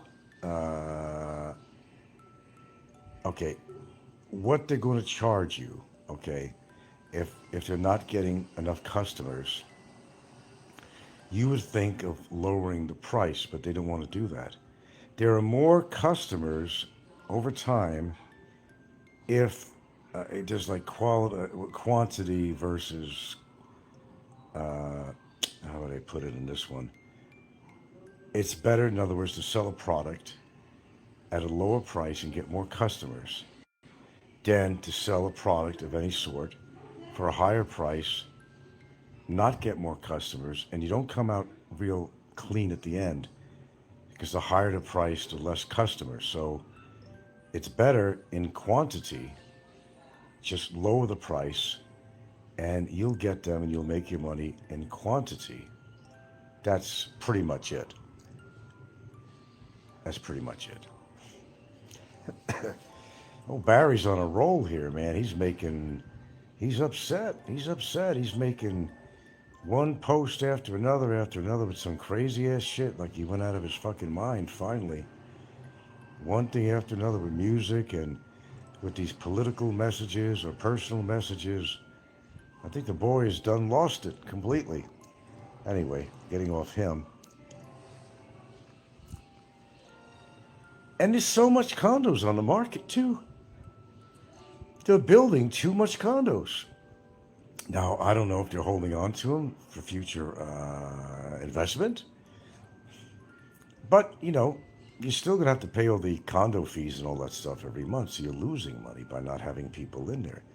Some people have untouched, furnished condos that they're not allowing anybody in. And they're just holding on to them maybe to sell later at a greater cost to make some profit. But are they really? There's so many condos on the market, number one. Number two, when something sits there, you're still going to be paying the monthly fees and so forth that they require you to. So, I don't know. Good business people, according to how you look at it. Yeah, markets at $12,000, $18,000 a night. The most I pay for anything in Cebu is $2,500. An average of $1,500 I pay to $2,500 if it has a balcony. That's all I pay. I don't need. Deal with me. I don't need a really fancy condo to rent. I just want a clean place, a little bit spacious, not terribly, because you're not going to get them anyway for the money. Some place you've got cockroaches not going to be crawling over the walls. I don't ask for much. Maybe I am. But preferably a balcony. If I want to smoke or something, I go out on a balcony. Don't have to go take an elevator 20, 30, 40 floors down or whatever. Every time I feel like lighting up.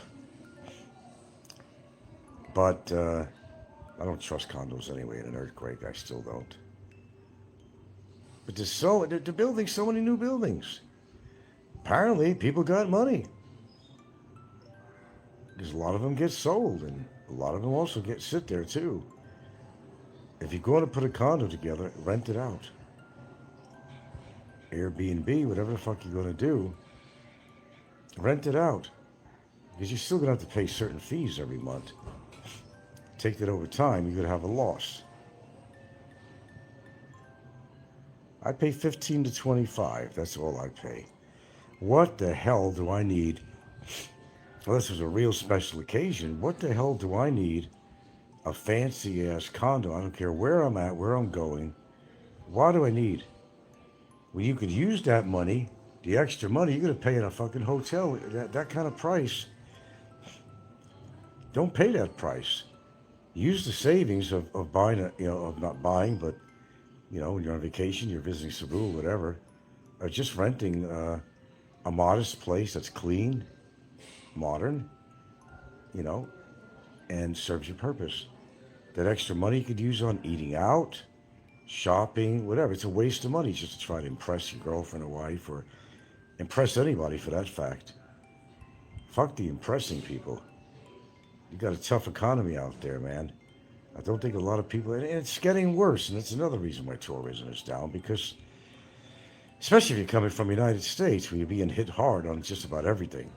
But it's not just the United States, it's all over, but the United States is a prime example, run by Chumpy Trump. By the way, they showed some pictures of him. They think that he's actually wearing braces on his bottom legs, by the way. Braces on his bottom legs. I think where you go. I think you watching baby. What's going on? Yeah, I'm going to go back and watch a movie, find one, if they don't take over the TV. Say hello to my viewers out there. Who's your viewers? Say hello. Hello, everyone. Good evening. All right. See how sweet she is? My goodness gracious. She's a big. How could anybody ever say a horrible word about her? There's nothing to say. There's nothing to say. Well, I got 10 in there anyway. 10 live ones anyway. Say control. hello to Barry, because I know Barry's out there. He's been monitoring a lot. He's been posting a lot of different shit on his crap. Ask him how the weather is there or something. Or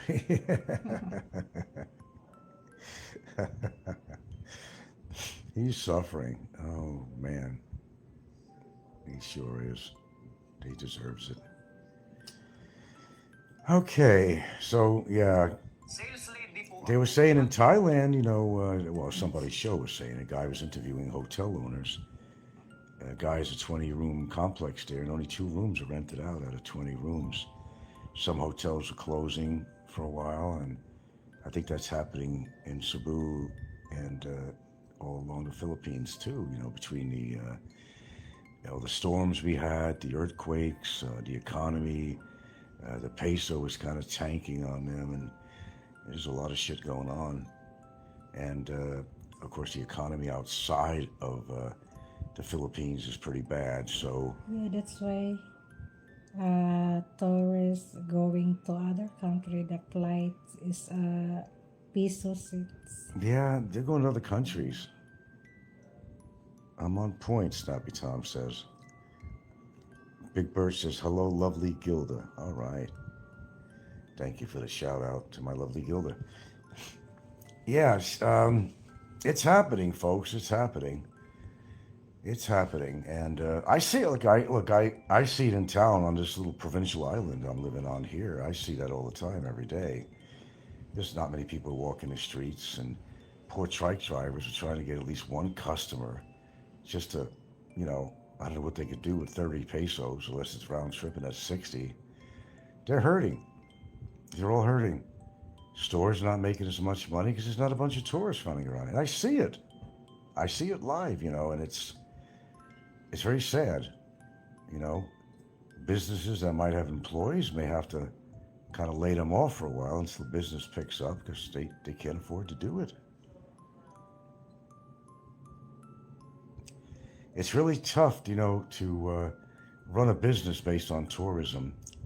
It's the same thing in Hawaii too. I mean, it's all based on tourism. But Hawaii is out of control. Forget about that place. It's totally out of control. Nobody can afford to live in Hawaii. I probably would never be able to be there again. It's just out of control. That's how bad. The Hawaiians or Hawaiian blooded or locals are all moving out to try to find some better work out in the mainland.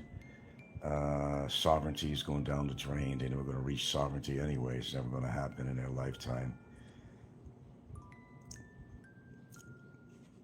You guys voted for Trump. Some of you did, and look what he's turned out to be. Forget his Maga hat. Burn it. Has no value anymore. Or keep it as a souvenir for your grandchildren or something. He's going down physically and mentally. He's totally lost it. He yells out to a reporter and calls her Piggy. He was actually making fun of a reporter. That's how rude the motherfucker is.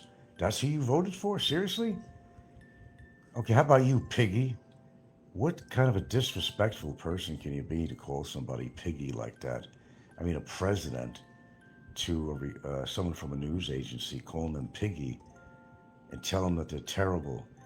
They shouldn't be working on their job. They should be fired. They should be... I mean, all right, I don't want to continue talking about Trump. Do you think Sinulog will suffer this year? Yes, I do. When is Sinulog, Gilda? Sinulog January. It's in January. I should know. For Sunday, no? Yeah, I don't think. I mean, there'll be crowds out there of local people, but I think there's going to be a hell of a lot less tourists this year. Unless it's that important for tourists to become part of Sinulog, maybe it's a tradition that they come here and be part of that. I've never, and by choice, have never gone downtown, Cebu area anyway, to do anything with Sinulog. I have here locally in Santa Fe, yes. I've even kind of followed in the parade with Gilda. I mean, I even did that. Went through the whole runoff, but no, I would not subject myself to a crowd like that in Cebu. It's dangerous. It's frustrating. It's just too busy, too crowded, and no, it's not for me. January 15th. Okay, thanks. Yeah, it's going to suffer. I have no doubt about that. And then you got to watch out too for thieves and all that stuff. They're going to be on the run everywhere. I'd stay away from Cologne Market, especially at night if you're going to go to Cebu. You know, when the economy really tanking around here, there's going to be a lot more robbery, a lot of thievery going on. So be very careful at the ATM, no matter where you are. And don't be walking, with your selfie stick at night with your camera. That's an easy target. Just grab it by the stick and run away. I mean, just don't even try to do that if you're going to be vlogging at night.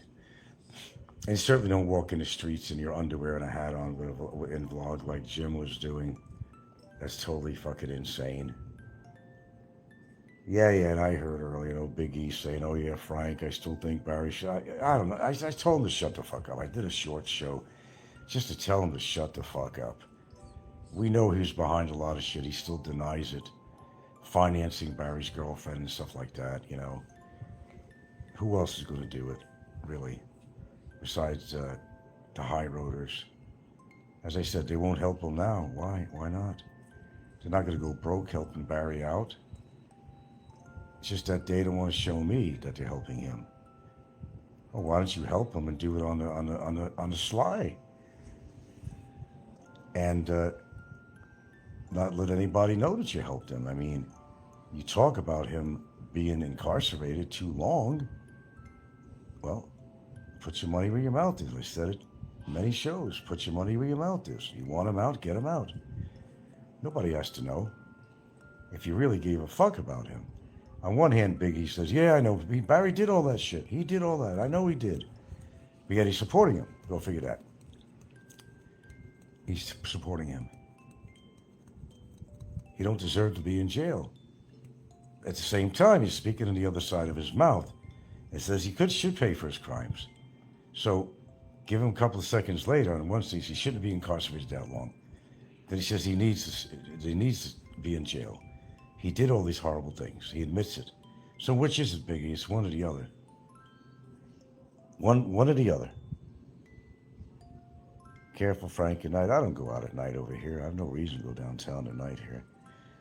So last live stream I was on in your old channel, you mentioned you were getting a sleep study, which is a great idea. Did you find time for that? No, not yet. I haven't even been to Cebu for quite a while. Big Birch. Oh, by the way, Licky was live tonight. Guess he can't keep away. There you go. Come on. You think Ricky's really going to keep away? He's just playing with people's heads. Ricky can't keep away from there. He was live tonight, but that means tonight here in the Philippines. He was on earlier, or you talking about yesterday? No, I haven't checked.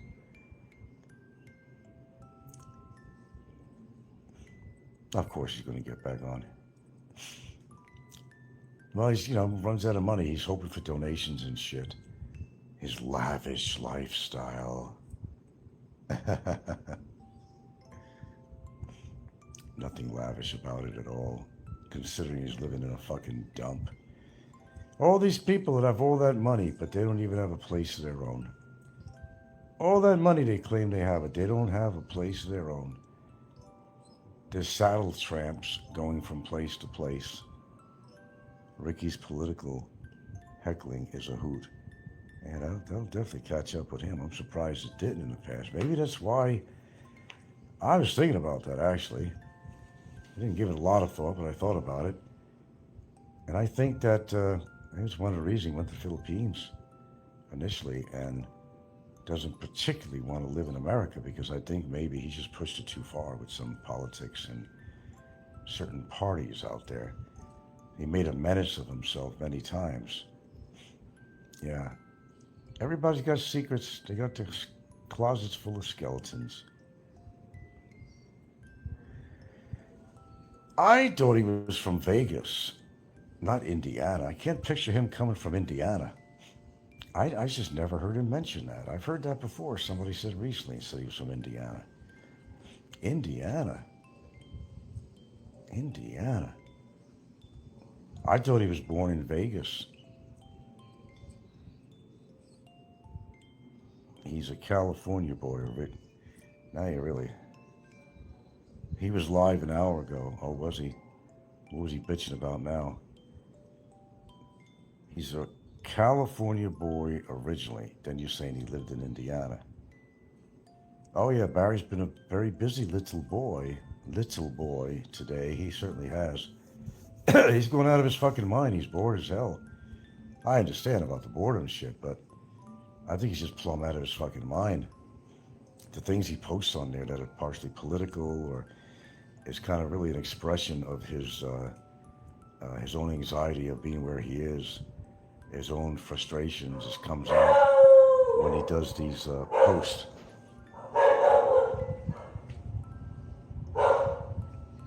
Oh, it shows. It shows. It really does.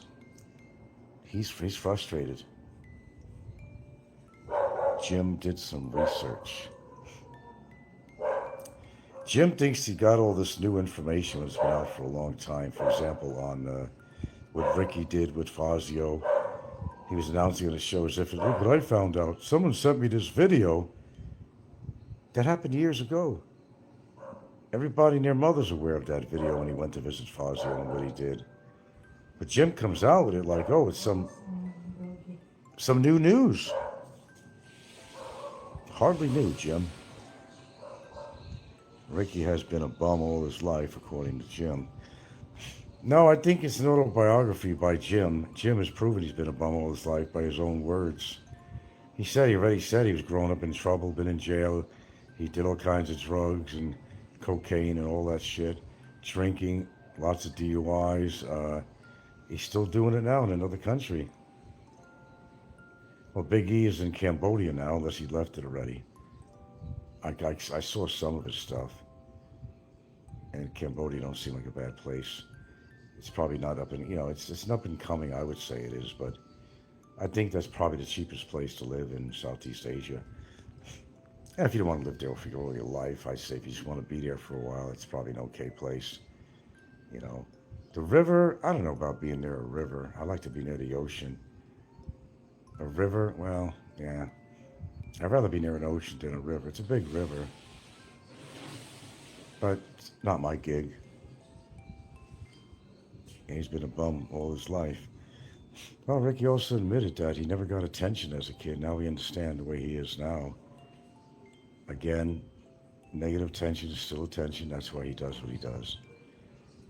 Yeah.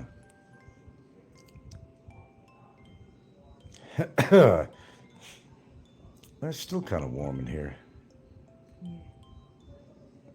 Can't get away with just a fan sometimes. That's why when I go to bed at night, I don't. I got a new thing going. I don't run my air conditioner all night. I cool down the room really nice before I go to bed. Then I turn the ceiling fan on medium, and that kind of does the trick. If for some reason it gets really hot overnight, then I'll probably wake up. But if that's the case, I said, fuck it, I'll put the air conditioner on. I don't want to run two all the time, run up my bill all the time. Why? Why spend extra money? But yeah, I kind of started off talking about the tourism, and it's really apparent, certainly over here. Now, of course, I haven't been to Cebu in a while. I can't really say, but I know it's all over. And people are still digging out from the flooding. There's mud in the streets and all kinds of shit. A lot of people lost their businesses, according to what it was. Talisay. Talisay was bad, man. Talisay in Cebu. Shit, I've seen the overhead drone pictures of that, and what a mess, man. Certain parts of Talisay was just practically, it's totally destroyed. A shame. People's lives, just gone, or businesses gone, house gone, too flooded to fix, and some people died, and animals died left and right. Pretty tragic. Snappy Tom. This fella Popeye also, well, yes, we all know about Popeye. I don't know if you're a newbie, but Popeye goes back a long time. He's a topic of controversy on here. He doesn't have a life. He's just rotting away in his Florida home that he bought off his mother on a quitclaim deed or some shit like that. who wasted most of his life watching soap operas, and when they all disappeared, he concentrated mostly on social media, but just putting out hate and trying to find fault with people, and especially me as his target. So yes, I'm very familiar with him. Yeah, that's the man. That would be the guy. The one that needs a mobility scooter. What did I just eat and have? I had lasagna, but what did I just eat in between? What did I just have? Did I have anything? I'm in a mood for something snacky, but I don't know. I don't have anything here that's worthwhile. I don't feel like an apple.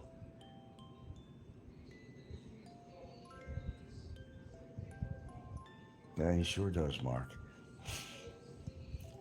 Barry is probably suffering some major anxiety right now. You could tell by the frequency of him posting something on his channel. It's always some stupid graphic he found somewhere that represents his inner thoughts and beliefs or something, of how he's a tough guy and nobody can mess with him. And, you know, it's kind of a very negative view of the world and himself, actually.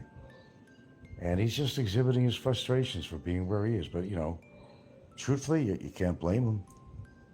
It's not because someone said Popeye does zero maintenance on his house. I don't know. I've seen pictures a long time ago. Didn't look like he was upkeeping it, but I don't know what it looks like these days. I have no idea. He's broke. He don't want to admit it, you know. You know, according to them, they're all rolling in fucking money. They're rolling in money. They wipe their ass with it. That's how much money they have. They wipe their ass with it. All wishful thinking on most of them. There's a few people that got a couple of bucks out there, but I think the majority of people out there, you want to come in there, Ginger Girl? I think a lot of people out there are broke as a stoke. They're not going to admit it on here. Why would they? We gotta go out here a bit. Hey. Take a walk on the wild side. Take a walk on the wild side. How long you and Barry been at war? I don't know. 9 years?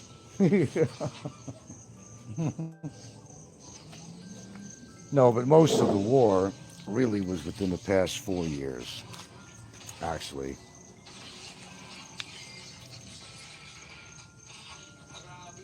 You know, he's paying the price. That's all I care about.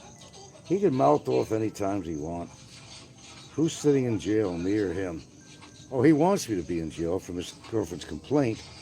And he's hoping and he's praying and praying and praying. But, you know, what if it don't turn out that way? What's he going to do? He could be awfully disappointed.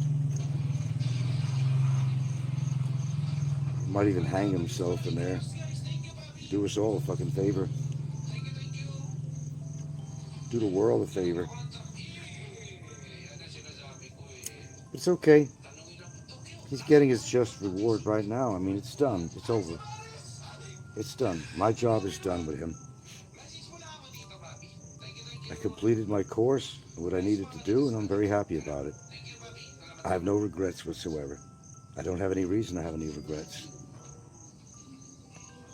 I'm not going to talk on both sides of my mouth like the big ego does. I just come out with it straight. Big E says, he don't hate me or anything like that. No, you don't hate me, Big E. You despise me, motherfucker. You don't hate me. The hell you don't. He's been behind a lot of shit, silently. He denies everything. He denies everything. But it's okay. It is what it is, you know. Because personally, I want nothing to do with him. He's not an online friend. He's not a personal friend. So I really don't give a fuck what he does with his life or how he messes up his own life. And he's done it a few times, as I understand, to be very clear upon that. He has. Don't hate me, but he sure does things behind the scenes that would actually prove how much he actually hates me. Not dislikes, but hates me.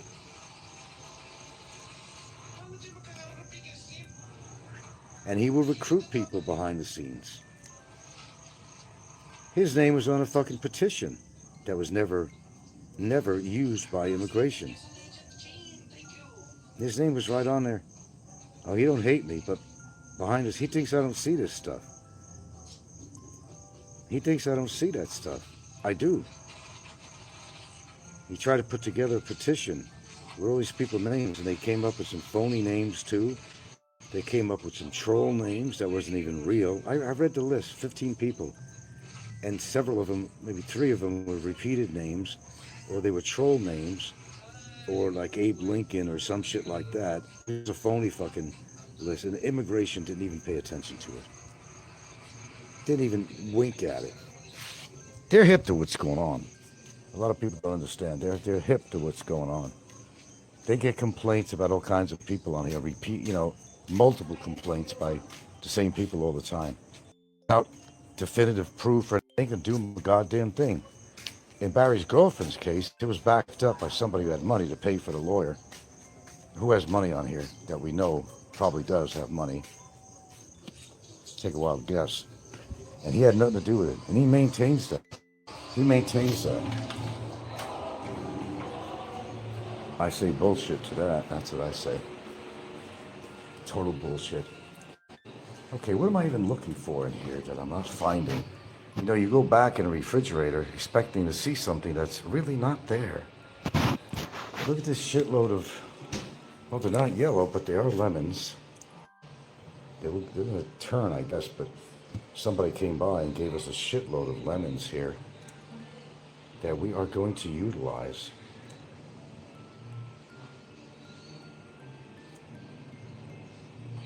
Yeah, Dead Al is it's referring to my brother. Yeah, my brother passed away. It's just like they make fun of other people who passed away in the past. Mike Case and a lot of different people. They do that too.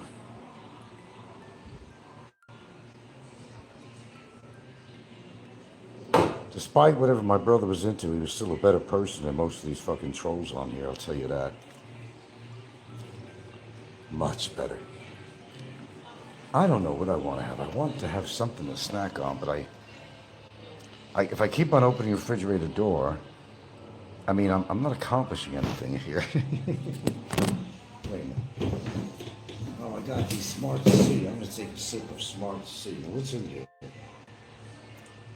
Oh, I can't. It says grapefruit. I can't really take grapefruit. Okay, here's one. Okay, it's made by Oishi. It's called Smart C, and it's really loaded with vitamin C. I'm going to have a few sips of this.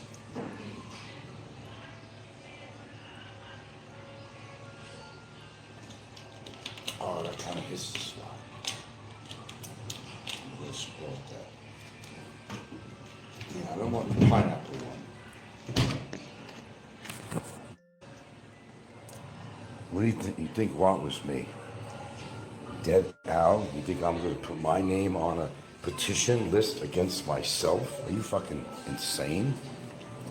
Why would I do that? You want to get us killed? Sorry, you're going to hear the TV in the background here. You made a record of what was going on. It was bad timing. What is this? Oh, some movie about fucking sharks or something. What is this? It's called Raging Sharks Full-Time English. Well,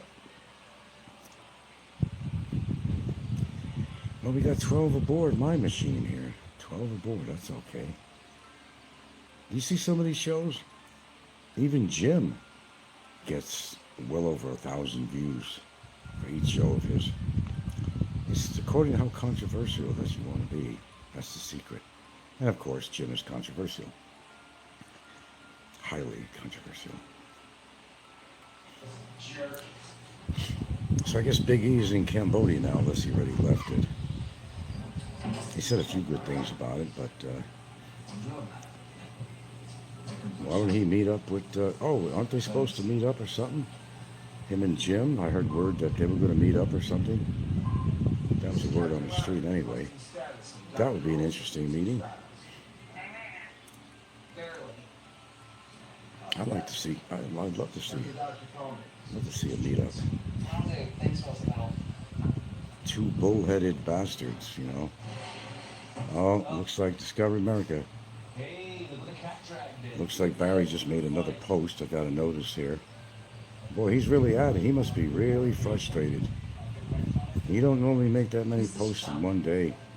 He must be really, something must have happened over there to piss him off. I don't know, man. Stoppy Tom says, Frank, you're not a bit scared about Jay running his mouth? Well, you put the key words in there. Running his mouth. That's what he does. That's what he does historically. Runs his mouth. That's all he ever does. He knows it's detrimental if he ever came by here, one way or the other. I can't stop him from coming to the island, but he's in my turf. He's in my territory. I have things well under control. Oh yeah, he's always threatening me. That's what he does. I'm not the only person. Historically, he's threatened a lot of people. He said a lot of bad things about my girlfriend too, so I don't forget these things either. I'd be ready for him if he ever decided to have the balls to come by here.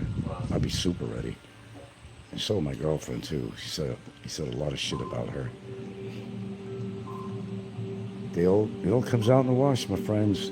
They all get it in the end, don't they? Historically, go.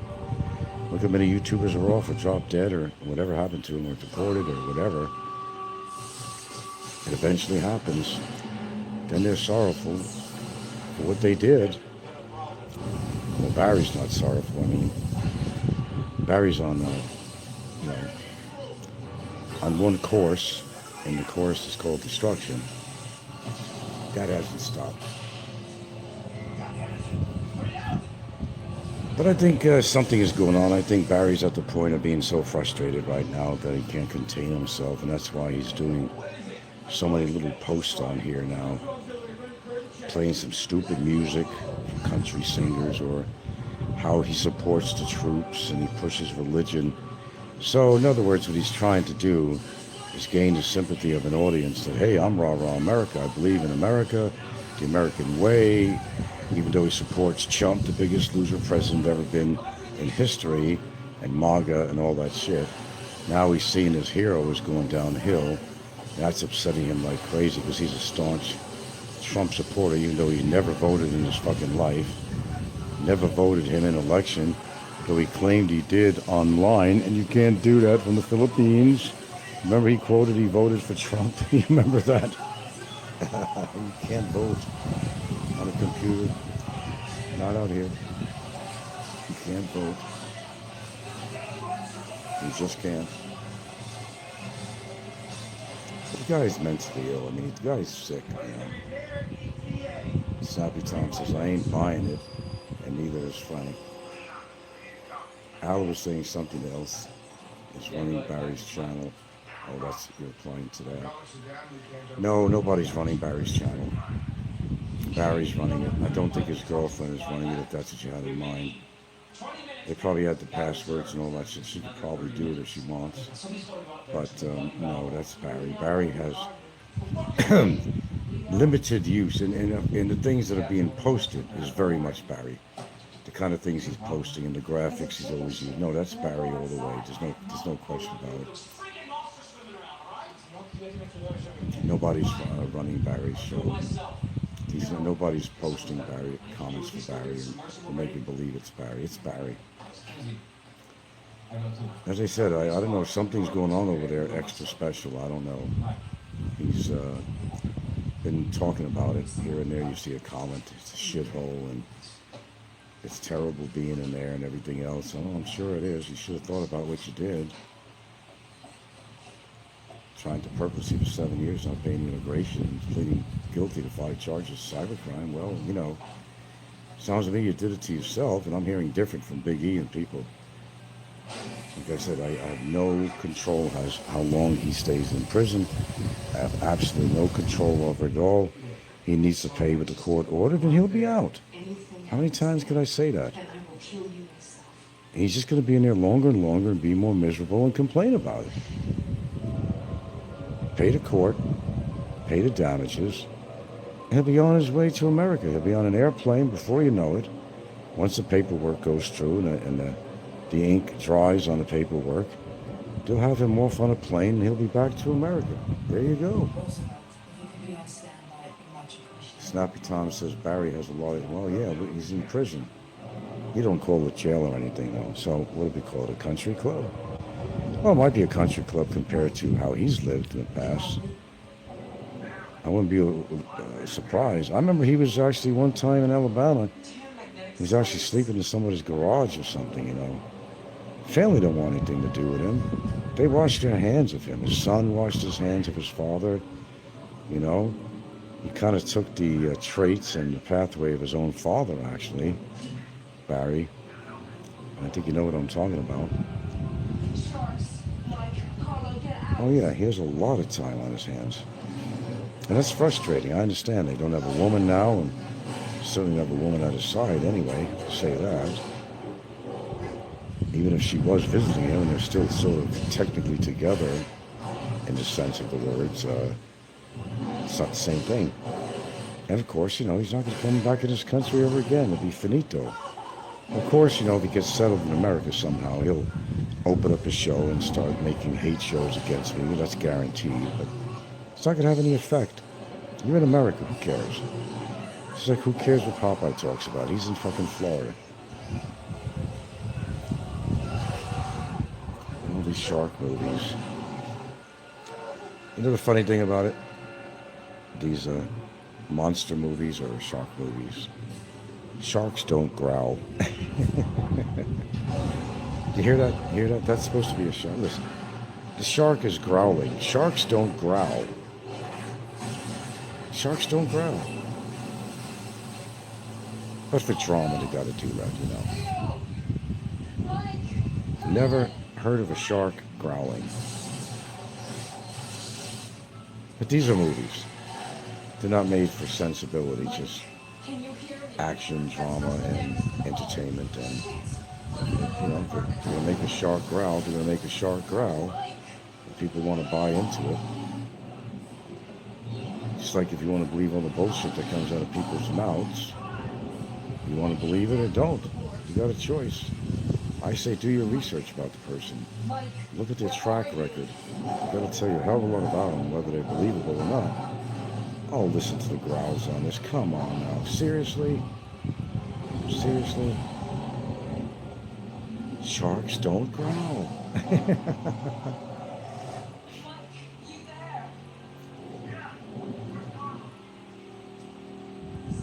And by the way, sharks generally don't attack people. It's very rare. People are swimming around sharks and they don't even know it. A lot of places, California, Australia, all these, Florida especially, they don't even know it. If they would see, they would not be in the water, actually.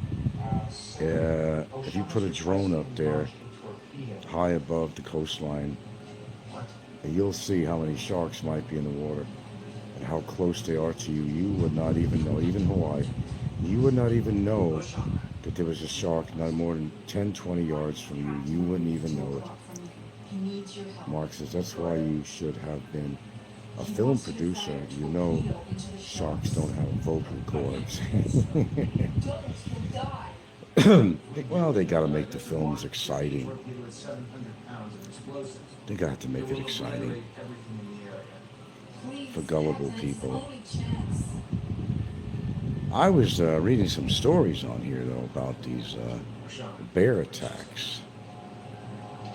Man, even a black bear, you gotta wonder. They got fucking claws like, it was like 5 inches, 6 inches long or something.